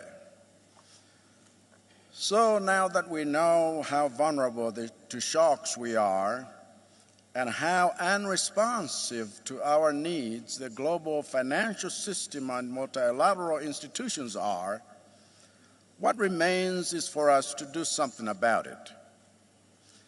And we are more than capable of doing something about it, for not only is there strength in our numbers, because the nations gathered here represent close to half of the human population, but there is also abundance in our resources. For the nations gathered here are the custodians of the bulk of the natural resources the world needs for the creation of the digital and green economies of tomorrow. The place to start is for us to confront the barriers that have denied us a stake in global prosperity in the past. One such barrier is our own failure to build our own institutional and financial systems that can better facilitate the implementation of instruments like the African Continental Free Trade Area, AFCTA, and the aspirations of platforms like the Forum on China-Africa Cooperation, FOCAC, the Russia-Africa Summit, and the India-Africa Forum Summit, IAFS. A second barrier we must confront is the monopoly that some countries enjoy of multilateral institutions like the UN Security Council, where we must insist that it is no longer acceptable for a handful of countries that claim to love democracy and equality to have the power to undemocratically make decisions about us without us. 5 months ago, as outgoing chairperson of the least developed countries, LDCs, I presided over the launch of the Doha Program of Action for LDCs for 2022 to 2031 in Doha, Qatar, under the auspices of the United Nations. And yet none of the 46 nations that are part of this program have a permanent representation on the UN Security Council, where decisions are made affecting its progress. This is unacceptable. 5 months ago, I led my nation in mourning the loss of over 1,000 Malawians, the displacement of over 500,000, and the destruction of crops and infrastructure that over 2 million depend on, following the devastation caused by Cyclone Freddy.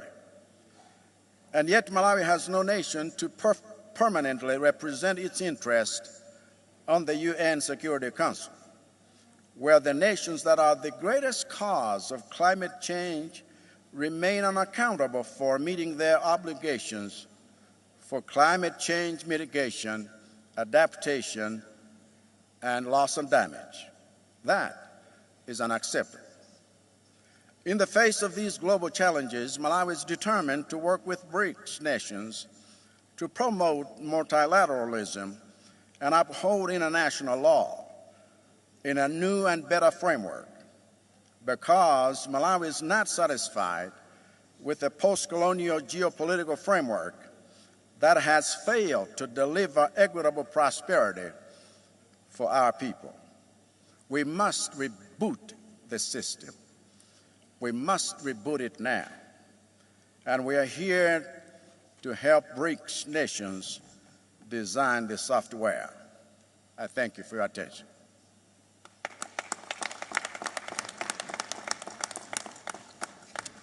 Thank you, President. I now call upon His Excellency, President Filipe Nyusi, President of the Republic of Mozambique. Obrigado, caro irmão e bom vizinho, Sua Excelência Cyril Ramaphosa. Presidente da República de África do Sul e Presidente de exercício do Brics, senhores Presidentes e chefes de governos das nações de Brics, senhores Presidentes e Ministros dos Estados convidados, Excelências, minhas senhoras e meus senhores. Ao iniciar a minha intervenção como Estado convidado a esta Cimeira dos Brics, quero, em nome da República de Moçambique e em meu próprio, agradecer o honroso convite endereçado por Sua Excelência Cyril Ramaphosa, Presidente da República de África do Sul. Esta participação confere-me a oportunidade de participar nos diálogos BRICS Plus e BRICS Outreach, um fórum que constitui um dos mecanismos importantes de fortalecimento da cooperação internacional e promoção de aceleração do crescimento econômico dos países emergentes e em desenvolvimento.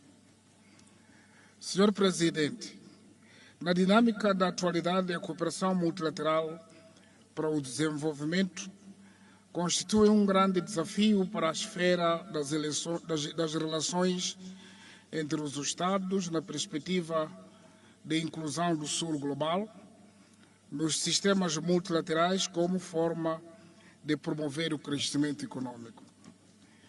Permitam-me que ressalte alguns aspectos que, a nosso ver, são críticos no contexto atual.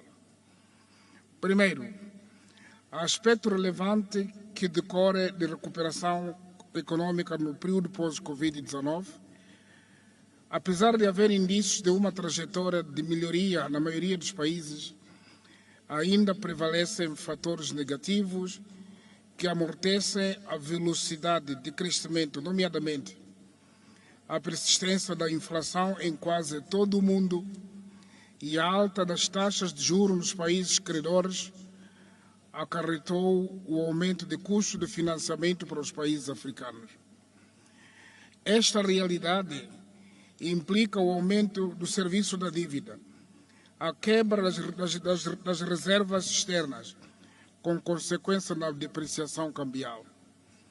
Segundo, aspecto crítico que se relaciona com a transição energética e as mudanças climáticas. Com efeito, o nosso continente tem um contributo insignificante nas emissões do carbono e é habitado por milhões de pessoas que ainda não têm acesso à energia. Ao mesmo tempo, os nossos países são vítimas de ciclones tropicais e secas recorrentes, com impacto na produção agrícola, o emprego para os jovens, a qualidade da vida das pessoas e a deslocação de milhares de pessoas dentro do continente e em relação à Europa. Assim, torna-se premente que se adote uma transição energética justa, que permita a capitalização do potencial econômico dos países africanos com recursos energéticos em desenvolvimento, que indubitavelmente jogam um papel fundamental na segurança energética global das próximas décadas. Terceiro, a industrialização por via da consolidação de cadeias de valor regionais de diversos produtos, tendo por base a edificação de infraestruturas que liguem o continente africano para potenciar a zona do comércio livre continental.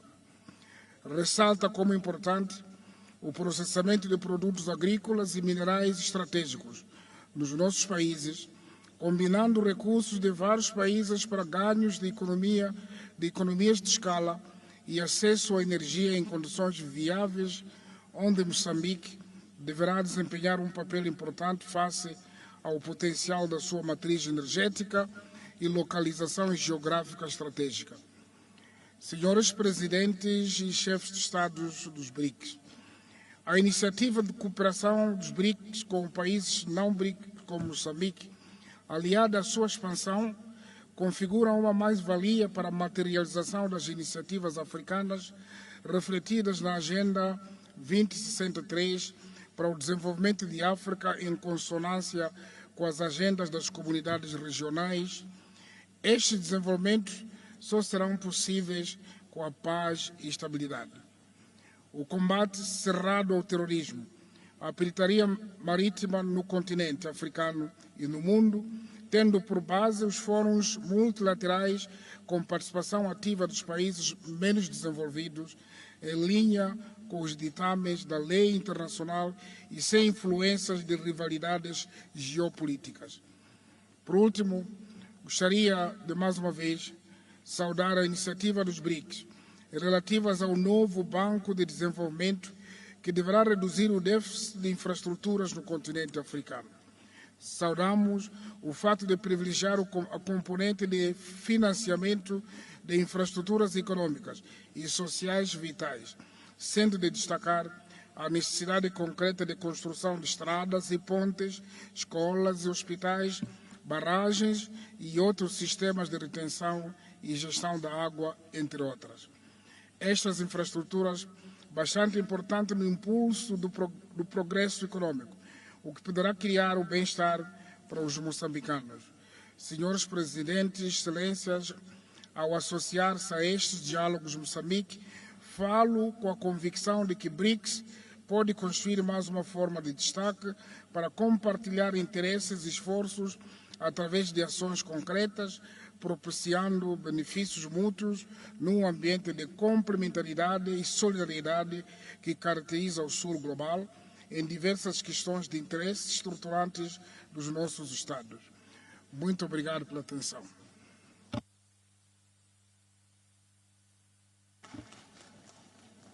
Thank you, President.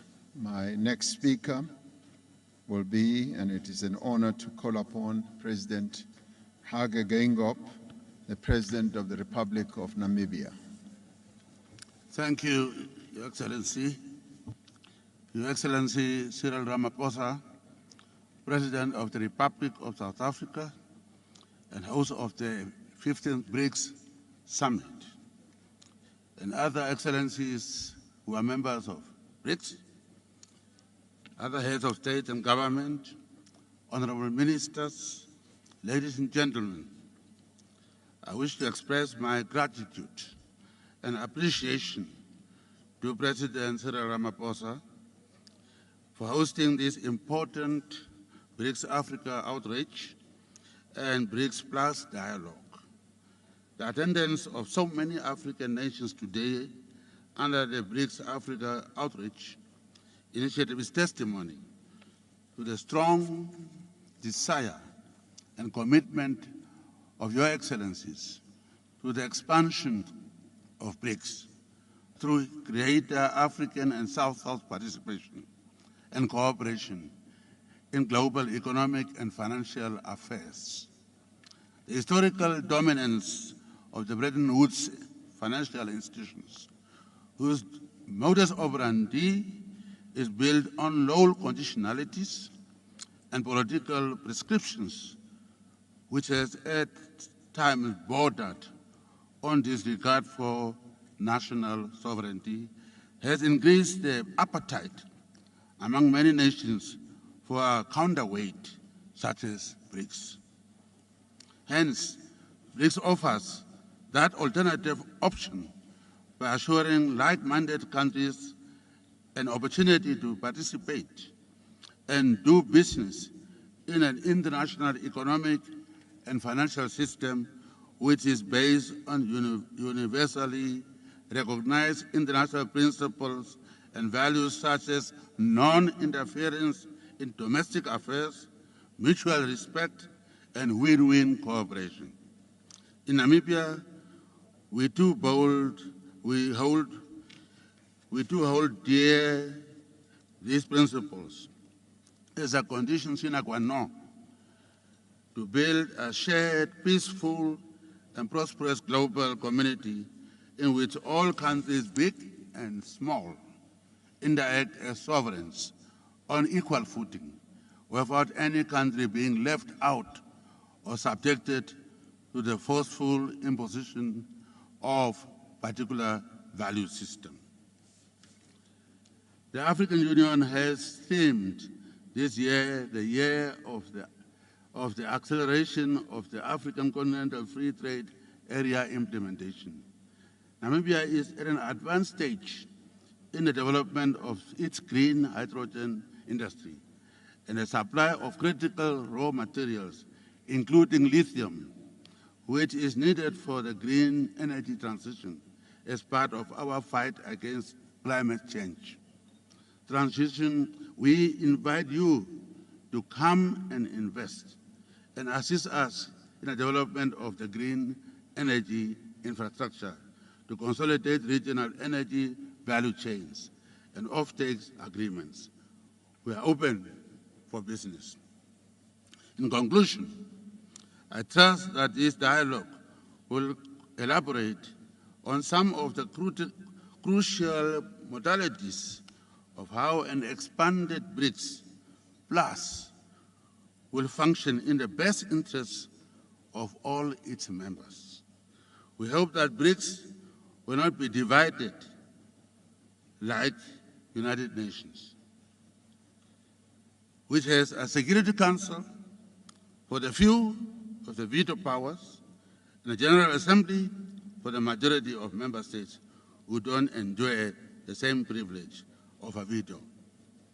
We believe that an important global grouping of nations such as BRICS, which is born from a collective desire of the countries from the South to make the international order more just and equitable and favorable to peace and development for all, will, if that would do that, will go down or break down the barriers of division, confrontation, and conflicts. I wouldn't like, if we are going to have, and I don't know the conditions for membership for others, I wouldn't like to see we're going to have a BRICS, the original members, to be like the United Nations Security Council, and the rest will be others, will be General Assembly members, no veto right. In that case, we are not adding anything. We are going to have a group of original members who will be the Security Council 5 with veto rights, and we come in, if you come in as BRICS and others. Are you going to be named one by one or just others? We don't have any veto power or say. We must first report to you maybe, and then you approve, and then we can then say we are members. That kind of a situation is not going to be good. So since we are starting a new organization of equals, I'm not saying because Namibia is very small, but I'm saying because Namibia fought for freedom against South Africa, not Cyril South Africa, the other one. And we won. So therefore, I want equality. And I would like to know what are the conditions under which we, the small countries, will be members of reformed BRICS. With these very few remarks, I look forward to further engagement during this dialogue. And I thank you very much.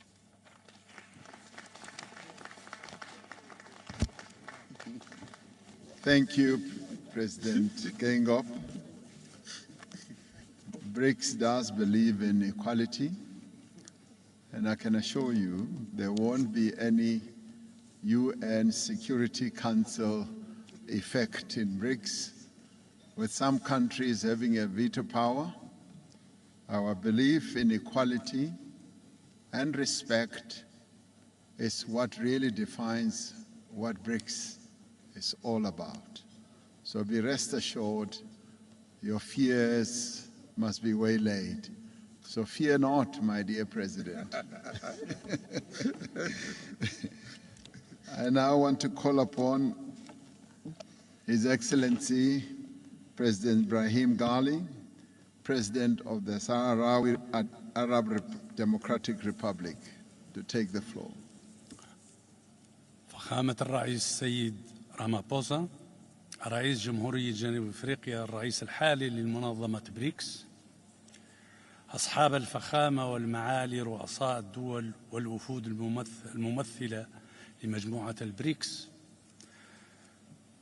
رفاقي أصحاب الفخامة والمعالي رؤساء دول ووفود منظمة الاتحاد الإفريقي، ضيوف قمة بريكس إفريقيا الأعزاء، الحضور الكريم،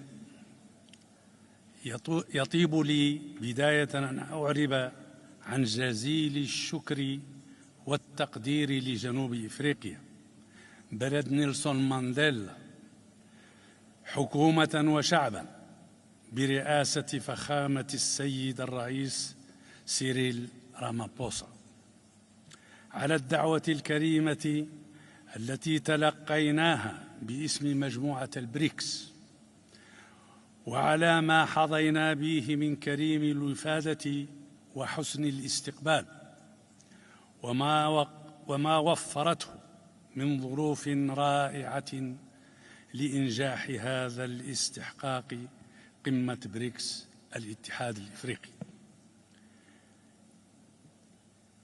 إفريقيا قارة تمتلك قدرات هائلة بشبابها الحيوي، وتزخر أرضها بثروات هائلة، إلا أنها عانت وما زالت تعاني من التهميش وحتى من الاستغلال والمديونية التي أفقرت العديد من بلدانها وحالت دون نموها الاقتصادي والاجتماعي.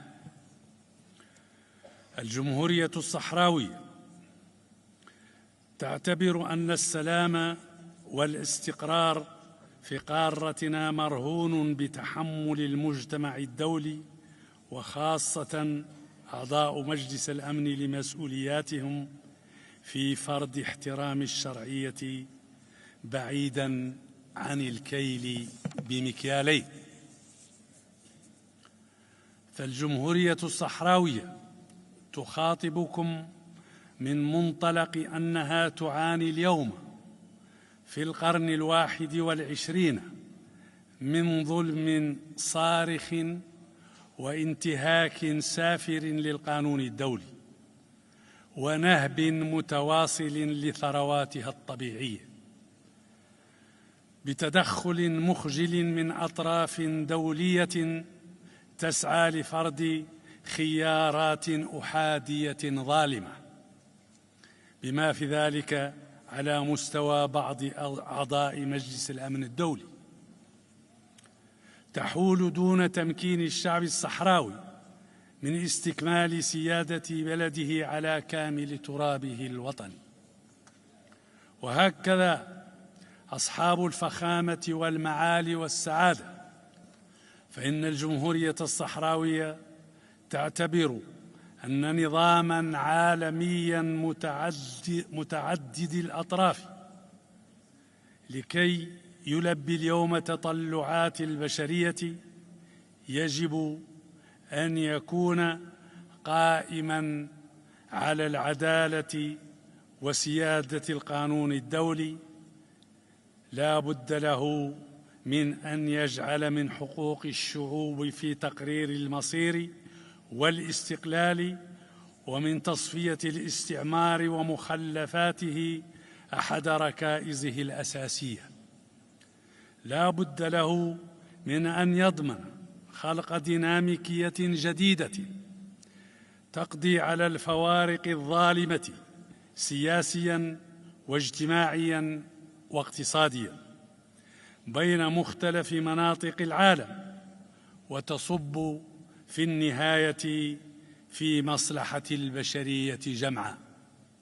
لا شك أن ذلك هو الفارق الذي سيميز مجموعة البريكس. كل النجاح والتوفيق لهذا اللقاء. شكرا والسلام عليكم ورحمة الله.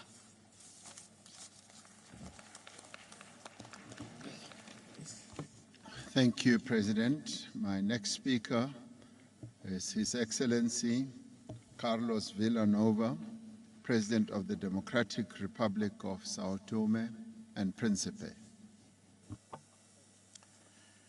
Sua Excelência Cyril Ramaphosa, Presidente da República da África do Sul, Excelências, chefes de Estado e de Governo do Brasil, da Rússia, da Índia e da China. Ilustres chefes de Estado convidados, minhas senhoras e meus senhores, quero em primeiro lugar agradecer o honroso convite que me foi formulado pelo presidente Cyril Ramaphosa, presidente da República da África do Sul e presidente pro tempore dos Brics, para, na minha qualidade de chefe de Estado de São Tomé e Príncipe, um pequeno Estado insular, participar nesta prestigiada 15ª Cimeira dos Brics, nomeadamente nesta reunião Brics-África Outreach. Quero igualmente felicitar o presidente Ramaphosa pela excelente iniciativa de ocasionar, uma vez mais, o encontro Brics-África. A nossa presença aqui sublinha a importância de forjar parcerias entre os Brics e as nações de África, um continente repleto de potencial e oportunidades de crescimento, com vista ao desenvolvimento sustentável. Excelências, minhas senhoras e meus senhores, a Aliança Brics emergiu como uma força poderosa na cena mundial. Representa não só a proeza econômica, mas também o compromisso de promover a colaboração entre nações com histórias, culturas e aspirações diversas. Ao reunirmos-nos, reconhecemos a importância de aproveitar o nosso potencial coletivo para enfrentar os desafios que abrangem continentes e sociedades. O meu país, São Tomé e Príncipe, personifica a resiliência de uma nação que convive cotidianamente com complexidades dos recursos limitados e das restrições geográficas. Encaramos as nações que compõem os Brics como parceiros valiosos da nossa caminhada rumo ao crescimento e ao desenvolvimento sustentável. Acreditamos que, ao combinarmos os nossos pontos fortes, podemos encontrar soluções inovadoras para desafios comuns, como as alterações climáticas, a redução da pobreza e o desenvolvimento de infraestruturas. Na verdade, uma abordagem colaborativa entre os Brics e a África pode conduzir a avanços transformadores que proporcionarão a melhoria das condições de vida das nossas populações, no respeito da salvaguarda do nosso planeta. Excelências, o desenvolvimento sustentável não é apenas uma simples retórica, é um imperativo moral e uma responsabilidade partilhada. Os países que compõem o Brics vêm demonstrando a sua dedicação a esta causa, por exemplo, através de iniciativas que promovem as energias renováveis, a transferência de tecnologia e o investimento responsável. Estas são algumas dentre muitas áreas em que a cooperação Brics-África reveste-se de extrema relevância. Com efeito, ao alargar essas iniciativas às nações africanas, podemos promover um crescimento econômico inclusivo que ajude as comunidades mais vulneráveis.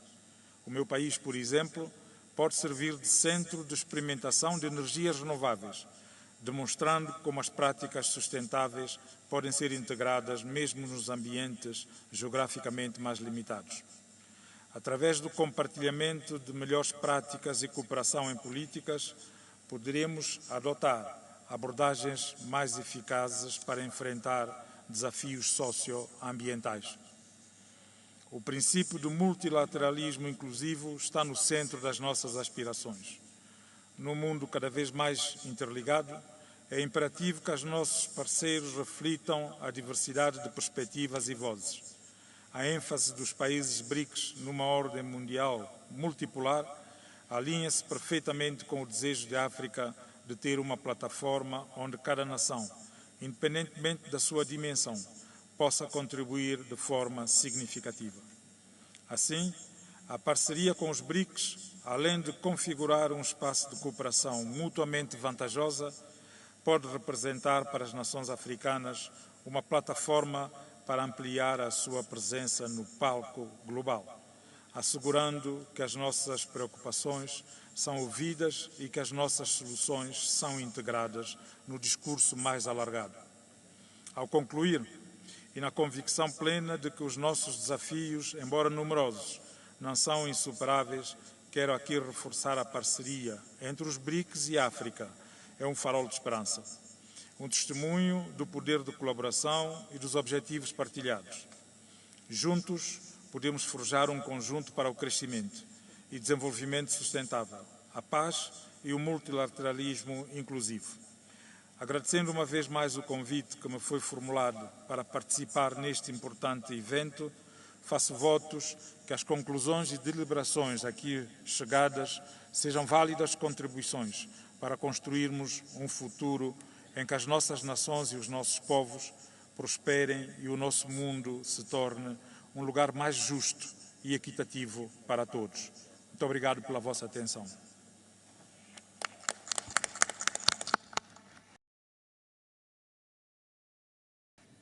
President, we now move on to my next speaker, and I ask His Excellency, President Macky Sall, President of the Republic of Senegal. Merci beaucoup, Président Cyril Ramaphosa, chers collègues des pays membres des Brics et des pays invités, Monsieur le Secrétaire général des Nations Unies, Mesdames et Messieurs, merci, Président Cyril Ramaphosa, pour votre aimable invitation et l'hospitalité généreuse qui nous a été réservée à l'occasion de ce 15e sommet des Brics. Je voudrais pour commencer adresser mes remerciements, mes chaleureuses félicitations aux pays amis qui viennent de rejoindre les Brics comme membres à part entière, notamment l'Arabie saoudite, l'Argentine, l'Égypte, les Émirats arabes unis, l'Éthiopie et la République islamique d'Iran.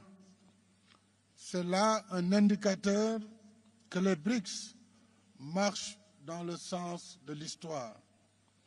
Il faut continuer cette marche en élargissant davantage. Le Sénégal salue l'esprit d'ouverture des Brics parce que nous voulons un nouvel ordre mondial, plus inclusif, plus juste et plus équitable. Dans un contexte global de crise économique, sociale et environnementale, aggravé par l'impact d'un conflit de haute intensité, je voudrais aborder ici 4 priorités qui me paraissent pressantes.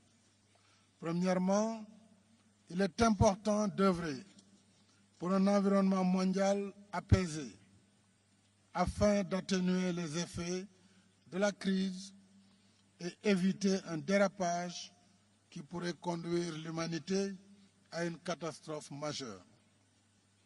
Deuxièmement, le Sénégal souhaite que les Brics soutiennent pleinement le plaidoyer des pays du Sud pour la mise en œuvre des engagements financiers convenus dans le cadre de l'accord de Paris sur le climat et surtout plaider pour une transition énergétique juste et équitable, tenant compte de la responsabilité des uns et des autres, mais tenant compte également de notre retard dans le processus d'industrialisation et d'accès universel à l'électricité, dont plus de 600 millions d'Africains sont encore privés.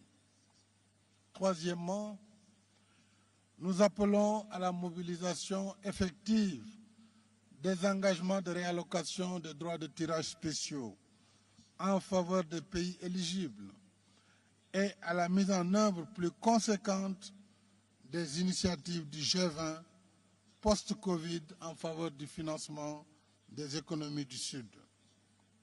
Le besoin est pressant, je l'ai dit, puisque selon les estimations des Nations Unies, 52 pays sont en défaut de paiement ou s'en rapprochent, dont la majorité des pays les moins avancés et des pays les plus vulnérables au changement climatique.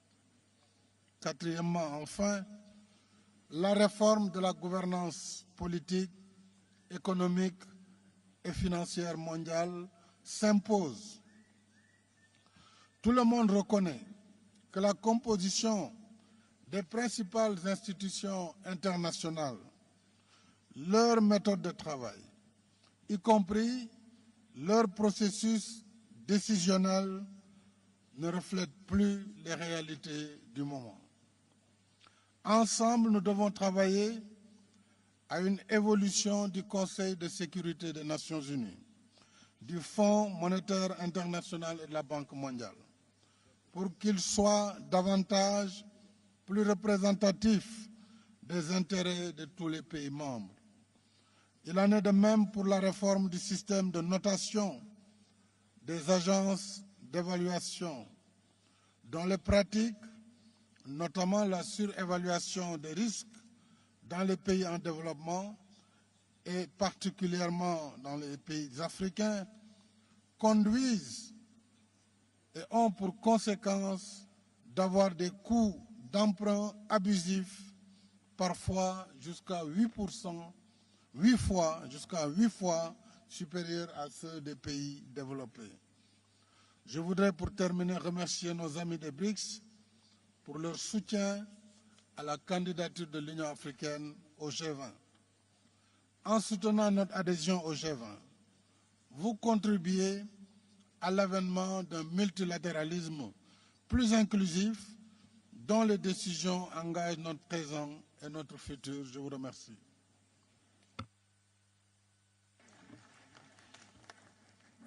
Thank you, President. I now have the honor to call upon His Excellency Salva Kiir Mayardit, the President of the Republic of South Sudan.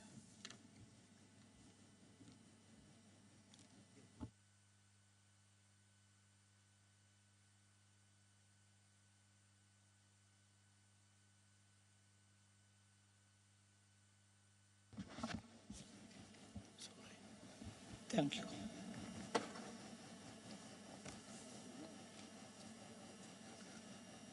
Your Excellency, Cyril Ramaphosa, President of South Africa, Republic of South Africa, and Chairman of the Brics, Excellencies, Heads of State and Government, allow me to extend my sincere thanks to His Excellency Cyril Ramaphosa for inviting me to attend this historic summit. Let me congratulate him for successfully organizing this remarkable event in this beautiful city of Johannesburg. As Africans, we are all proud to host a summit of this magnitude here in the continent. Excellencies,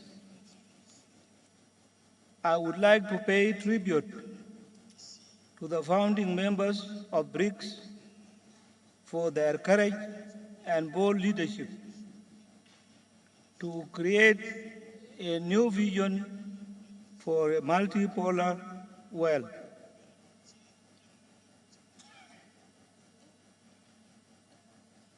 The world that is governed by inclusive and genuine economic interdependence. The theme of this historic summit, Brics and Africa, partnership for mutually accelerated growth, sustainable development, and inclusive multilateralism captures this new spirit. With Brics, people in the global South can now imagine a new world where nations can cooperate and trade on mutually acceptable terms. With BRICS countries, we can enter into economic cooperation without any fear of strategic considerations of certain powerful states coming in between the mutually agreed economic and trade arrangements. Your Excellencies, given that BRICS stands for alliance with our vision of multilateral institutions, I am publicly announcing that South Sudan is interested in joining the bloc, subject to meeting criteria set by the organization. Like other states that have expressed their interest in joining this organization, we hope that BRICS will become for us the institution that believes in and cherishes sovereign equality of states, not only in words, but also in its practices. As a young country with numerous development-related challenges, South Sudan will be looking at BRICS alternative financial system as an avenue to borrow from, to fast-track roads building, boost agricultural production, and in the long term, build its industrial and manufacturing capacity. Excellencies, ladies and gentlemen, thank you very much for listening.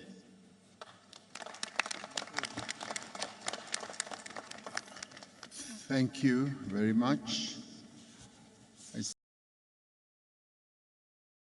Excellency, President Samia Suluhu, President of the United Republic of Tanzania.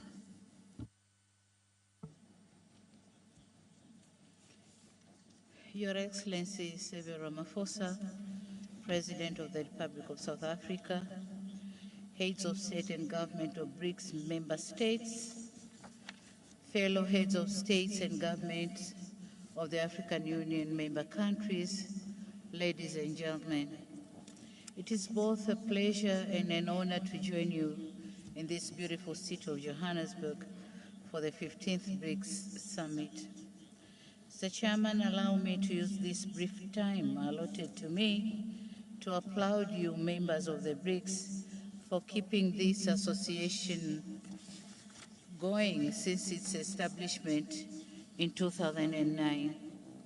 Indeed, the international challenges that inspired the creation of BRICS have evolved, and one may say to the worse.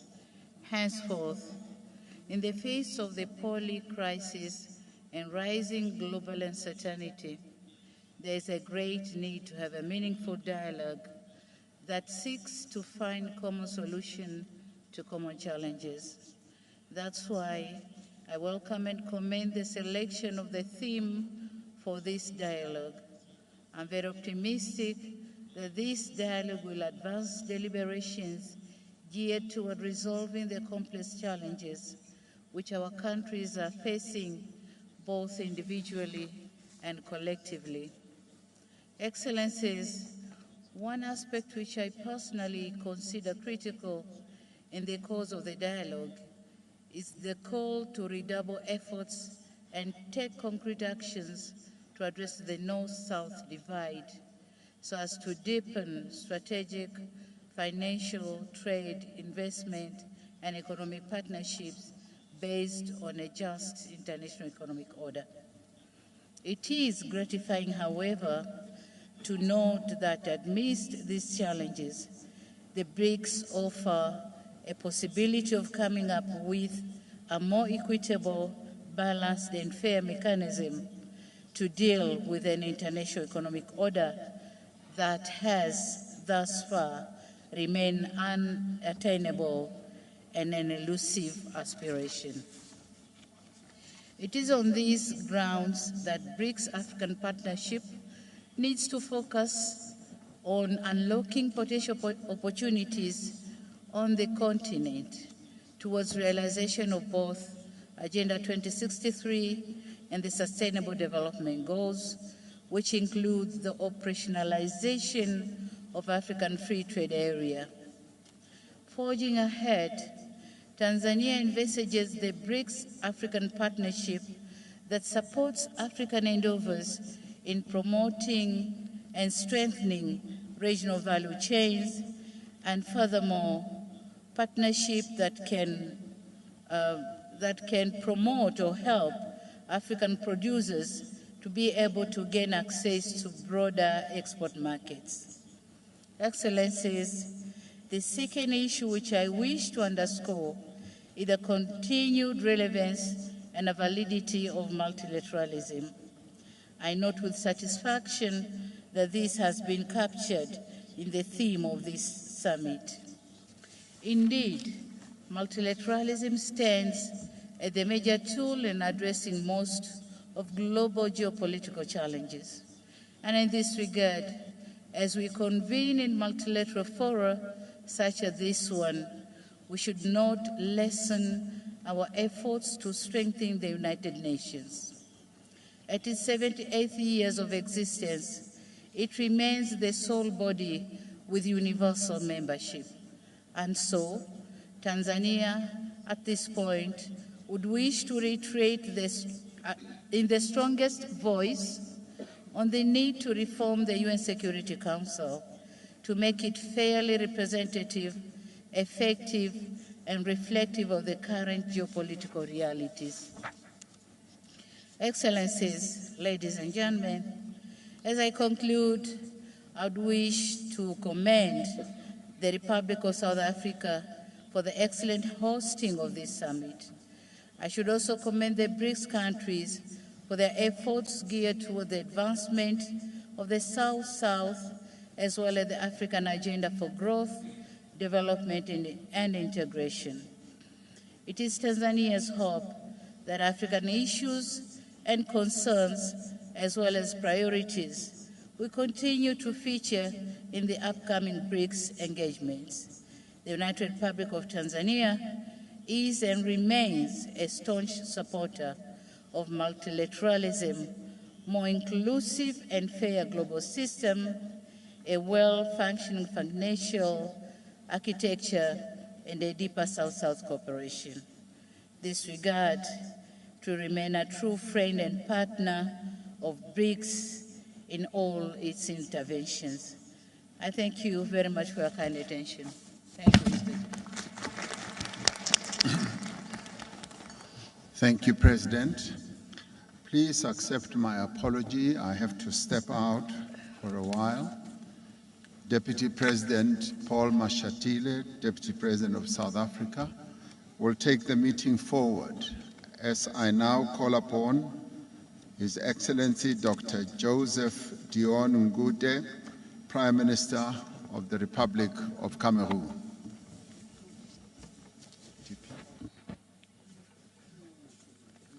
Your Excellency Cyril Ramaphosa, President of the Republic of South Africa, your brother and counterpart, the head of state of Cameroon, His Excellency Paul Biya, received your kind invitation to attend the 15th BRICS Summit here in Johannesburg. The head of state would have liked to be here in person, but owing to a prior engagement, he has asked me to represent him. I hereby take this opportunity to express our sincere thanks to you, to your government, and to the friendly people of South Africa for the very warm welcome given to us since we arrived here, and of course, of the excellent arrangements you've made for this summit. At this moment, I would like to pay a vibrant tribute to the leaders of Brics, Their Excellencies, Luis Inácio Lula da Silva of the Federative Republic of Brazil, Vladimir Putin of the Russian Federation, Narendra Modi of the Republic of India, whom we heartily congratulate for the successful landing of the space vessel on the south side of the moon. Excellency Xi Jinping of the People's Republic of China, and of course our host Cyril Ramaphosa of the Republic of South Africa. I wish to emphasize that Cameroon has excellent cooperation ties with each of your countries. Your Excellencies, Head of State and Government, distinguished guests, ladies and gentlemen, further to the 14th BRICS Summit held in Beijing, China, in June 2022, which affirmed the ambition to foster a high-quality partnership between the BRICS and open up a new era for global development. The BRICS leaders are at this 15th summit discussing the BRICS Africa Partnership for mutually accelerated growth, sustainable development, and inclusive multilateralism. The challenge is to ensure that we continue to work together to build solidarity around the core values that motivated the establishment of this important group. Our world is currently facing many challenges, including, amongst others, insecurity, terrorism, climate change, cybercrime, the militarization of space, and the malicious use of social media. Faced with these global challenges, the hopes and expectations of our people continue to grow. Individually, countries are finding it difficult to respond promptly and adequately. To this end, Cameroon welcomes and appreciates the various initiatives under discussion for the development of the African continent and for the drive towards a fairer, more united, and more equitable world. This vision of the world is in line with that of Cameroon, based on a commitment to inclusive multilateralism, respect for the sovereignty of states, and other principles of peaceful coexistence in the quest for shared growth and co-prosperity. Your Excellencies, Heads of States and Government, distinguished participants, ladies and gentlemen, under the leadership of the Head of State, His Excellency Paul Biya, Cameroon is actively engaged in this path. In fact, Cameroon has embarked on a vigorous plan to implement the SDGs and the Agenda 2063 through the adoption of a national development strategy designed to make Cameroon an emerging country by 2035. For example, Cameroon is one of the pioneers in the implementation of the agreement on the African Continental Free Trade Area. In addition, Cameroon, in conjunction with other members of the Congo Basin Forest, which is one of the forest lungs of the world, is working actively to find solutions to climate change. To conclude, I would like to express the hope that the recommendations resulting from this summit will help to strengthen and consolidate cooperation between BRICS and Africa. I thank you for your kind attention. Thank you. Thank you very much, Your Excellency.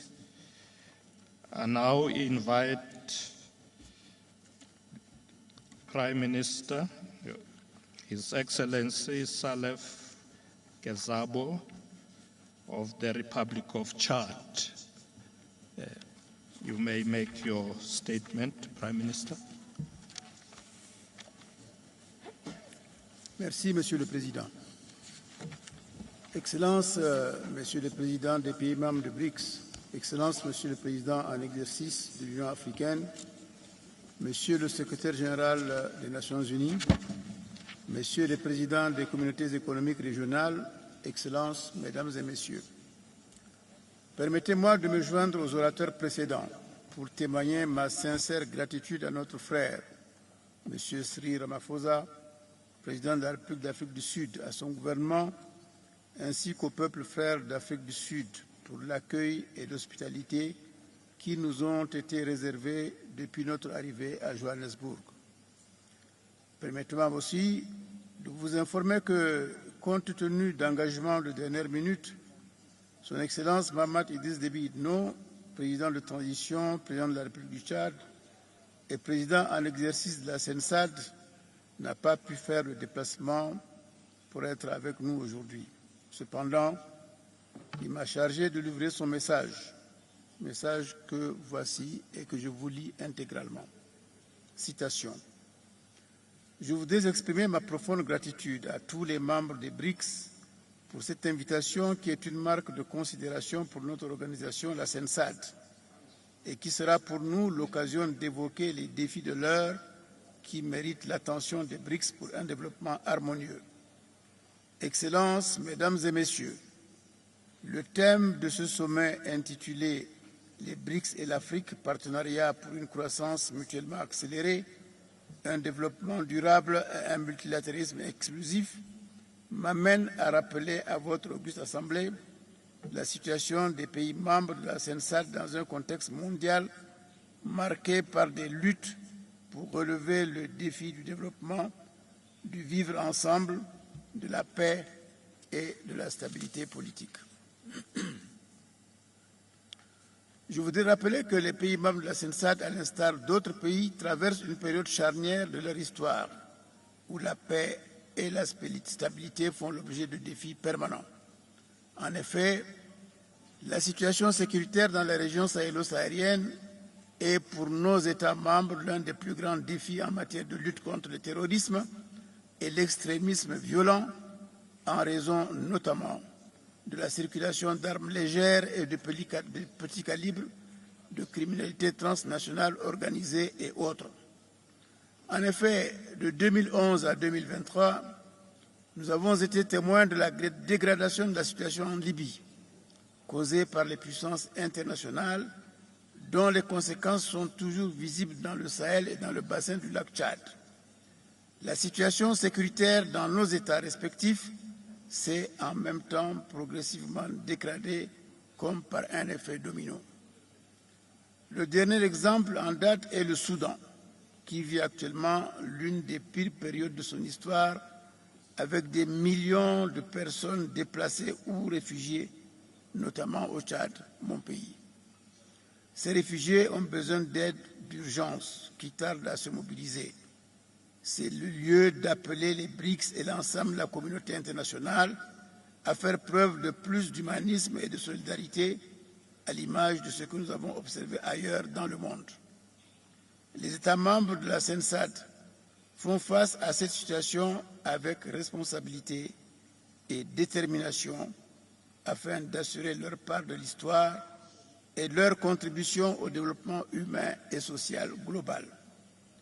Malgré ces défis, les pays membres de la CENSAD, et particulièrement le Tchad, demeurent des pays d'opportunités économiques qui doivent intéresser tous les pays des BRICS.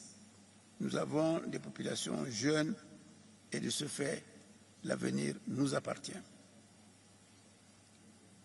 Excellences, Mesdames et Messieurs, les États membres de notre communauté économique régionale disposent d'énormes ressources agricoles, de fort potentiel en élevage et de riches terres aussi bien en surface qu'en profondeur. Aussi, nos pays peuvent-ils se révéler être d'excellents partenaires pour les entreprises des BRICS dans les domaines précités. Nos États ont besoin d'accompagnement pour la modernisation et l'exploitation responsable de ces ressources du sol et du sous-sol. Les BRICS, par leurs actions, pourront aider les pays de la CENSAD à élever leurs standards et à s'arrimer aux normes internationales en matière d'exploitation minière et de production agro-silvopastorale. Excellences, Mesdames et Messieurs, rien ne peut se réaliser dans un échange économique certain. À cet effet, rien de concret ne peut se réaliser sans un échange économique certain. À cet effet, nous invitons les pays membres des BRICS à inciter leurs banques commerciales afin de s'installer dans nos pays pour fluidifier les échanges entre nos États, financer le développement et les infrastructures dans un contexte mondial dominé par une architecture financière internationale de plus en plus contestée. C'est ici le lieu de saluer la naissance de la Banque de développement des BRICS. Excellences, Mesdames et Messieurs, tout autour de nous, nous constatons que le monde change. Nous ne devons donc pas rester des spectateurs pour subir des lois anciennes qui ne favorisent pas notre essor.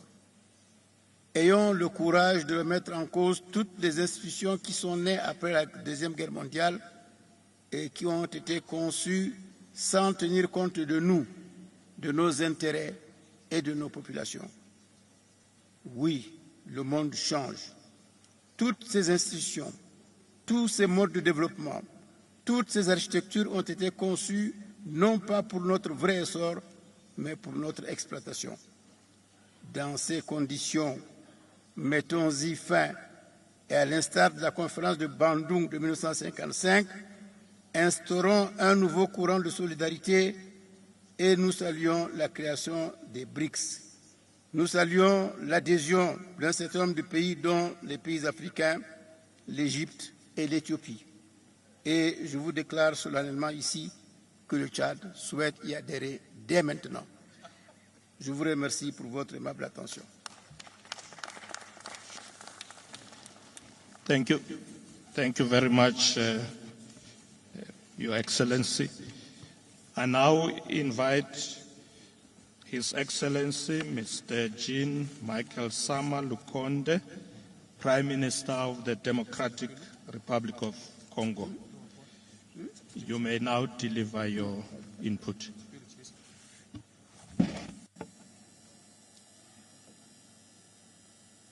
Merci, Monsieur le Président. Excellences, membres du BRICS, Excellences, Mesdames et Messieurs, les chefs d'État, de gouvernement et chefs de délégation, Monsieur le Secrétaire général des Nations Unies, distingués invités. C'est pour moi un honneur mérité que d'être convié au nom de Son Excellence Monsieur Félix Antoine Tshisekedi Tshilombo, président de la République démocratique du Congo, à ce 15e sommet des BRICS. Je voudrais, comme d'autres avant moi, remercier sincèrement le gouvernement de la République sud-africaine pour l'accueil chaleureux réservé à moi-même et à ma délégation. Ce sommet s'inscrit dans la dynamique du changement de paradigme macroéconomique et géopolitique du monde et place nos États respectifs devant leur responsabilité de trouver des solutions appropriées aux grands défis qui se posent à l'humanité, à l'instar de la pandémie à Covid-19, du changement climatique, de l'atteinte des objectifs de développement durable à l'horizon 2030, de la transition énergétique et de la biodiversité. Face à toutes ces réalités, il y a lieu de relever que de Ekaterinbourg, en Russie, en 2009, à Johannesburg, en Afrique du Sud, en 2023, il y a certes des pas qui ont été franchis, notamment celui de l'existence de la Banque de développement et d'un fonds commun de réserve de change des BRICS, afin de consolider l'optimisme à affronter les problèmes qui se posent à l'humanité. Au regard de cette avancée, et devant apporter sa contribution à cet édifice, la République démocratique du Congo, qui affronte les défis d'une guerre d'agression injuste dans sa partie Est, vient à se sommer comme pays solution. Pays solution en ce que la République démocratique du Congo dispose d'un potentiel et des atouts qui constituent un apport indéniable aux défis que je venais d'énumérer. Primo, de par son étendue, c'est un vaste territoire de 2 345 410 km², disposant de 80 millions d'hectares de terres arables, utiles au développement des grands projets agricoles. Mon pays héberge une main-d'œuvre de plus de 50 millions de jeunes. Secondo, sur le plan des écosystèmes, elle dispose d'un massif forestier protecteur de la couche d'ozone d'environ 155,5 millions d'hectares, soit 10% des forêts tropicales de la planète et plus de 60% des forêts du bassin du Congo.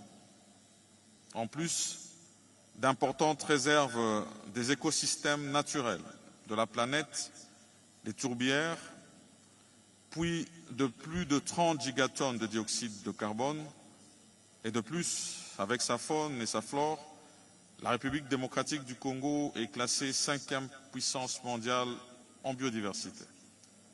Tertio, pour ce qui est de la réponse au déficit énergétique, mon pays dispose d'un potentiel photovoltaïque estimé à 70 000 MW grâce à son exposition naturelle sous la ligne de l'équateur, mais également un important potentiel énergétique d'environ 37% du potentiel africain et 6% du potentiel mondial et est en mesure de fournir plus de 100 000 MW grâce à son barrage hydroélectrique de Inga. Quattro, au sujet de la transition énergétique, il y a lieu de relever que la République démocratique du Congo détient au-delà de 60% de la production mondiale de cobalt.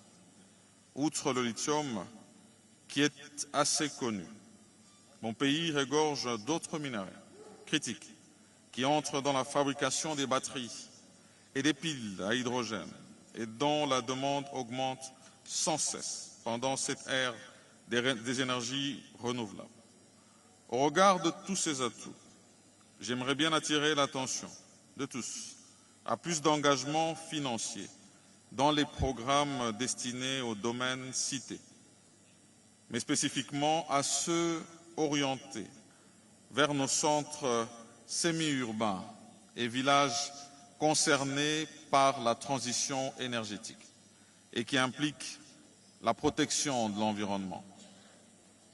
Excellences, Mesdames et Messieurs les chefs d'État, du gouvernement et chefs de délégation, l'évaluation des potentialités que regorge mon pays m'amène à réaffirmer son caractère de pays solution, car les investissements souhaités et attendus et qui s'inscrivent dans une coopération multilatérale gagnant-gagnant permettront au monde d'affronter les défis qui se posent à lui sans heurts, tout en réitérant mes remerciements. Je souhaite plein succès à ces présentes assises et je vous remercie.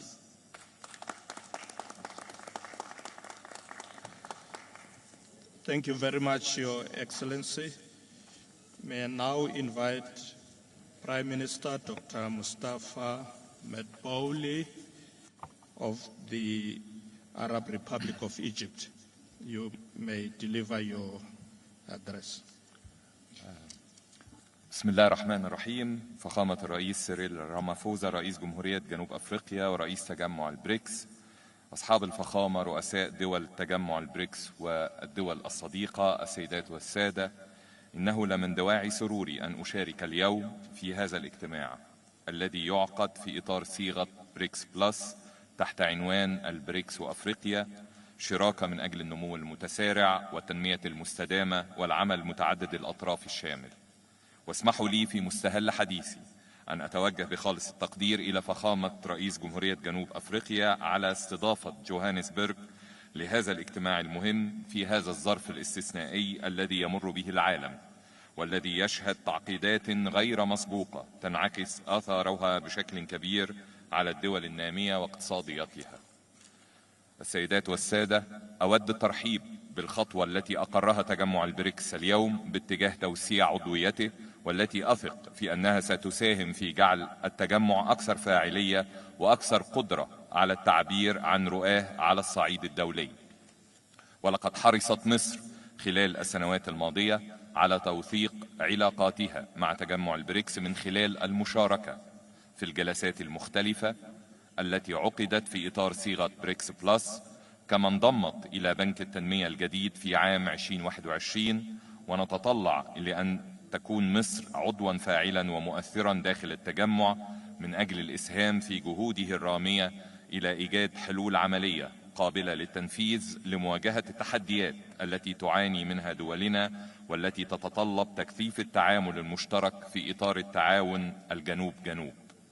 واسمحوا لي أن أستعرض رؤية مصر بشأن المجالات التي نرى أهمية التركيز عليها في إطار التعاون بين البريكس والدول النامية خلال المرحلة الراهنة، وهي كالتالي: أولا، ضرورة تكثيف الجهود المشتركة للتعامل مع أحد أهم المخاطر التي تواجهها الدول النامية اليوم، وهي أزمة الغذاء وتبعاتها، وذلك من خلال تنسيق وتكثيف الجهود في إطار العمل متعدد الأطراف الدولي والإقليمي بما يلبي حاجات الدول النامية، بالإضافة إلى تطوير الزراعة والصناعات الغذائية وتحسين البنية التحتية في المناطق الريفية ونقل تكنولوجيا الزراعة ونظم الري الحديثة المستدامة. هذا بالإضافة إلى استعداد مصر بالتعاون مع المجتمع الدولي لاستضافة مركز عالمي لتوريد وتخزين الحبوب بما يسهم في مواجهة أزمة الغذاء العالمية. ثانيا، إصلاح الهيكل الاقتصادي والمالي الدولي لجعله أكثر إنصافا وعدالة واستجابة لاحتياجات الدول النامية، بما في ذلك الدول ذات الدخل المتوسط، ووضع آليات لتخفيف عبء الديون الخارجية عبر الإعفاء أو المبادلة أو السداد الميسر، بالإضافة إلى المقترحات ذات الصلة بحوكمة النظام المالي العالمي. كما نتطلع إلى دعمكم لما أطلقناه مؤخرا مع الدول الأفريقية الشقيقة من مبادرة تحت مسمى تحالف الديون من أجل التنمية المستدامة، بهدف خلق إطار مشترك لتنظيم معاملات الديون المستدامة خاصة للدول النامية متوسطة الدخل، بما يتضمن مبادلة الديون بمشروعات تنموية. هذا بالإضافة إلى أهمية العمل المشترك على تشجيع الصفقات المتكافئة والتبادل التجاري بالعملات المحلية فيما بين دول تجمع البريكس والدول النامية، وأيضا فيما بين الدول الأفريقية. ثالثا، أهمية البناء على نتائج مؤتمر كوب 27 الذي استضافته مصر في عام 2022، وتعزيز دور بنوك التنمية متعددة الأطراف والمؤسسات التمويلية في تمويل العمل المناخي، والعمل على تنفيذ مخرجات مؤتمر شرم الشيخ، وتدشين صندوق لدعم الدول النامية في مواجهة الخسائر والأضرار، ودعم جهود التحول العادل إلى الطاقة النظيفة والمتجددة. وفي هذا السياق نقدر أهمية تحقيق التوازن بين تأمين احتياجات دولنا من الطاقة وواجباتنا تجاه مواجهة أزمة المناخ العالمية. رابعا، ضرورة إعلاء مبادئ القانون الدولي وميثاق الأمم المتحدة في العلاقات بين الدول، واحترام سيادة الدول وعدم التدخل في شؤونها الداخلية، والاستناد إلى المحافل الدولية المتعددة الأطراف والعمل الجماعي لمواجهة التحديات المشتركة، والاعتماد على سياسات التهدئة والحوار والتفاوض من أجل التوصل إلى حلول سلمية للنزاعات، لا سيما وأن السلام والأمن والاستقرار شرط أساسي لتحقيق التنمية.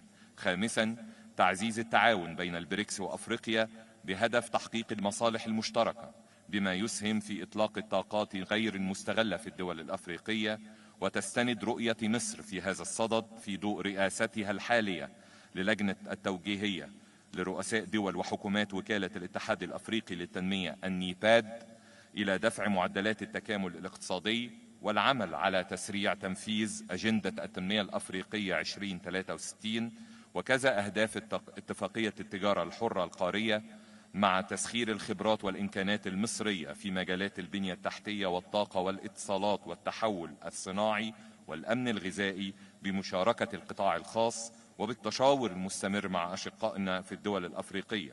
هذا بالإضافة إلى حشد الموارد المالية للمجالات ذات الأولوية لدول القارة من خلال تبني مقترح النيباد بإطلاق مبادرة فريق أفريقيا لحشد الموارد.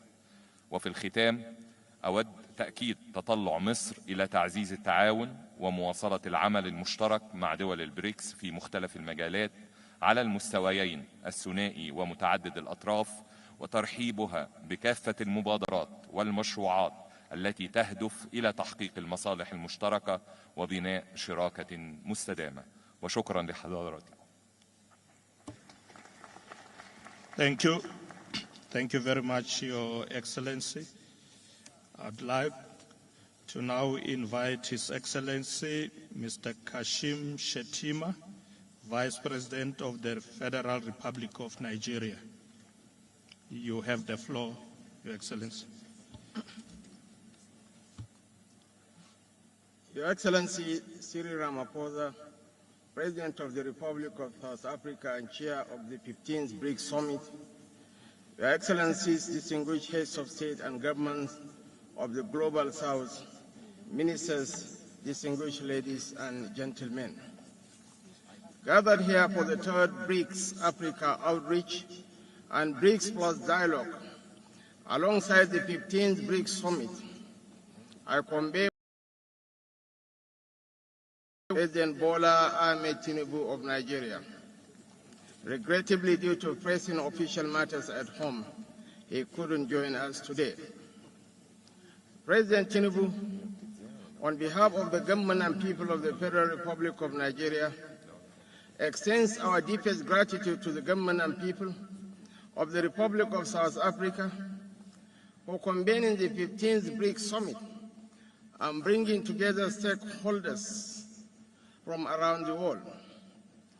We are also witnesses to the host's warm hospitality, and my delegation and I are grateful to you for providing a home in Johannesburg for your brothers and sisters from the other edge of the Atlantic.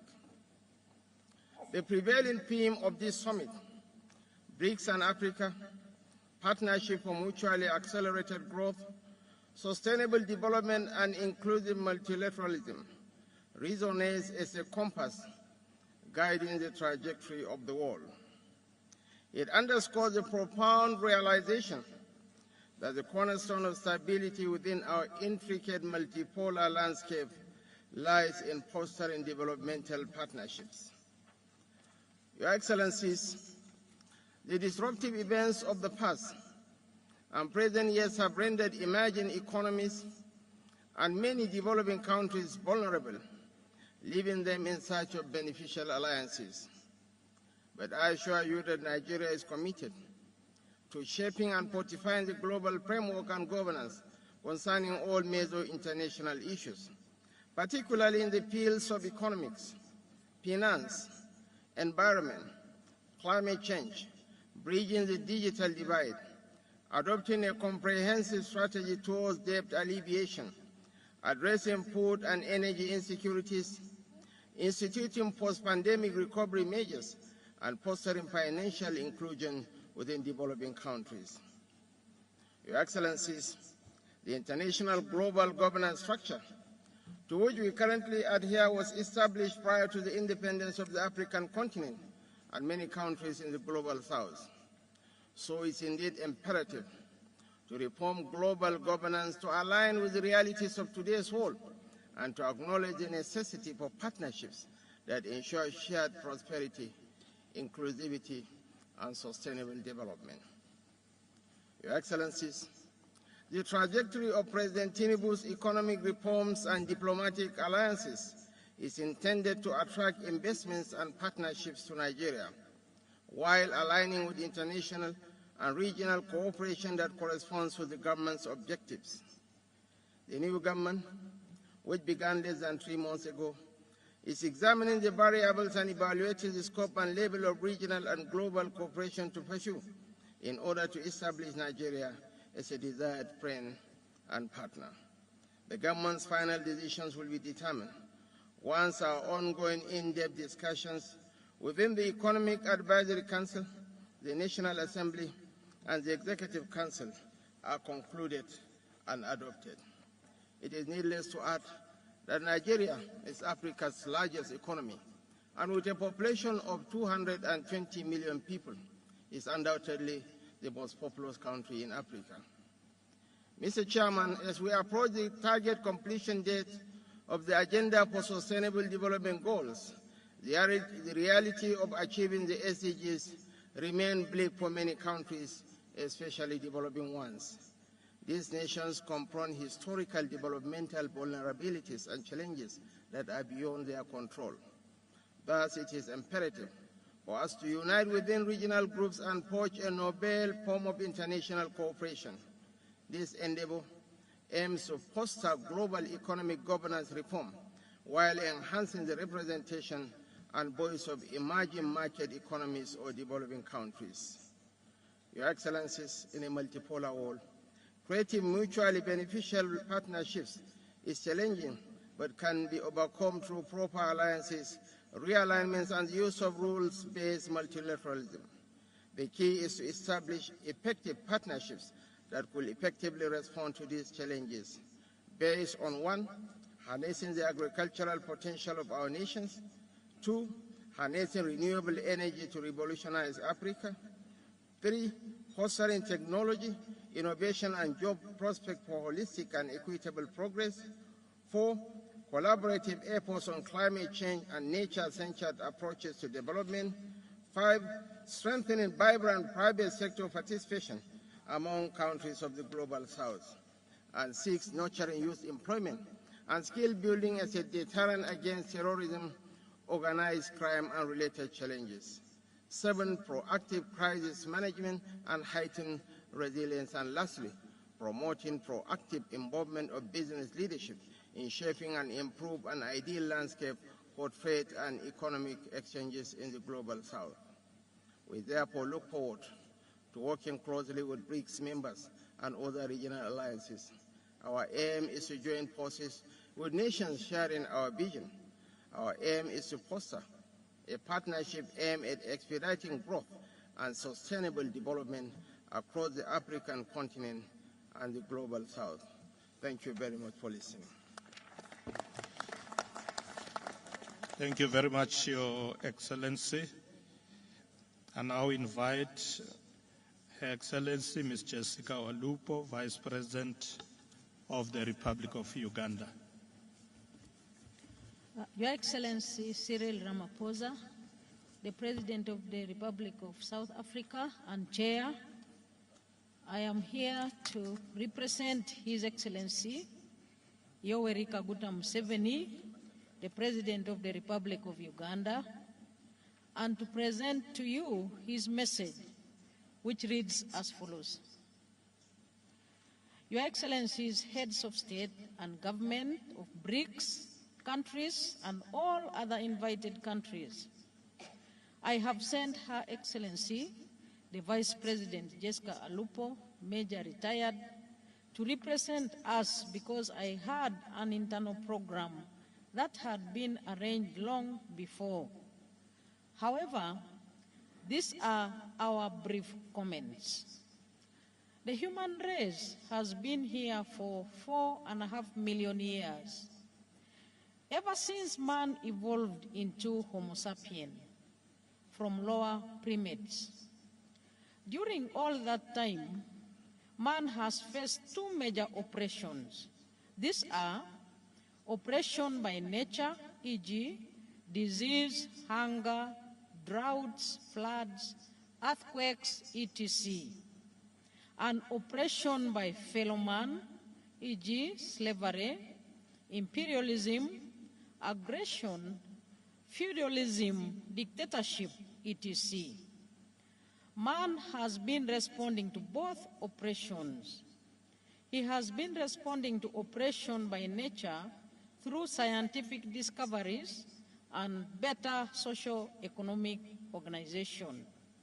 Hence, the discovery of fire 1.5 million years ago, the domestication of crops 10,000 years ago, the domestication of animals or livestock 10,000 years ago, the invention of the steam water pump in the year 1698 by Thomas Savery, and the invention of the steam engine in the year 1823 by George Stephenson, etc., etc., are all the phenomena that enabled man to handle better the oppression of man by nature.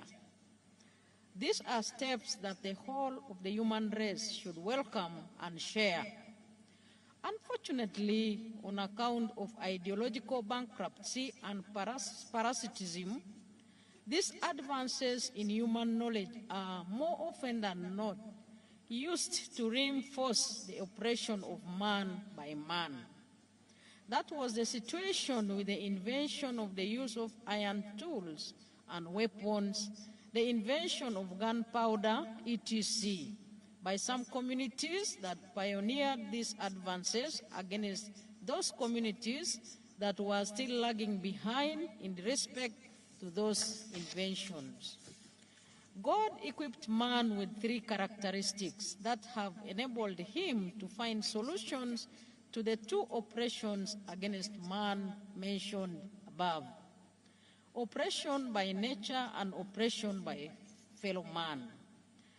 The 3 characteristics are a superior brain, bipedalism or ability to walk on 2 legs, and a hand that can do work, create tools and use them to do work and create more complicated tools and machines.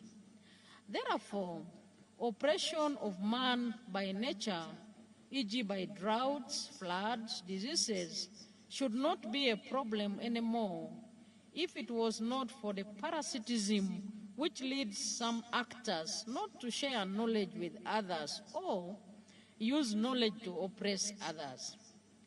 This is a distortion that needs to be combated.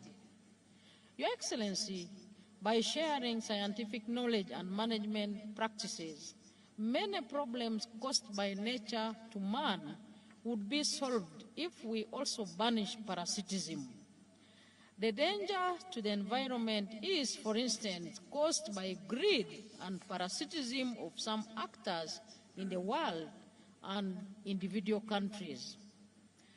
Your Excellencies, the struggle against oppression of man by fellow man has been progressing, but again with unnecessary interruptions caused by imperialism in the last 600 years, feudalism and other forms of dictatorships. In the fight for freedom from oppression of man by fellow men, it is important to remember what the Bible teaches us. In the book of Acts of the Apostles, chapter 17, verse 26, it goes as follows.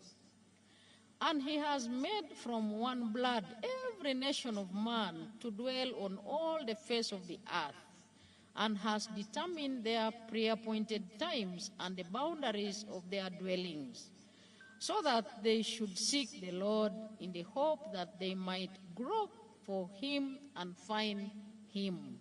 I close quotes.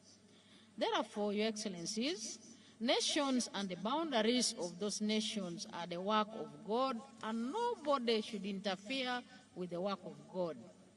Imperialism is therefore a heathen, unchristian idea. Therefore, in the fight for the emancipation of man from oppression of man by fellow men, we should respect the choices of the different nations and countries. The Bible again states in the book of Matthew, chapter 5, verse 16, I open quotes, "Let your light so shine before men that seeing your good deeds, praise our Father in heaven, I close quotes. In other words, influence people by example and not by coercion, manipulation, etc. Your Excellencies, bearing the foregoing in mind, you can see the relevance of the Brics effort. It is aghast with fresh air that after 600 years of slave trade, colonialism, genocides, imperialism, neocolonialism, aggressions, etc., a group has come up to illuminate a new way for human race, a new way that insists on justice, equality of people, and respecting independence of people and countries. Uganda therefore supports the effort of the Brics countries, and at the right time, we will want to join. I thank you, Your Excellencies. Signed, Yoweri Kaguta Museveni, President of the Republic of Uganda. Thank you very much, Madam Vice President. I now invite His Royal Highness Sheikh Saud bin Saud Mohammed Al-Qasimi, member of the Federal Supreme Court of the United Arab Emirates, ruler of Ras Al Khaimah. You have the floor. You will be followed by Botswana. Botswana, be ready.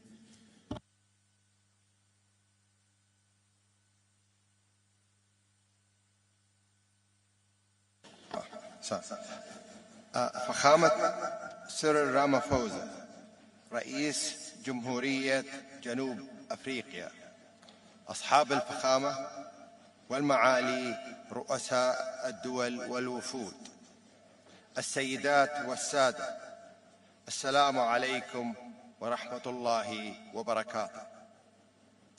أود في البداية أن أشكر فخامة الرئيس سيريل رامافوزا على التنظيم الناجح وكرم الضيافة التي تلقيناه من حكومة وشعب جنوب أفريقيا.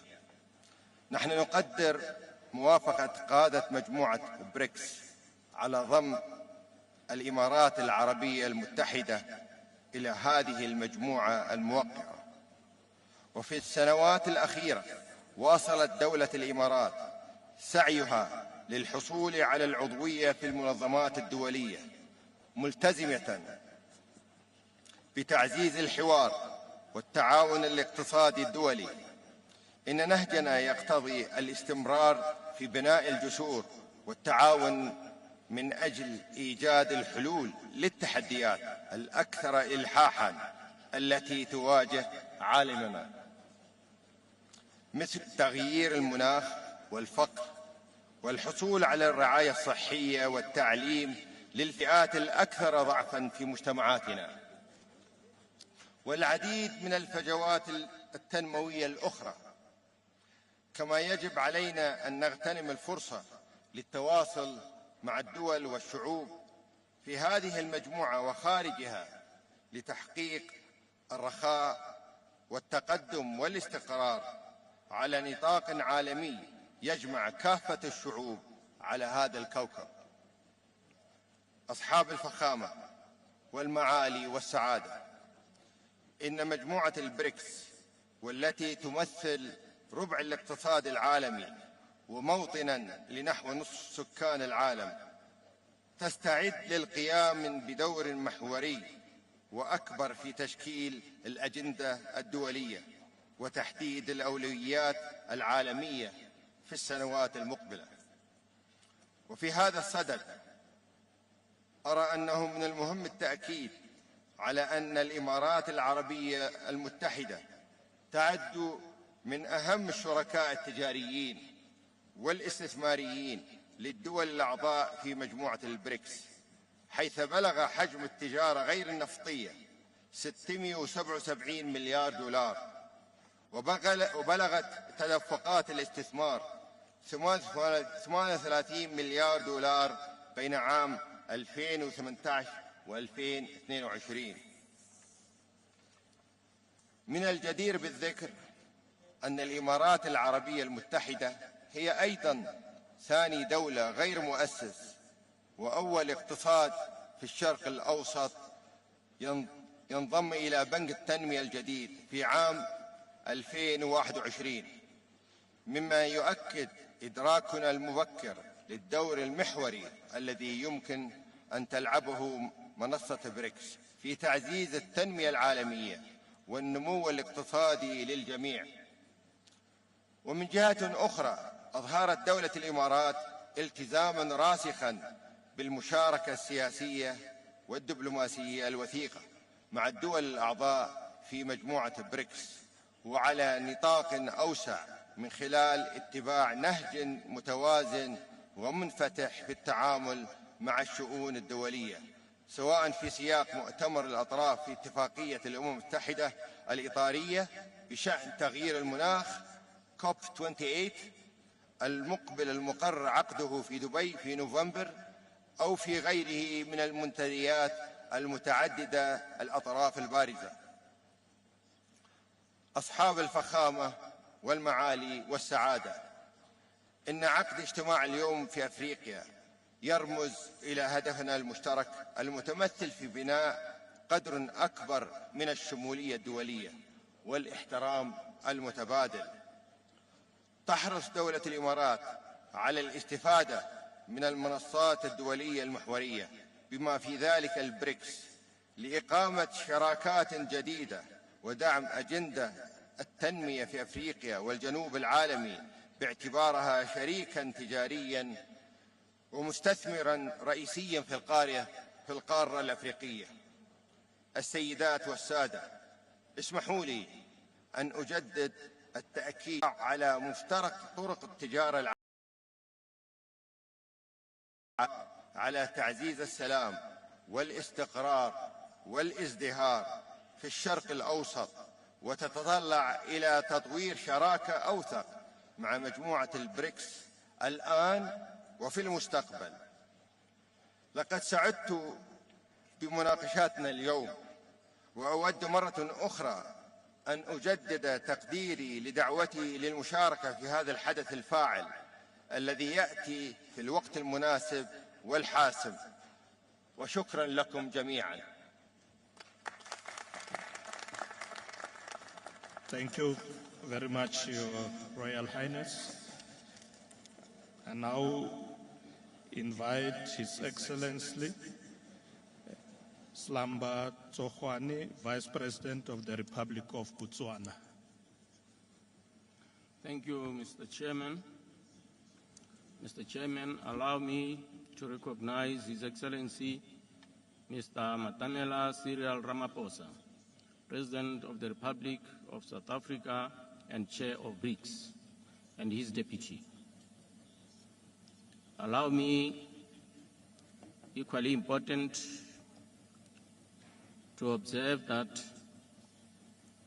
the BRICS leaders have already been recognized. Allow me to deem protocol as observed. Mr. Chairman, I would like to thank the BRICS Summit host, President Matamela Cyril Ramaphosa of the Republic of South Africa, to have invited His Excellency Dr. Mokgweetsi Eric Masisi, the President of the Republic of Botswana, to participate in BRICS Africa Outreach and BRICS Plus dialogues under the theme BRICS and Africa, Partnership for Mutually Accelerated Growth, Sustainable Development and Inclusive Multilateralism.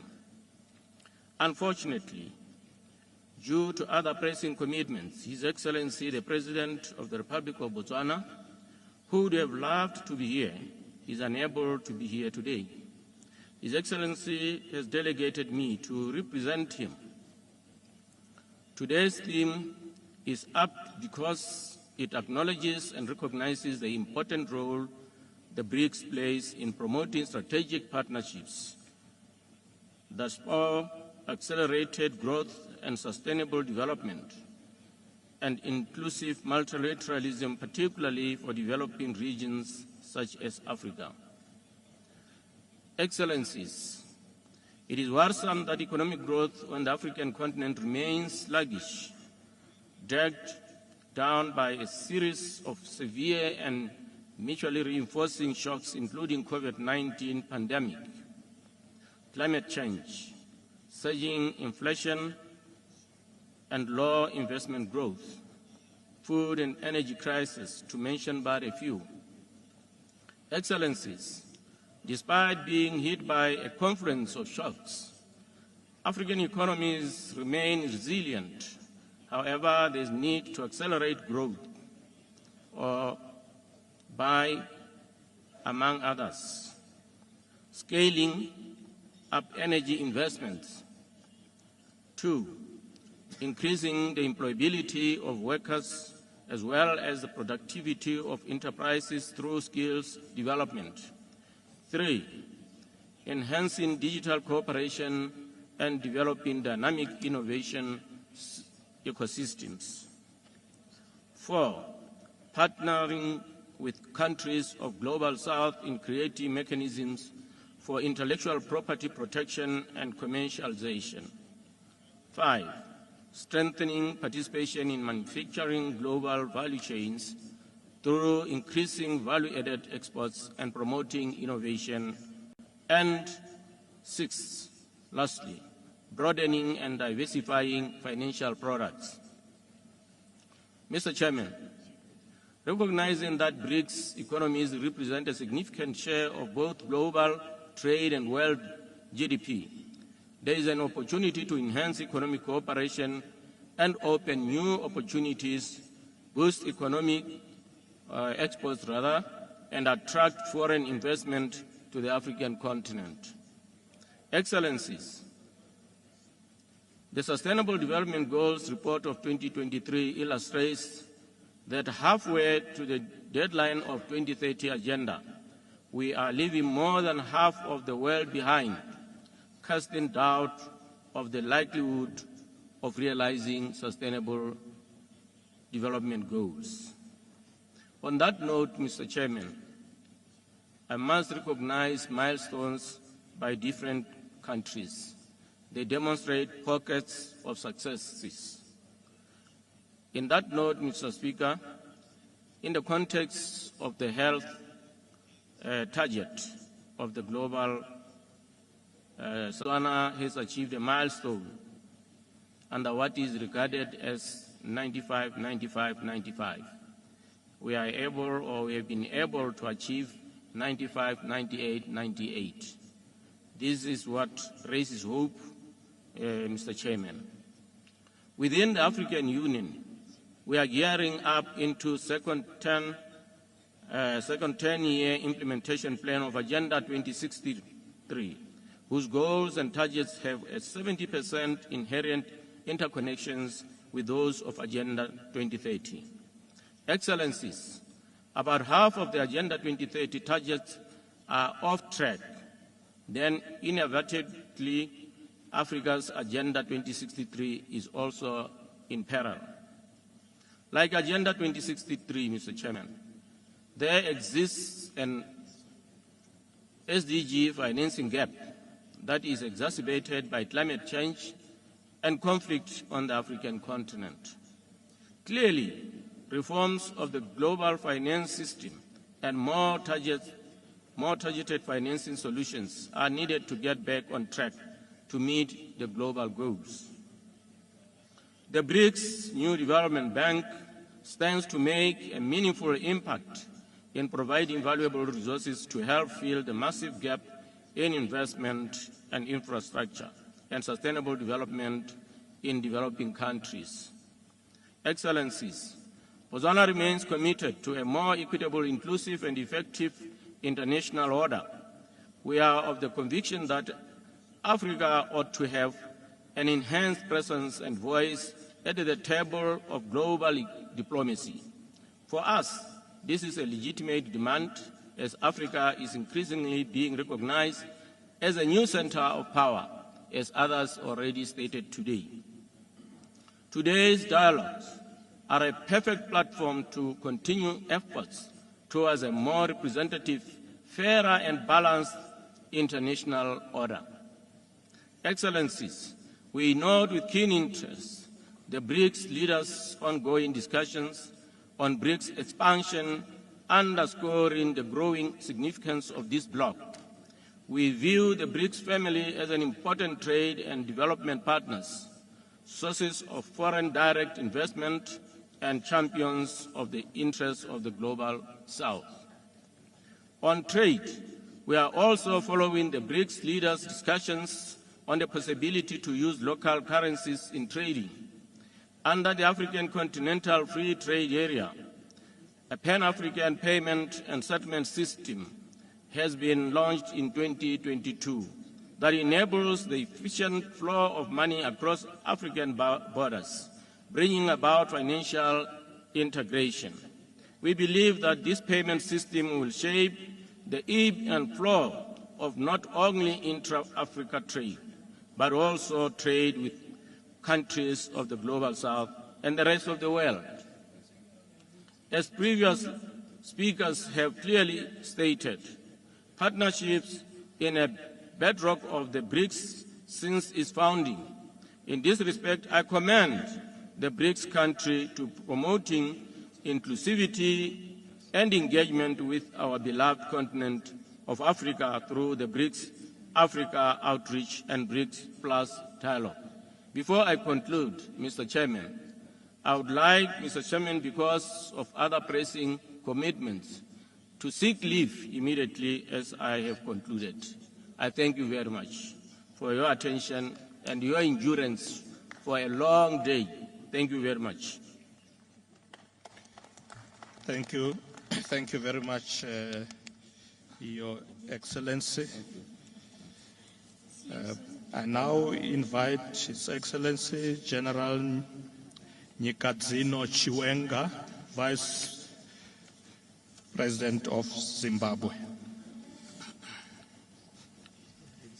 Huh?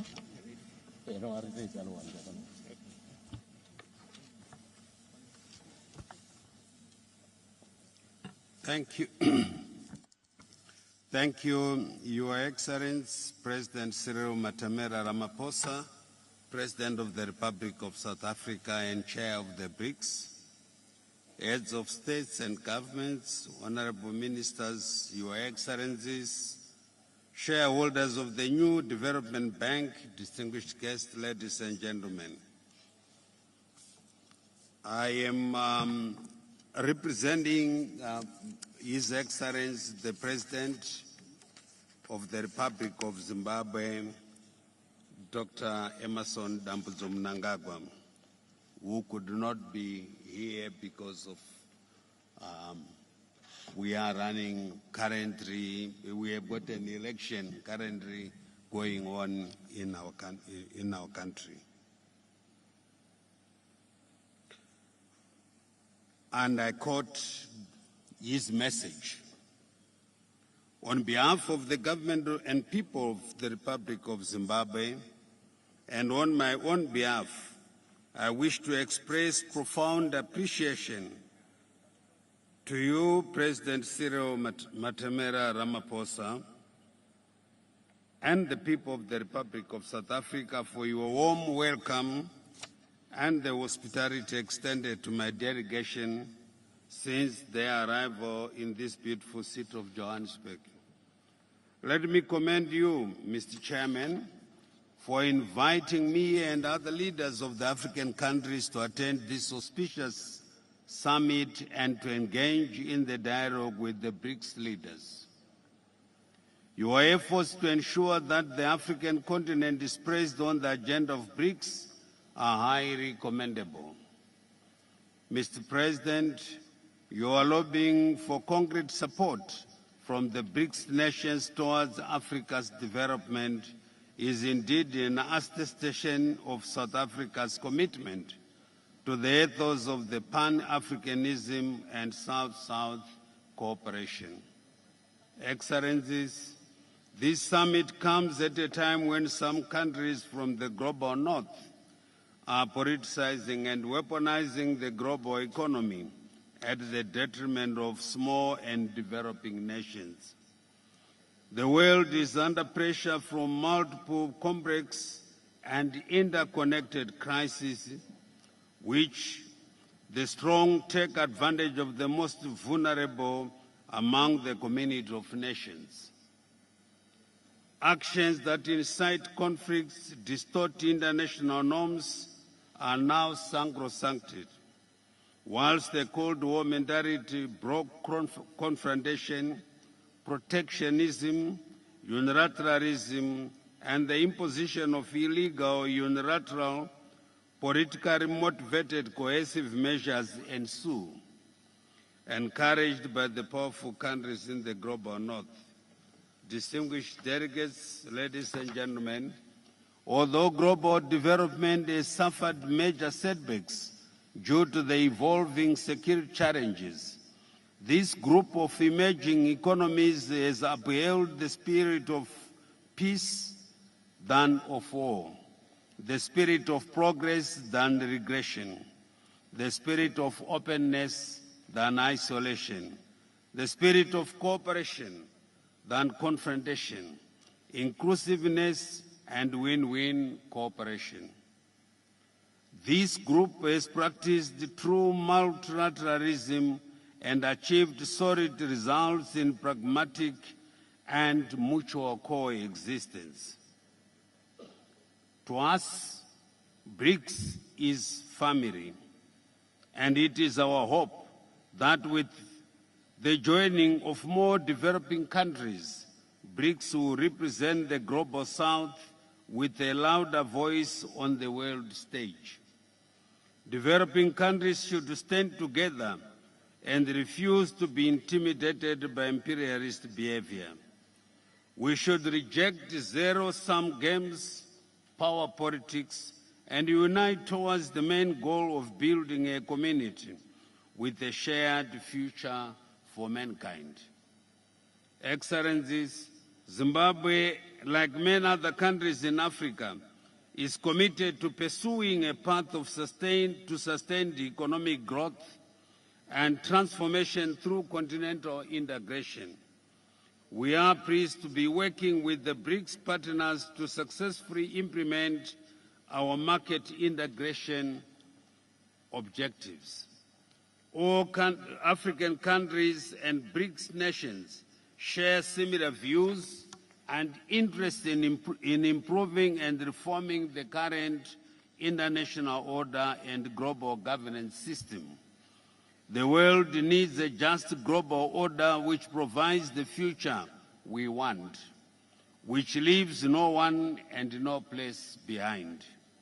Excellencies, let me take this opportunity to express the strong and unwavering intent of Zimbabwe to join the BRICS alliance. Zimbabwe as a nation recognizes the immense value and potential that BRICS holds for the economic and political development of our country and the African continent as a whole. As a country, Zimbabwe perceives how BRICS represents a formidable alliance that fosters a multipolar and inclusive world order. Joining this alliance would provide Zimbabwe with a unique opportunity to collaborate with like-minded nations and harness the benefits for collective strength.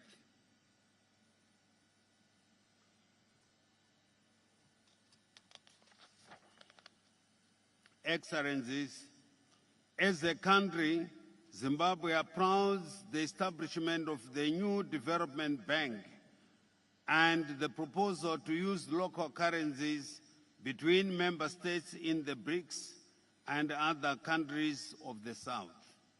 Like other countries of the South, Zimbabwe hopes to benefit from the new development bank as an alternative source of funding for developmental projects. I am pleased to inform you that despite our detractors to undermine our democracy which we fought for, Through the armed struggle, Zimbabwe successfully held the much anticipated 2023 harmonized general elections in accordance with our laws. We are also guided and informed by the SADC principles and guidelines governing elections, as well as the AU Declaration on Principles Governing Democratic Elections in Africa. These were elections in which all parties were free to campaign in all areas of the country. Elections which competing ideas were discussed and debated freely and openly. I took it upon myself and other opposition leaders to preach the message of peace, non-violence, harmony, love, and unity before, during, and after the elections. Zimbabweans went out in their millions to define their destiny and shape their future, calmly and peacefully, in full glare of a broad spectrum of international observers and global media. The electorate exercised its democratic right to elect leaders of its choice. Let me assure you that Zimbabwe will continue to be peaceful as we wait for the announcement of the harmonized general election results by the Zimbabwe Electoral Commission in line with our laws. In conclusion, let me assure you that as a country, we are fully behind Brics in its role on Africa's development in line with the theme of this summit, Brics and Africa, Partnership for Mutually Accelerated Growth, Sustainable Development, and Inclusive Multilateralism, cross-quote, and I thank you. Thank you. Thank you very much, Your Excellency.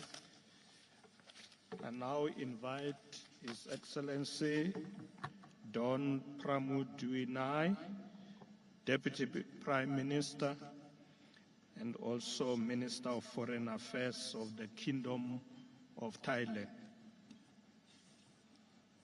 Thank you. Your Excellency, Mr.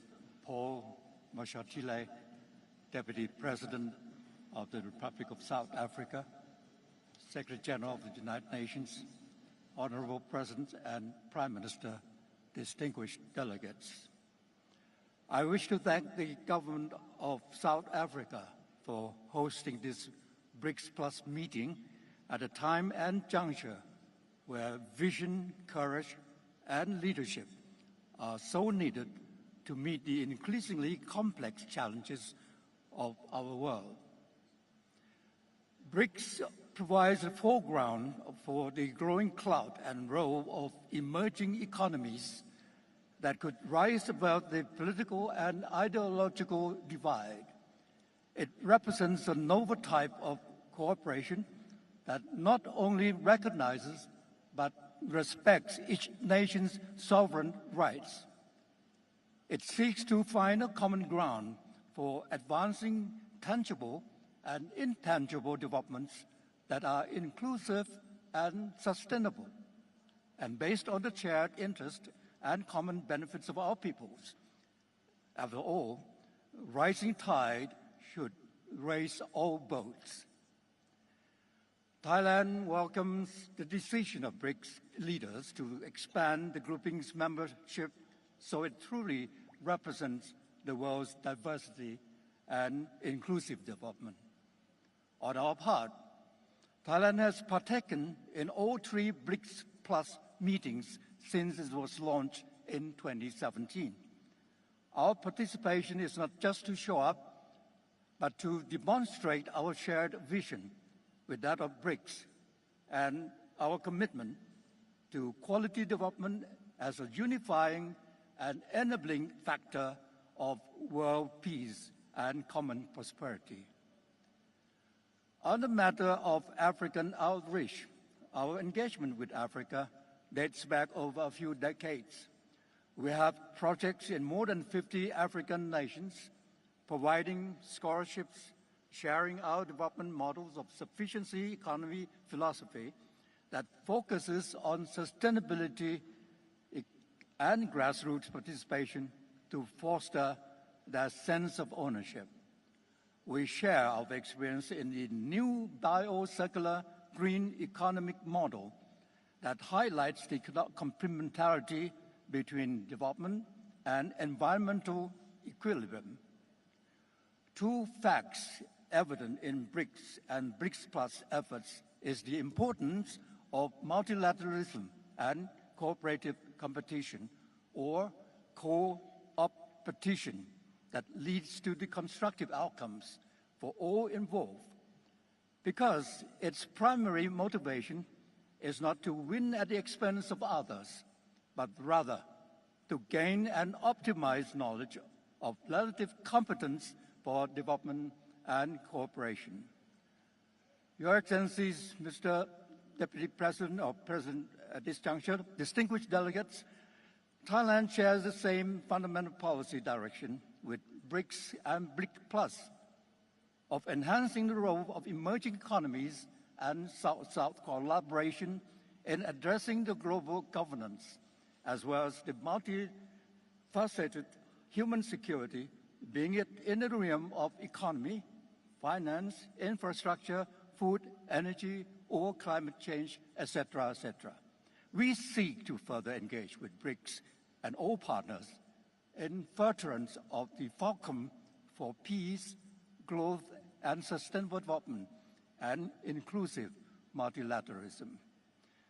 Our parting plea to this congregation now here today and the world at large is that we all should strive for peace and unity and turn our differences into our strength for development, not the justification for war and conflicts. I trust that the goal and objective of every government is the betterment of the livelihood of our peoples, not the infliction of sufferings and deprivation. Such is not an unattainable lofty ideal, but our guiding realism as envisioned by the Secretary General of the United Nations in his new agenda for peace. Thank you, BRICS, and thank you, Africa. Thank you. Thank you very much, Your Excellency. I now invite His Excellency Dr. Ziad Abu Amin, Deputy Prime Minister of the State of Palestine. His Excellency President Cyril Ramaphosa, the President of the Republic of South Africa.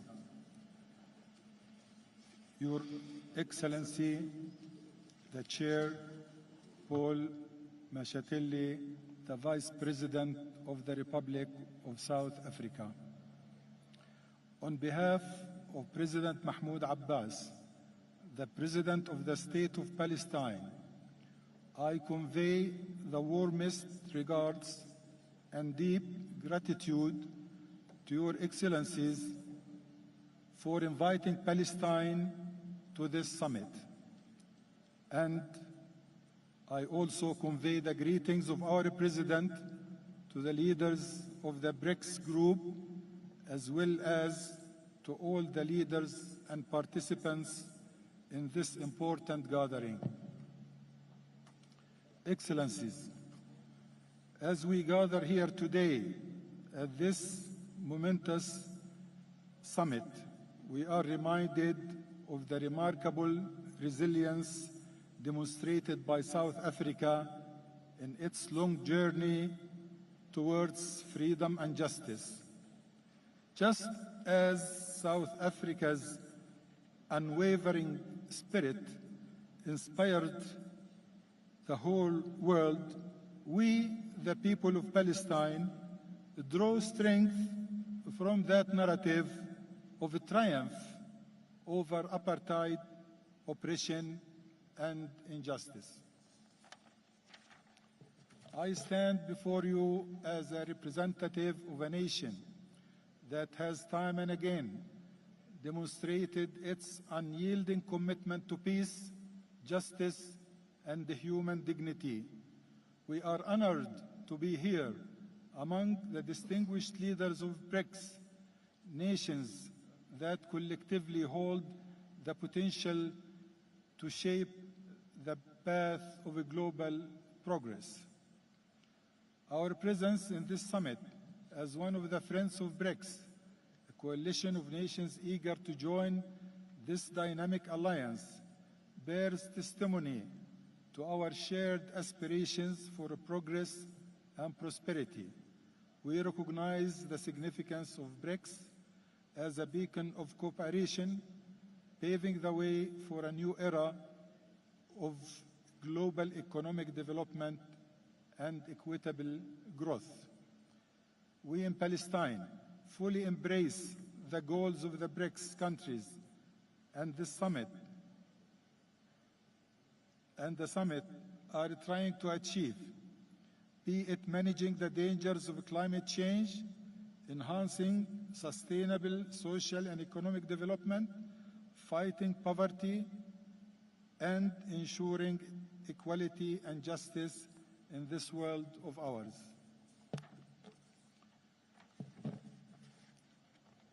While respecting the BRICS' unique conditions for entry, Palestine hopes that the BRICS nation would consider at some point our request to become an observant or an associate member in this strategic dialogue. We wish to stand shoulder to shoulder with you, so please keep the door open for us to become a part of this vital alliance. We are firm believers in justice, mutual respect, and shared prosperity with the BRICS leaders and countries which the BRICS leaders and countries are promoting. And now, as we set our sights on the future, we call on each of our friends to support us to end the Israeli occupation of our country, to extend international protection to the people of Palestine. It's crucial to support our bid to become a full member of the United Nations. This endeavor represents a tangible step towards ensuring a just and lasting peace in our region. Thank you all for your support for the just cause of Palestine. Thank you. Thank you very much, Your Excellency. I now invite Dr. Abdul Latif bin Rashid Al Zayani, Minister of Foreign Affairs of the Kingdom of Bahrain. Thank you, Mr. Chairman. Bismillah ar-Rahman ar-Rahim. فخامة الرئيس رامافوسا رئيس جمهورية جنوب أفريقيا، أصحاب الفخامة والمعالي والسعادة، الحضور الكرام، السلام عليكم ورحمة الله وبركاته. يسرني أن أشارك في هذا الحوار باسم مملكة البحرين، وأن أنقل تحيات جلالة الملك حمد بن عيسى آل خليفة المعظم، وصاحب السمو الملكي الأمير سلمان بن حمد آل خليفة ولي العهد ورئيس مجلس الوزراء، وأطيب تمنياتهم لهذه القمة بالتوفيق والنجاح. إن البحرين تقدر مجموعة البريكس باعتبارها شريكا رئيسيا للعديد من الدول في تعزيز الأمن والاستقرار والتنمية المستدامة في العالم، وترحب بالرؤية التي تعكس عالما أكثر عدلا وإنصافا وازدهارا للجميع. وقد سرتنا إنجازات مجموعة البريكس في مختلف المجالات، بما في ذلك بنك التنمية الجديد وشراكة مجموعة البريكس في شأن الثورة الصناعية الجديدة، والتي تعزز التعاون في مجال التحول الرقمي والتصنيع والإبداع. إن التحديات التي تواجهها اليوم ونواجهها جميعا تتطلب شبكات ثقة وتعاون أقوى وأوسع نطاقا بين أكبر عدد ممكن من الدول، كما تمثل في مواجهة جائحة كوفيد-19 وعواقبها التي أثرت على الانتعاش الاقتصادي للبلدان في جميع أنحاء العالم. ولا بد أن نشيد هنا بالمجموعة لتضامنها والدعم الذي قدمته لمكافحة الجائحة وآثارها في العديد من دول العالم. إن تنمية مثل هذه الشراكات التعاونية هو مبدأ أساسي في نهج سياستنا الخارجية في مملكة البحرين، وامتدادا طبيعيا لقيم التسامح والحوار والتعايش القديمة في البحرين.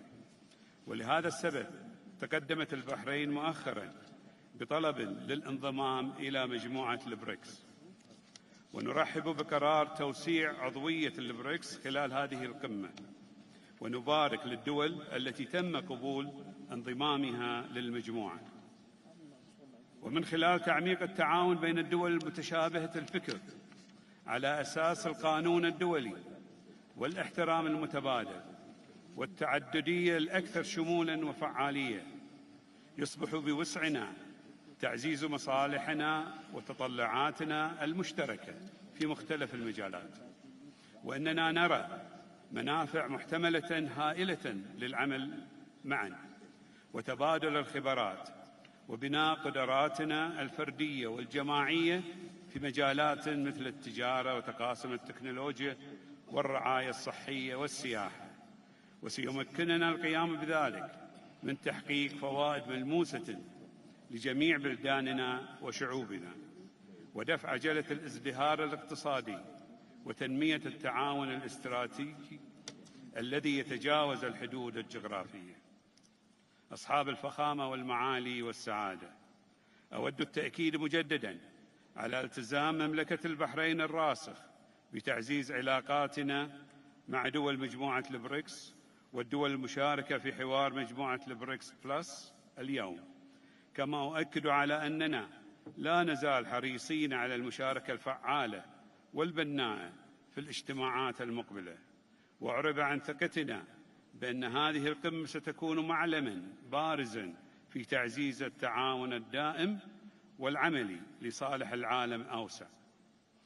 وفي الختام نتمنى لشعوب الدول المشاركة في هذه القمة ولشعوب العالم أجمع السلام والأمن والنماء والازدهار. شكراً لكم السيد الرئيس. Thank you very much, Your Excellency. I now invite His Excellency, Mr. Sergei Alenik of the Republic of Belarus, the Minister of Foreign Affairs. You have the floor. Thank you, Mr. Chairman. Mr. President Ramaphosa, distinguished heads of state and governments, dear colleagues and friends, ladies and gentlemen. On behalf of the President of the Republic of Belarus, His Excellency Alexander Lukashenko, we congratulate the Republic of South Africa on its successful BRICS chairmanship and warm hospitality provided to all of us. Belarus highly appreciates the first-time opportunity to be a part of the BRICS Plus and BRICS outreach dialogues. The historic significance of the 15th BRICS summit and these dialogues is obvious not only for all those present here, but also for the majority of the countries in the world. At the times of global transformation, a key role should be played by the structures that do not multiply the dividing lines, but recognize the shared responsibility for the present and common future of the humanity. It is now more than ever the world needs organizations and platforms which seek ways to improve cooperation, to ensure development, and move forward rather than oppose each other. This is how Belarus sees BRICS. We are impressed by its inclusiveness and focus on common interests, equality and solidarity of all its members. This is the future we are seeking, whilst the discrimination and neo-colonial approaches should be left in the past. A growing number of countries wishing to join the association is a vivid proof of BRICS' appeal in the region and the world. Belarus is not beyond the pale of this process. Moreover, we maintain a high level of bilateral relations with all the member countries of BRICS. In May this year, President of Belarus officially expressed the intention of our country to join BRICS group. We hope that our application will be favorably considered and accepted. Of course, I would like to take this opportunity to congratulate all the countries which have been approved by BRICS members for the full-fledged membership. We have something to offer, and we are ready to work actively on all issues of its agenda. Belarus supports and generates initiatives aimed at building a more fair and safer world in the global and regional dimensions, and consistently advocates a diversity of ways for countries and people to progress. We are ready to consolidate the efforts and work closely together with the BRICS member countries in these most important areas. We do not pose a threat to anyone and do not generate tension. We advocate peace, creation and sustainable development. As many of you know, Belarus has been actively involved in peacekeeping efforts in our region for nearly a decade now. Despite an unprecedented illegal pressure my country is facing nowadays, Belarus is strongly committed to the principles of just world order, peaceful coexistence, indivisible security, and mutual respect among all state actors. Belarus is one of the world leaders in exports of IT services per capita. It's a significant producer of engineering, mining, agricultural machinery, chemical and petrochemical products, as well as food. We are a reliable partner for mutual trade and investment for the implementation of joint projects with BRICS members and with all the countries in Africa. We are ready to share our knowledge, and we are rely on joint mutually beneficial work and cooperation.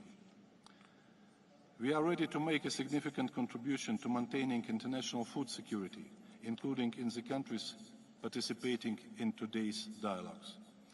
Belarus is one of the world leaders in production of potash fertilizers.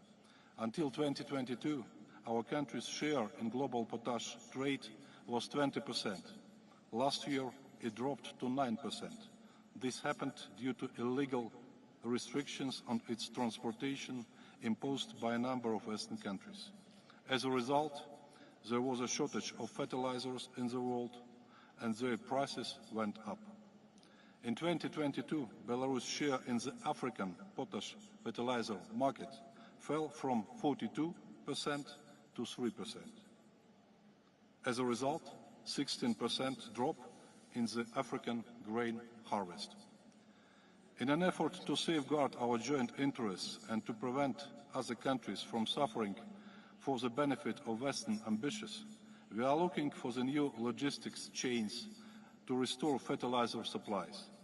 However, this requires non-standard solutions and new tools. We are ready to look for them together with you, our esteemed partners.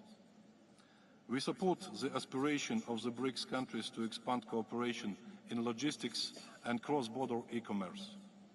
Belarus is ready to join the BRICS effort to increase mutual payments in national currencies and create common payment instruments. The dominance of the dollar and the euro in international trade is a source of increasing global risk, as the financial policies of their issuers are not credible. Developing countries must be protected against arbitrary action and be able to trade freely. The new BRICS Development Bank and its initiative to finance more projects in local currencies could play a key role in this process. We are interested to kick off the process of joining this young but very promising international financial structure. We are convinced that the solution to the challenges our countries facing nowadays would be facilitated by the combined efforts of various regional formats that have similar goals and approaches. We see such potential for cooperation in the synergy between BRICS, Eurasian Economic Union, Shanghai Cooperation Organization, perhaps other regional formats. We propose to think about the practical implementation of the initiative of the President of the Republic of Belarus to hold a joint summit of these organizations. We also support the initiative to hold the BRICS Sports Games in 2024. If invited, our team will be ready to take part in this significant sports event. Considering current discrimination within international Olympic movement, we believe that all athletes should have the right to show their skills in a fair competition without political speculation. Excellencies, Belarus is confident in the future of BRICS and is ready to work for our common goals and for our common good. I thank you.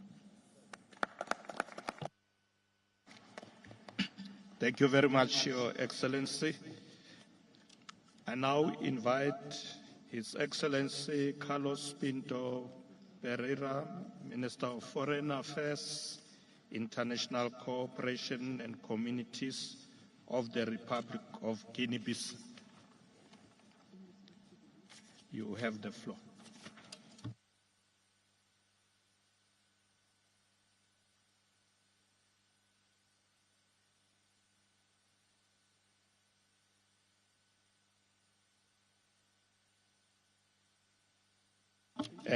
Our Minister of Foreign Affairs, Guinea-Bissau.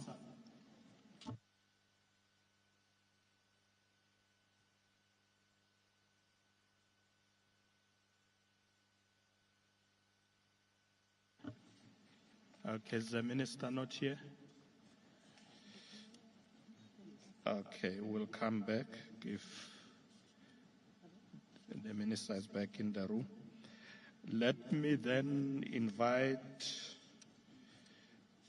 His Excellency Dr. Alfred N. Mutua, Cabinet Secretary for Foreign and Diaspora Affairs of the Republic of Kenya. Thank you, Mr. Chairman. Your Excellency Cyril Ramaphosa, President of the Republic of South Africa and Chair of BRICS, Heads of State and Government from Africa and the Global South, Excellency Ministers, all protocols observed, ladies and gentlemen. From the outset, allow me to express my utmost appreciation to you, Mr. Chairman, and the BRICS leaders for extending an invitation to His Excellency Honorable William Ruto of the Republic of Kenya, who could not be here today, but conveys his best wishes for a successful summit. When the great King Shaka Zulu was expanding his empire from Natal to Bulawayo here in southern Africa, my ancestors in Kenya were walking long distances to the Indian Ocean coast to bring goods to other traders from the Middle East, Asia, and beyond. The currency of choice then, whether here or the East African coast, was based on what one needed. You exchanged animal hides and got salt, gold, and received silk, ivory in return for spices, among other goods. Today, listening to the discussions here at the BRICS Summit and remembering the way we traded in the currency system, which is pegged against most of us, I tell myself that the issues are no longer about if, but when we will adopt a fairer, predictable, and reasonable way of transacting with each other. My ancestors would be shocked, for example, if they woke up today and found that Kenyans cannot use the Kenya shilling to buy goods in the neighboring beautiful country of Our Excellency Samia Suluhu of the United Republic of Tanzania without using an external currency, resulting in high foreign exchange interest and monies lost. Quite ridiculous, to say the least. Last night, during the colorful cultural performances and dinner hosted by Excellency Cyril Ramaphosa, the President of South Africa, he said that our diversity is our greatest strength. This meeting is showing us that our unity, especially the unity of purpose, is the only way forward if we are going to have to change that and be able to benefit from it all. President Lula da Silva, with a Pan-African tone this morning, enumerated the challenges we face in this African continent despite the available opportunities. This has also been echoed very well by the African Union Chair, President Azali Ousmani of the Union of Comoros. They have also stated very well, and many have repeated the same, that what we need is action. Truth be told, for example, many African nations are suffocating in debt that is becoming more difficult to repay. This modern-day slavery of our livelihoods cannot be solved with nice words, but concrete implementation of ideas. The global economy continues to feel the heat from soaring inflation, high cost of debt, and the rising risk of debt distress, slow growth of credit, persistent, disproportionate, and multidimensional impacts of COVID-19 pandemic, as well as the disruptions in the supply chain and the effects of climate change. We propose a systematic resolution of the developing country debt overhang rather than case-by-case debt defaults workouts under the G20 common framework. This debt overhang is a big threat to developing countries' ability to finance development. Now, for avoidance of doubt, we are not saying that we want our debts to be forgiven and forgotten or that we do not wish to meet our obligations. What we are saying is that with the effects of COVID, climate change, international geopolitics, it is impossible for many nations to pay their debts and have anything left for development. That is just the truth. Our proposal is for the debt repayments to be renegotiated and suspended for a period of time, say 10, 15, or 20 years, so that the monies that are available are used for development. We do not want to keep on borrowing because all the monies we have are tied to debt repayments. We have to break the cycle. After the deferred payment period, nations will have developed their economies to such an extent that paying the debts will be easy. Excellencies, ladies and gentlemen, we deeply regret that increased financing gap in developing countries is as a result of an unstable international financial system. Indeed, the unpredictable and insufficient development financing continues to push its economies to the brink. As President Hakainde Hichilema of Zambia put it this morning, the cost of capital has to be addressed. Kenya, like many other developing countries, has consistently expressed concern with the existing world development order, characterized by an asymmetrical international financial system that is discriminative to the developing world. There is no vivid example of inequality and discrimination in the world order as an exclusion in the permanent seat of the UN Security Council. Kenya stands with the sentiment expressed by many, including His Excellency the President of Eritrea, Lesotho, Ghana, Malawi, Namibia, Senegal, and others. At the very least, this situation, this status in the UN has to change. There is an urgent need to broaden as well as strengthen the voice and participation of developing countries in the decision-making and global economic governance as well. We do not want to be participants, but also want to be shareholders. Excellencies, ladies and gentlemen, economic development cannot occur without a stable government. We must all stand together in condemning democratic regimes which usurp the will of the people by overthrowing democratically elected governments, as happened in Niger. We cannot go to an era of coups. Peace, security, and the resultant stability are critical for desired development. In conclusion, ladies and gentlemen, Your Excellencies, allow me to inform you that His Excellency President William Ruto, President of the Republic of Kenya, in his capacity as the chairperson of the Committee of African Heads of State and Government, extends a warm invitation to the African Climate Summit, which is scheduled to take place from 4th-6th September 2023 in Nairobi, and collectively champion and chart a sustainable path in the fight against climate change. The Nairobi Summit will not be business as usual, but will be the beginning of a revolution that will change with climate change is managed and funded. We welcome you all. See you in Nairobi. Thank you. Thank you very much, Your Excellency. I now invite Her Excellency Ms. Yvette Giuliani Sila, Minister of Foreign Affairs of the Republic of Madagascar.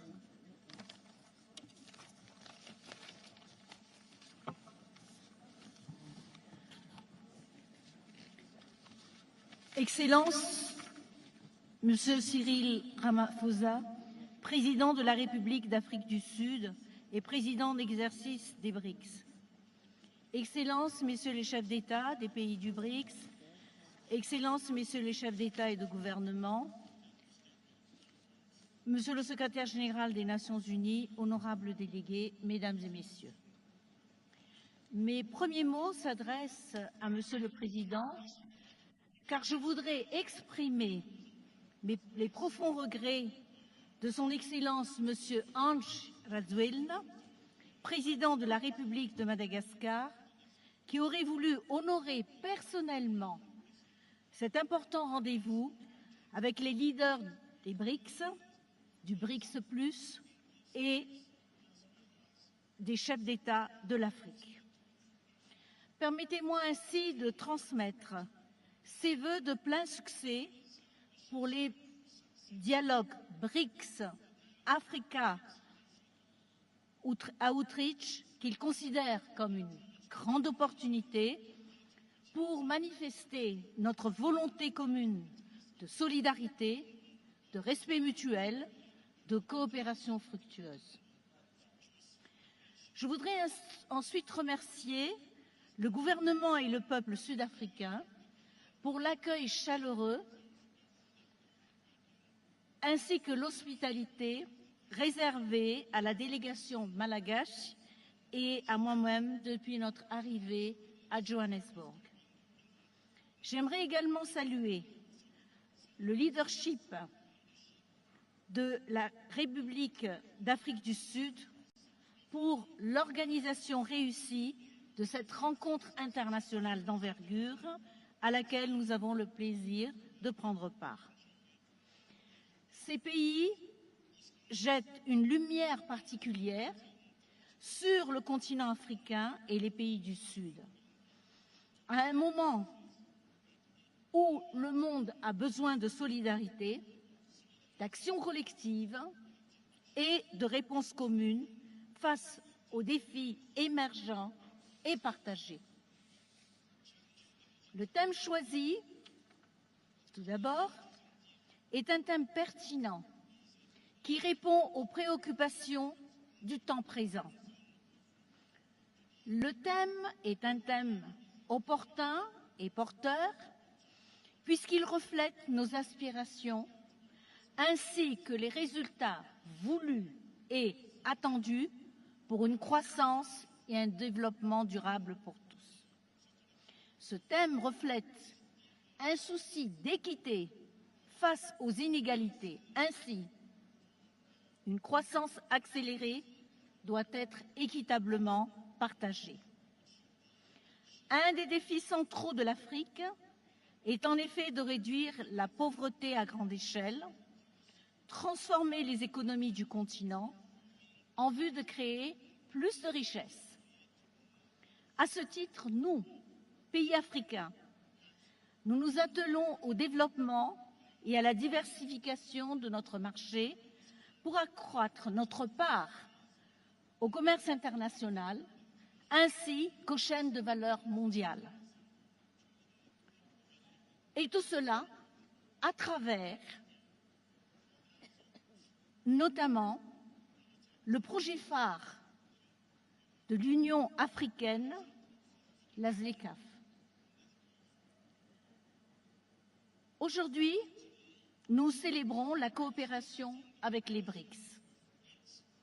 Que nous apporte donc cette coopération? La coopération entre l'Afrique et les Brics nous permettent de bénéficier d'un soutien technique et financier. Par ailleurs, l'Afrique compte sur l'augmentation de ses échanges commerciaux, des investissements étrangers directs, ainsi que de l'aide publique au développement en provenance de nos partenaires émergents. Pour Madagascar, nous nous réjouissons particulièrement de la coopération entre Madagascar et les pays membres du Brics dans des domaines clés du développement tels que, entre autres, les infrastructures, l'agriculture, le renforcement de capacités et encore le commerce. L'objectif de Madagascar, de l'État malgache, est de réaliser les ambitions et les aspirations du peuple, celle de voir Madagascar sur le chemin de l'industrialisation, d'être un pays compétitif et attractif. Dans cette optique, nous avons opéré des réformes porteurs de changement en faveur de mesures incitatives qui ont été initiées en vue d'attirer les investissements massifs sur Madagascar dans tous les domaines du développement, l'agriculture, l'industrie minière, ainsi que la promotion de l'industrialisation, tout cela pour soutenir la création d'emplois et pour apporter de la valeur ajoutée à nos produits. L'Afrique regorge de richesses. L'Afrique possède des ressources inimaginables et inestimables. Les pays du Brics et les pays du Sud gagneraient donc à travailler étroitement de concert dans une confiance mutuelle. Dans l'industrie minière, par exemple, Madagascar projette de travailler avec les pays de l'Afrique. Tout à l'heure a été évoquée la nécessité de changer de paradigme. Mais changer de paradigme, c'est oser le changement avec audace. Osons également penser avec audace. En effet, la financiarisation à outrance de l'économie exclut nos sociétés et nos économies de l'économie mondiale. Heureusement que l'Afrique se cherche de nouveaux partenaires pour satisfaire les facteurs clés de réussite dans sa trajectoire dynamique. Ce facteur de réussite, c'est l'accès au financement. L'Afrique gagne en effet à étendre son partenariat avec la nouvelle banque de développement des Brics pour soutenir nos gouvernements dans la mise en œuvre de projets de développement durable, à l'instar des énergies renouvelables, qui représentent pour nous une priorité afin de pallier au faible taux d'accès à l'énergie. Mais nous avons un autre facteur extrêmement important, celui-là. L'Afrique, c'est le continent de la jeunesse. La jeunesse, la plus jeune au monde, se trouve en Afrique. Nos jeunes représentent un bassin de potentiel énorme. Mais elle nous questionne et nous lui devons des réponses. Je voudrais terminer en soulignant que croissance et développement nécessitent paix et sécurité. Je ne reviendrai pas sur ce qui a été dit auparavant. Le multilatéralisme inclusif est un moyen efficace pour parvenir à une paix durable, mais il nous faut aussi unir nos voix pour faire primer le droit international. Nous sommes en train d'écrire une autre page de l'histoire, notamment de l'histoire de l'Afrique. Je vous remercie.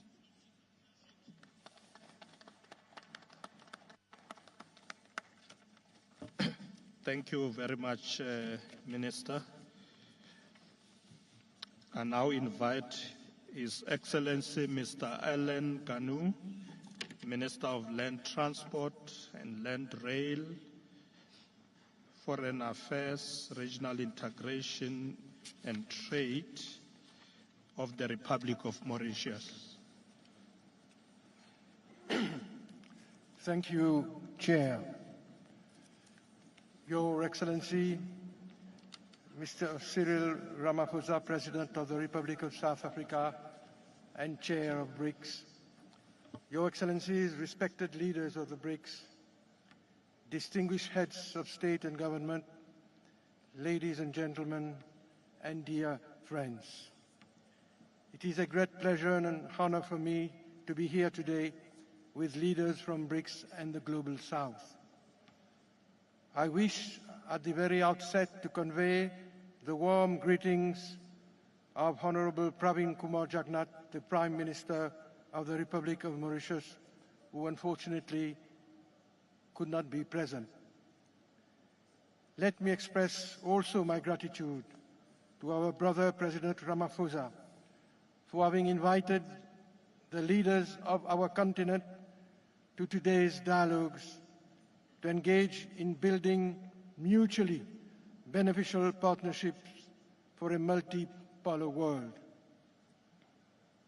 The BRICS outreach to Africa is a significant and milestone initiative because I am sure you will all agree with me that the current global environment often leaves the impression that Africa's realities and issues are not sufficiently being given due attention.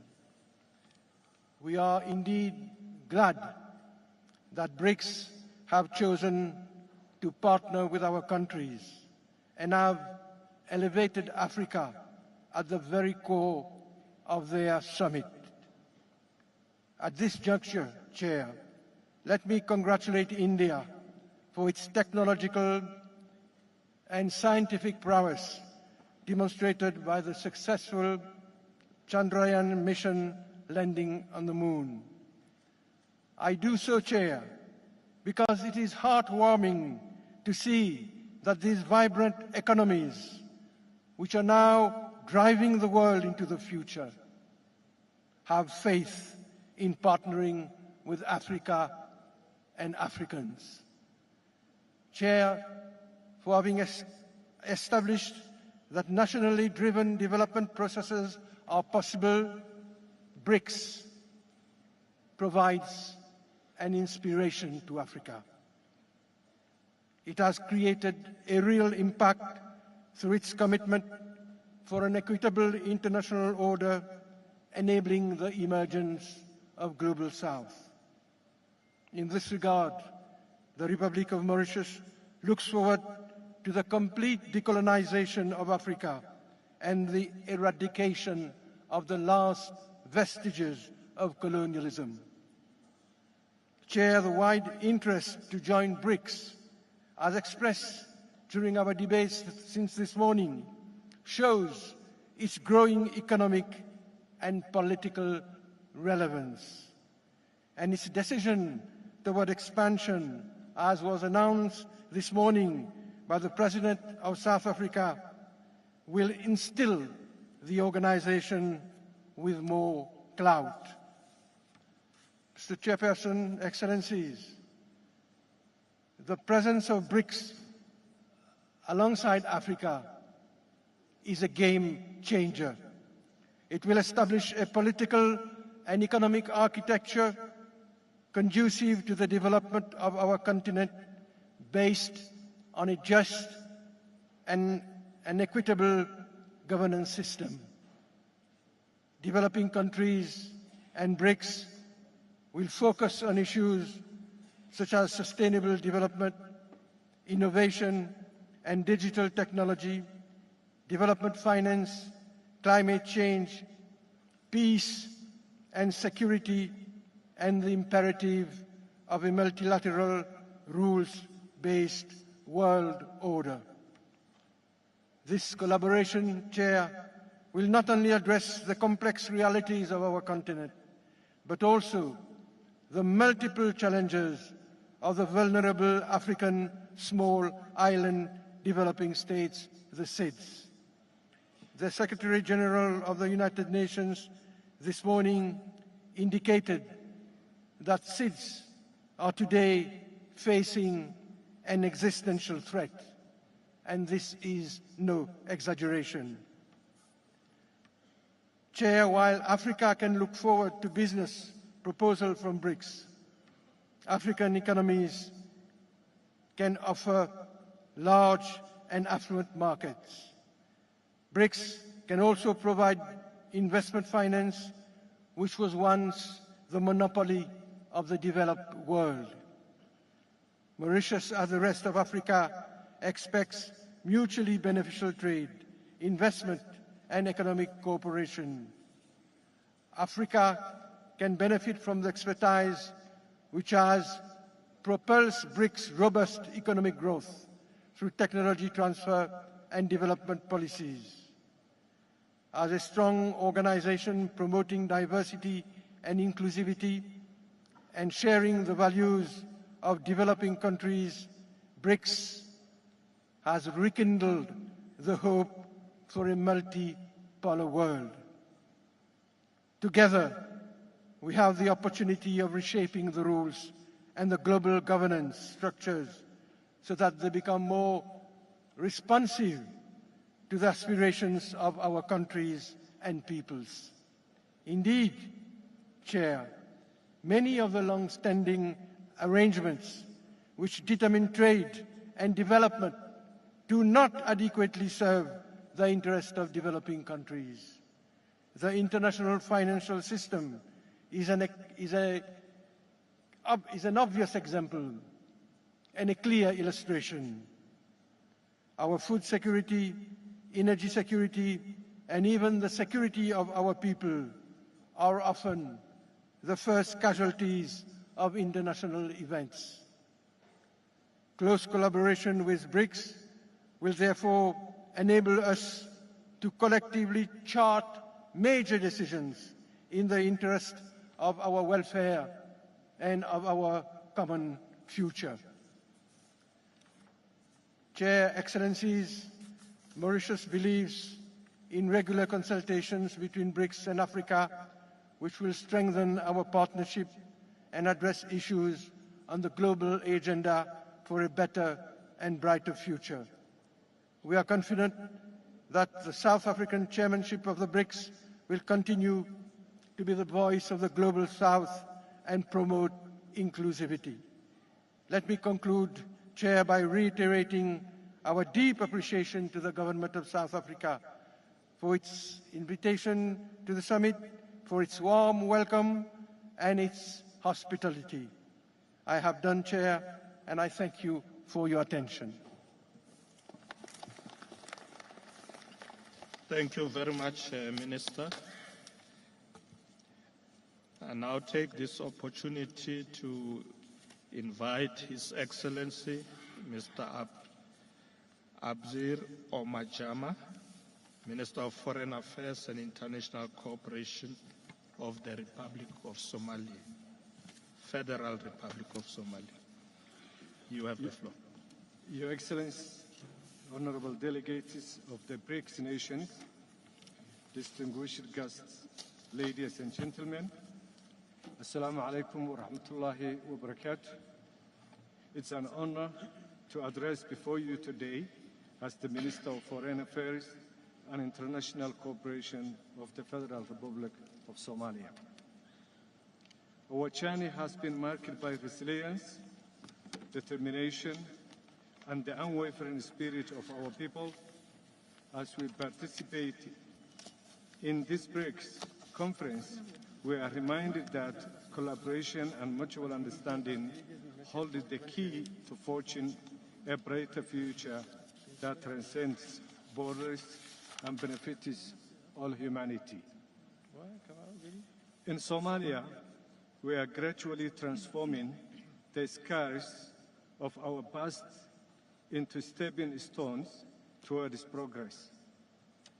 Our economy is emerging as a beacon of hope, a testament to the boundless potential that resides within each of our nations. Through perseverance and strategic planning, we have cultivated an environment where innovation thrives and opportunities abound for our citizens.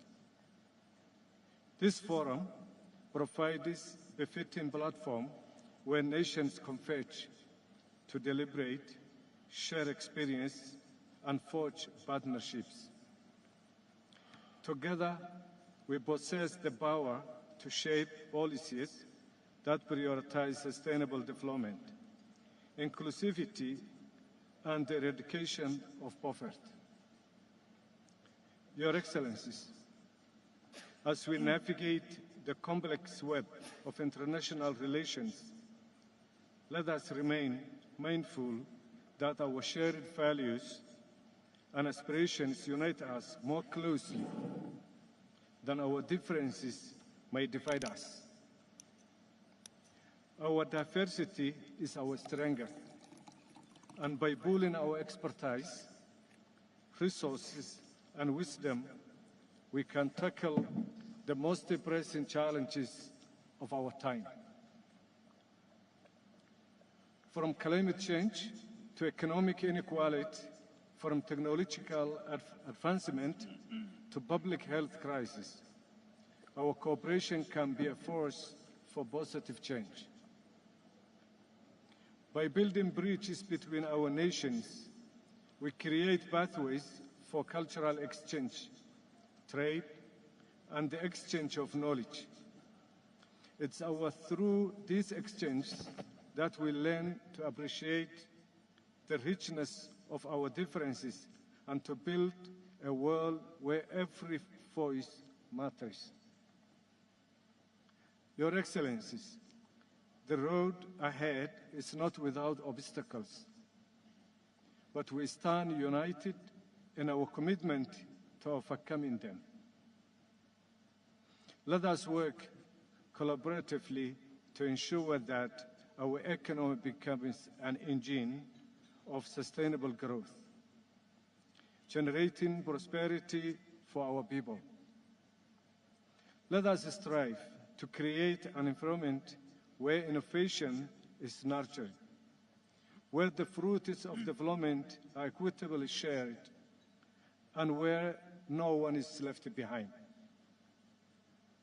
Having said that, I conclude by reminding all of us that as we engage in dialogue and cooperation, let us be guided by principles of fairness, justice, and compassion. We urge the nations represented here to seize the opportunity to shape a world that reflects the hopes and dreams of every citizen, regardless of their nationality and background. I thank you all. Thank you. Thank you very much, Your Excellency. Your Excellencies, we are now left with 6 statements. Let me just indicate who they are so we make sure we don't miss anybody. So it will be the Republic of Algeria, Republic of Angola, Republic of Gambia, the State of Kuwait, Republic of Mauritania, and lastly, the Republic of Rwanda. Those are the remaining statements for this afternoon or early evening. So what we're going to do is I'm going to ask Minister of Agriculture and Land Reform, Minister Togo Titis, to facilitate the remaining statements.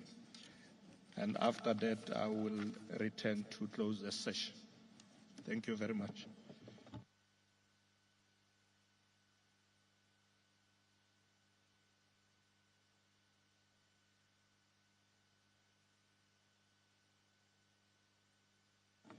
Thank you very much, Deputy President Mashatile, and good evening, ministers and deputy ministers present. I would now like to invite His Excellency, the Minister of Finance of the People's Democratic Republic of Algeria, Mr. Lazil Faid. Over to you, sir. سيد الرئيس، أصحاب السمو والمعالي والسعادة، أيها السيدات والسادة الأفاضل، اسمحوا لي في البداية أن أنقل لكم تحية الأخوية لرئيس الجمهورية الجزائرية السيد عبد المجيد تبون، وأخص بالذكر قادة الدول مجموعة البريكس، وعلى رأسهم أخيها رئيس جنوب إفريقيا ماتاميلا سيريل رامافوزا، على دعوته الكريمة للمشاركة في هذا المنتدى، حيث تناقش أهم الرهانات العالمية المترابطة وترتسم معالم مستقبل واعد لتعاون وتضامن الدوليين. سيد الرئيس، إن التغيرات المتسارعة التي يشهدها العالم اليوم أفرزت مزيج معقد من التحديات التي يجب التصدي لها ومن الفرص التي ينبغي استغلالها على أمثل وجه. ففيما يخص التحديات، فإن العولمة السعيدة كما وصفت أصبحت اليوم في التراجع، وأطر الشركات متعددة الأطراف قد انتبه انتعاش الأنانيات والتشكيك في الغير والانكماش على الذات، كما بات من الواضح أن السلوكيات الأحادية ومنطق الإملاءات قد فرضت على الدول النامية محل القيم الأساسية للتعاون والشراكة والتضامن. أمام هذه التجاذبات، فإن الموضوع الذي اختارته رئاسة جنوب إفريقيا لهذا الاجتماع يستوقفنا جميعا ليعبر على ضرورة الملحة لإعادة الترتيب النظام الدولي من منظوم الاستدامة والشمولية من خلال الارتكاز على مبادئ العدالة والإنصاف والتعددية القطبية المتناسقة. إن الجزائر تتقاسم هذه المبادئ الأساسية مع مجموعة البريكس التي تبرز اليوم كمحرك للتغيير الإيجابي في العالم، حيث تشكل مقاربة الشراكات التي تقدمها الدول المجموعات بديلا مجديا للتوترات والانقسامات التي تميز العالم اليوم، وفرصة لبناء نظام دولي منصف ومتعدد الأقطاب قائم على الاحترام المتبادل. إن التاريخ يشهد بأن الجزائر كانت في طليعة الدول التي رفعت من أجل بناء نظام عالمي اقتصادي جديد أكثر عدالة، حيث أقرت بلادي بمناسبة انعقاد الجمعية الرابعة لحركة عدم الانحياز بالجزائر في سبتمبر 1973 بأن جميع وسائل التحكم في الاقتصاد العالمي هي حكر على أقلية من الدول المتقدمة، داعيا بذلك إلى نظام دولي قائم على مبادئ العدالة والإنصاف. وعليه فنحن نرى أن رؤية مجموعة البريكس ما هي إلا امتداد للتصور الذي طالما دفعت عنه الجزائر منذ العقود.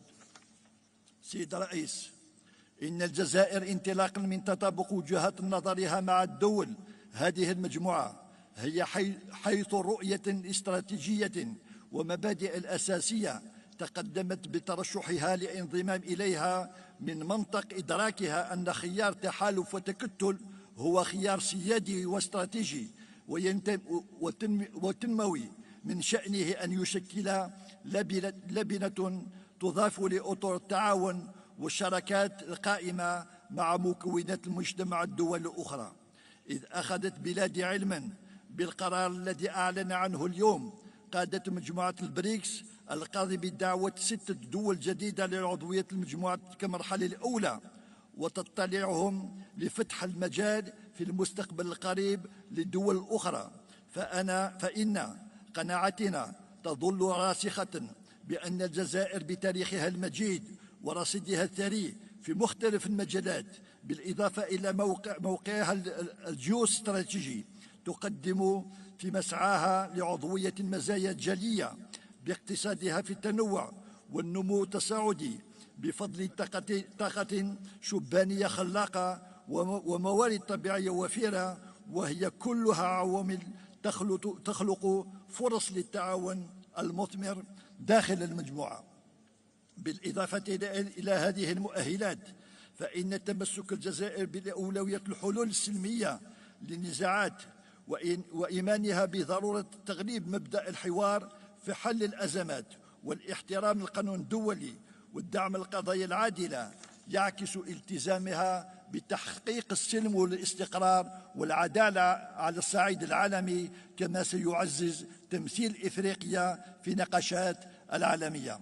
سيد الرئيس، في الختام بودي أن أؤكد مجددا استعدادنا على العمل مع مجموعة البريكس لتأسيس شراكة متينة ودائمة وفق التصور التكاملي يعزز التعاون جنوب ويوثق روابط الأخوة بين الدول الأعضاء، يكون فيه الاحترام المتبادل القاعدة الأساسية في تفاعلاتنا. أشكركم على كرم الإصغاء، والسلام عليكم ورحمة الله تعالى وبركاته. Thank you very much, Your Excellency. We'll now move to His Excellency Mr. Jose Liva-Mosano, the Minister of Economic Coordination of the Republic of Angola. Over to you, sir. Thank you. Sua Excelência, Sr. Cyril Ramaphosa, Presidente da República da África do Sul, Excelências Chefes de Estado dos Brics, Excelências Chefes de Estado e de Governo, Ministros e representantes de organizações internacionais, altos funcionários e membros do corpo diplomático, minhas senhoras e meus senhores. Em nome de Sua Excelência, Sr. João Manuel Gonçalves Lourenço, Presidente da República de Angola, gostaria de agradecer a Vossa Excelência, Sr. Presidente Cyril Ramaphosa, pelo convite e pela calorosa hospitalidade que nos foi reservada. Compreendemos que a realização deste importante encontro sobre a extensão BRICS África e diálogo BRICS Plus, que nos coloca reunidos aqui hoje, reconhece a oportunidade para uma cooperação multilateral equilibrada e o fortalecimento de parcerias mutuamente vantajosas entre países e comunidades que perseguem objetivos comuns de desenvolvimento socioeconómico. As diversas crises que vivemos mundialmente neste século deixam a clara importância do desenvolvimento sustentável para o continente africano, que tem perto de 18% da população mundial e onde cerca de 60% tem menos de 25 anos, mas que ainda apresenta níveis elevados de pobreza, não obstante as potencialidades económicas que se reconhecem em cada um dos nossos países. A República de Angola é bem conhecida dos BRICS, porque mantém relações diplomáticas e económicas de longa data, que consideramos estratégicas e de imenso valor. Entretanto, para benefício de muitos outros participantes neste evento, e tendo em conta o tempo que me foi atribuído, farei uma breve introdução do nosso país. Angola é o 7º maior país da África, com uma área territorial de 1,2 milhões de quilómetros quadrados, contando com cerca de 34 milhões de habitantes. Pese embora apresentar um PIB anual de cerca de 120 mil milhões de dólares e os inúmeros recursos naturais de que dispõe, Angola enfrenta ainda o desafio da diversificação económica e do crescimento sustentável e inclusivo. Assim, entre outros objetivos, definimos como prioridades o desenvolvimento do capital humano para proporcionar melhores oportunidades de inclusão social e de geração de renda. E temos na segurança alimentar o veículo estruturante de prosperidade nacional. Engajamos-nos na melhoria da nossa infraestrutura de base em todas as dimensões, que também concorre para a dinamização da nossa indústria. E implementamos diversas reformas macroeconómicas nos últimos 5 anos, tornando Angola mais acessível e atrativa ao investimento. São imensas as oportunidades, desde a agricultura à pesca, exploração de madeira, mineração, produção industrial, turismo, banca, seguros, construção, telecomunicações, etc. Mas gostaria de destacar a nossa grande extensão de terras férteis, o clima favorável à agricultura, os muito grandes rios que atravessam o nosso país e que representam uma boa base para o alcance da segurança alimentar com o apoio dos BRICS e dos parceiros de cooperação aqui presentes. Por último, mas não menos importante, Sublinho que Angola é um país que se mantém firme no compromisso com a paz e com a cooperação internacional, baseada na soberania dos Estados e no respeito mútuo entre nações. Gostaria de terminar esta minha breve nota estendendo um convite para visitarem Angola e explorar as oportunidades que temos para partilhar no espírito da plataforma Brics. Muito obrigado. Muito obrigado. Thank you very much, Your Excellency. Just to apologize to everyone, my colleagues, that we did not have the translation in Portuguese. Thank you very much. We now move to His Excellency Mr. Boubacar Osmania Diouf, the Minister of Trade, Industry, Regional Integration and Employment of the Republic of the Gambia. Over to you, sir. Your Excellencies, Heads of State of BRICS countries, Your Excellencies, Heads of State from African countries, Your Excellency, the United Nations Secretary General, honorable ministers here present, members of the Diplomatic and Consular Corps, ladies and gentlemen. It is indeed an honor and privilege to join the BRICS family as representative of His Excellency Adama Barrow, President of the Republic of the Gambia, who could not attend the summit due to other domestic commitments. Please allow me, on behalf of His Excellency, the President, to thank President Ramaphosa of South Africa for inviting the Gambia to attend the BRICS Africa Outreach and BRICS Plus dialogue. In addition, I want to take this opportunity to further thank the President of South Africa and the people of South Africa for the hospitality and excellent facilities accorded me and my delegation since my arrival in this beautiful city of Johannesburg. Chairperson, BRICS nations have become a strong engine of South-South cooperation. The most significant outcome of the emergence of BRICS is the shift they have brought to the balance of power in global affairs. The past decade has steadily accelerated commercial and strategic engagements between BRICS and Africa. The BRICS countries constitute Africa's largest trading partners and are home to their newest investors. BRICS has nourished Africa's economic emergence and elevated the continent's contemporary global positioning. A BRICS-Africa partnership would be important for Africa's journey towards structural transformation to achieve green industrialization and to leapfrog towards cleaner technologies. For sustainable and inclusive development, we must pursue a transformational agenda that is aimed at reconciling economic growth with ecological limits and social equity. Chairperson, ladies and gentlemen, the 15th summit of the BRICS is happening at a time when the world is facing multiple crises ranging from post-COVID-19 pandemic impacts, climate change, to geopolitical crisis with untold suffering for our people, threatening global peace and stability. We must therefore be resolute in confronting this crisis with all our strength and resources at our disposal. As an inclusive formation of developing and emerging economies that are working together, BRICS Africa Partnership would provide a strong foundation for global peace and security. The partnership must focus on addressing the increasing levels of poverty, inequality, and underdevelopment, as they are the biggest challenges facing the African continent for the longest.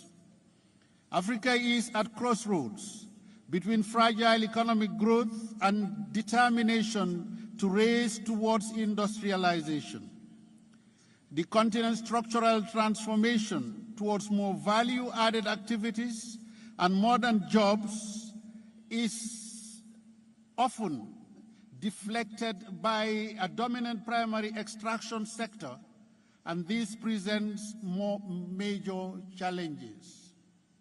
Many of the ingredients needed for structural transformation will also be useful in fighting climate change and charting a course that is aligned with the continent's aspiration for inclusive green growth. BRICS currently plays an increasingly prominent role in world trade, investment, finance, and governance. Globally, you represent more than 40% of the population, 25% of GDP, and 50% of economic growth. BRICS can therefore have a significant impact on the African continent by offering opportunities and alternative pathways for aligning economic growth in adapting similar comprehensive innovation and approaches for economic transformation. In conclusion, Madam Chair, I want to thank President and the people and all those in the BRICS family for inviting us to this very important forum and giving us the opportunity to share our thoughts. I thank you for your kind attention. Thank you very much, Your Excellency. We now move on to accept the statement from His Excellency Mohammed Othman Al-Alban, Minister of Commerce, Industry and State of Youth of the State of Kuwait.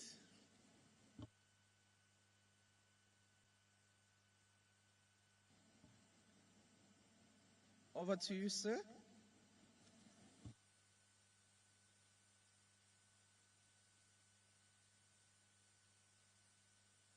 I don't see anybody taking the platform. Do we have Kuwait in the room? If not, we will come back, but for now we will move to His Excellency Mr. Mohammed Saleh Abdesalam Ahmed, Minister of Economy and Sustainable Development of the Islamic Republic of Mauritania. شكرا سيد الرئيس.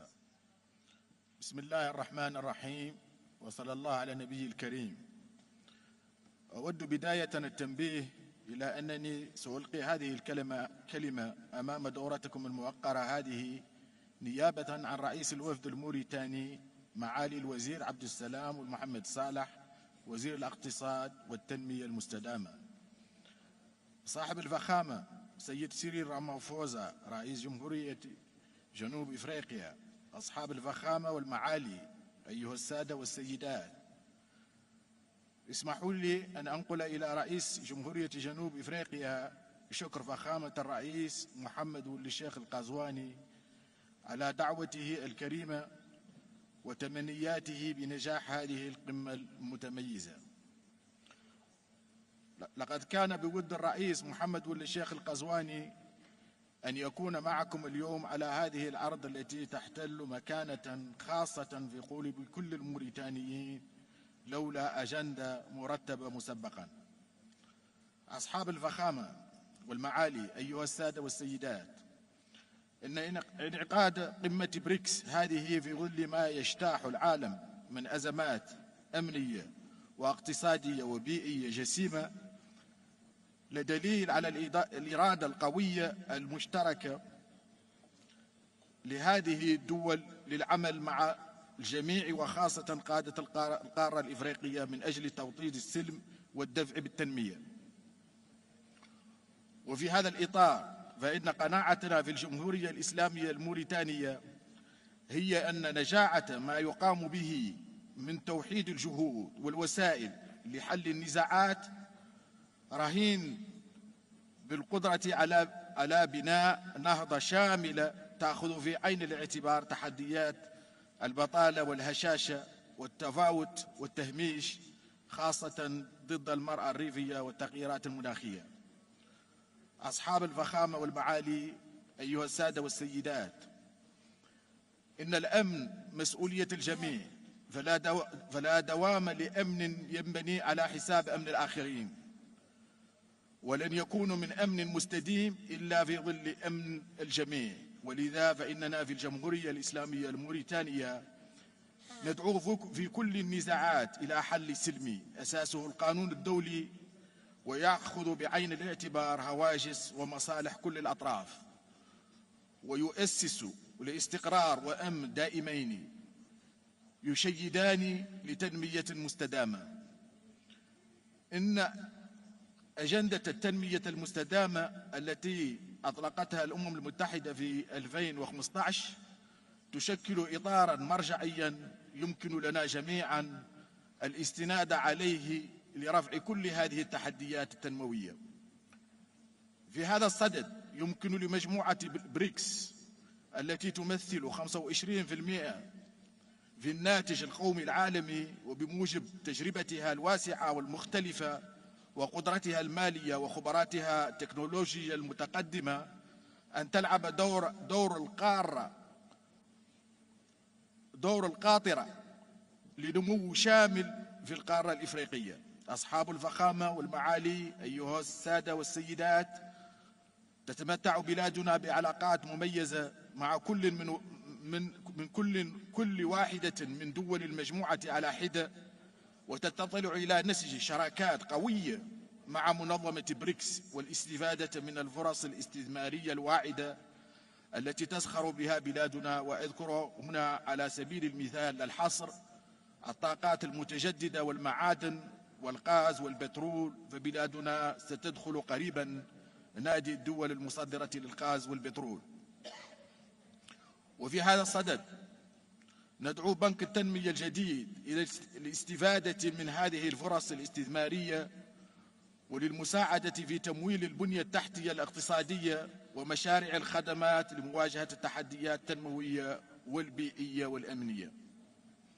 أصحاب الفخامة والمعالي أيها السادة والسيدات، وهكذا فقد انتهجت الحكومة الموريتانية سياسة متكاملة وشمولية وتشاركية تهدف إلى ضمان الاستقرار السياسي والأمني ومحاربة الفقر وتعزيز اللحمة الاجتماعية من أجل تنمية مستدامة وخضراء تؤسس لتحول بيئي وطاقوي يأخذ بعين الاعتبار تحديات التغيرات المناخية. لقد واكبت هذه الإصلاحات المؤسساتية خلق إطار ملائم للاستثمار وتشجيع مناخ الأعمال ودعم المبادرات الخاصة، وإننا لواثقون من أن كل هذه الإصلاحات ستعطي نتائج هامة وقد بدأت بالفعل تؤتي أكلها، حيث نعول كثيرا على التعاون مع الدول الشقيقة والصديقة وخاصة مجموعة البريكس. اسمحوا لي قبل أن أختم كلمتي هذه أن أهنئ فخامة الرئيس راموفوزا والحكومة والشعب الجنوب إفريقيين على عقد هذه القمة الناجحة وعلى جودة تنظيمها ولا حسن الاستقبال وكرم الضيافة. وأشكركم والسلام عليكم ورحمة الله تعالى وبركاته. محمد صالح وزير التنمية المستدامة الاقتصاد التنمية المستدامة. شكرا. Thank you very much, Your Excellency. I now would like to call upon His Excellency Professor Nshuti Manasseh, Minister of State in the Ministry of Foreign Affairs and International Cooperation of the Republic of Rwanda. Over to you, sir. Your Excellency, the President of the Republic of South Africa, Mr. Ramaphosa, His Excellencies, Heads of State and Government, Excellencies, Heads of Delegation, ladies and gentlemen, all protocols observed. On behalf of His Excellency Paul Kagame, the President of the Republic of Rwanda, I want to extend our heartfelt congratulations to the people of South Africa for its gracious welcome and for hosting this esteemed gathering. The spirit of hospitality resonates deeply with the spirit of cooperation that unites us as nations working together a bright future. Excellencies, our deliberations today are firmly anchored in the principles of partnership, propelling us towards mutually accelerated growth, sustainable development, and inclusive multilateralism. These principles stand as bedrock of our collective advancement. In these times of intricate global interconnectivity, it's paramount important that we put our efforts to craft comprehensive solutions that effectively tackle our multifaceted challenges we face today. The pressing need for climate ambition serves as an unequivocal reminder that prompt action is imperative to combat climate change. The recovery from COVID-19 pandemic must not be pursued in isolation from a steadfast commitment to environmental sustainability. This juncture presents an opportunity to build economies with resolute focus on green initiatives. Our investments should center on renewable energy, sustainable infrastructure, and fortification of the resilient communities. Excellencies, while we deliberate on the pivotal subjects, we must not overlook the profound digital divide that persists between our countries in the global landscape. The pandemic has undoubtedly spotlighted the stark inequalities in technology access and internet connectivity. Bridging this digital chasm is a prerequisite step to ensure equitable participation for our nations, particularly those most vulnerable in this digital age. This inclusivity allows the broadening of access to education resources and the benefits to technological advancement. Esteemed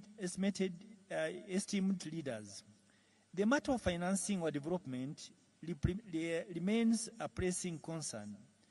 The global economic recovery mandates sustainable investments, necessitating collective efforts to establishing financial mechanisms that are not only impartial and transparent, but also responsive to the needs of developing nations.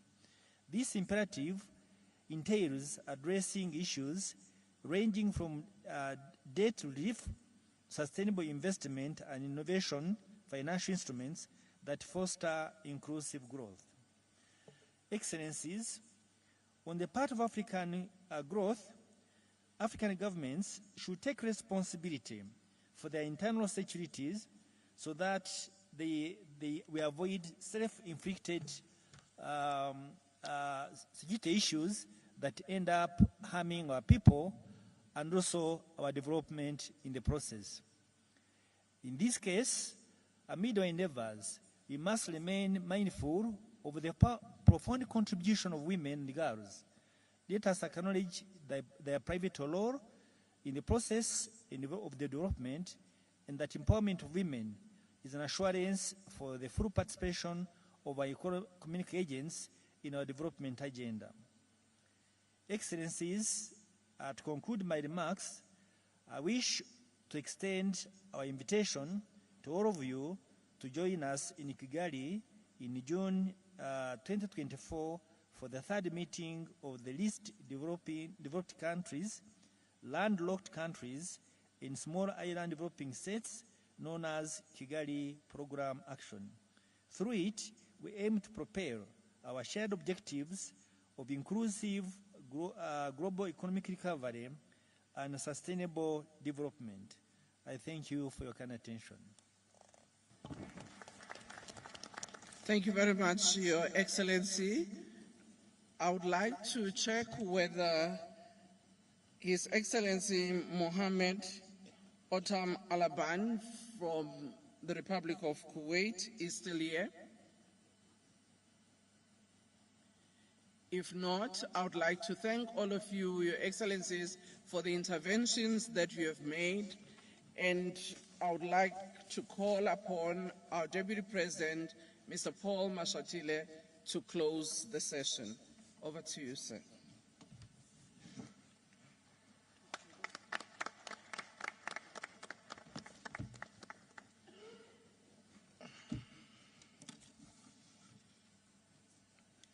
Thank you very much, Minister. Excellencies, ladies and gentlemen, as we bring this session to a close, let me take this opportunity on behalf of our President Cyril Ramaphosa, to express our sincere appreciation for your participation in this dialogue and for answering the call to provide leadership, vision, and hope. We all agree on the need for a fair global system and reform of multilateral institutions. We all agree on the need for a mutual beneficial benefit in our economic relations. We all agree on the need for our countries to be treated with respect in our international relations.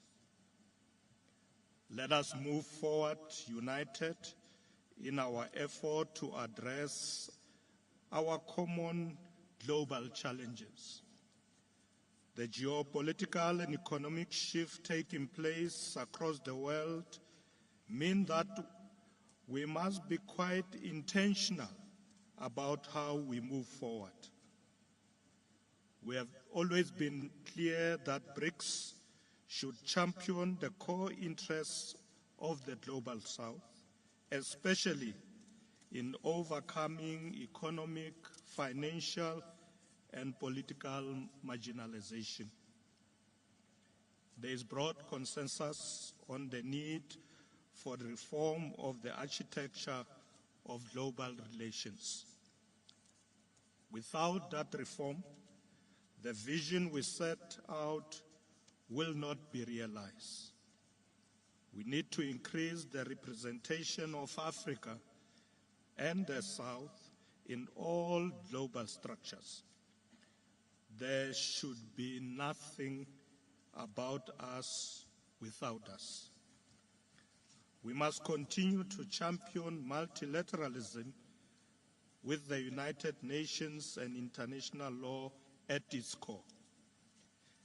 Actions that seek to limit our policy space, to make us conform to one worldview, to limit our foreign policy independence, or to entrench vested interests are an obstacle to multilateralism. Discriminatory trade barriers, policies, and border adjustment measures must be eliminated. These include punitive measures designed to reduce the competitiveness of countries of the Global South. There must be equal opportunities for Africa and the countries of the Global South to access finance, supply chains, trade and investment opportunities. Africa and the Global South must be fully represented in all management bodies, governing councils, institutions, and structures. There should no longer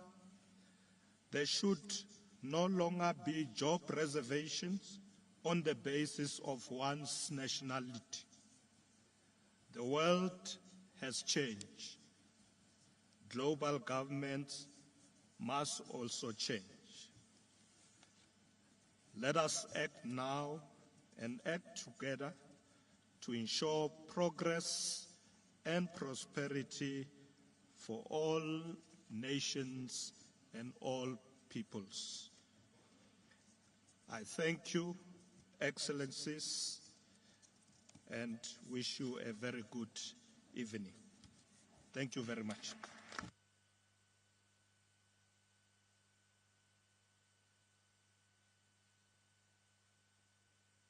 The session is adjourned. Congratulations. We nearly stayed. I could see you are still sitting down. With your support. Yeah. Thank you.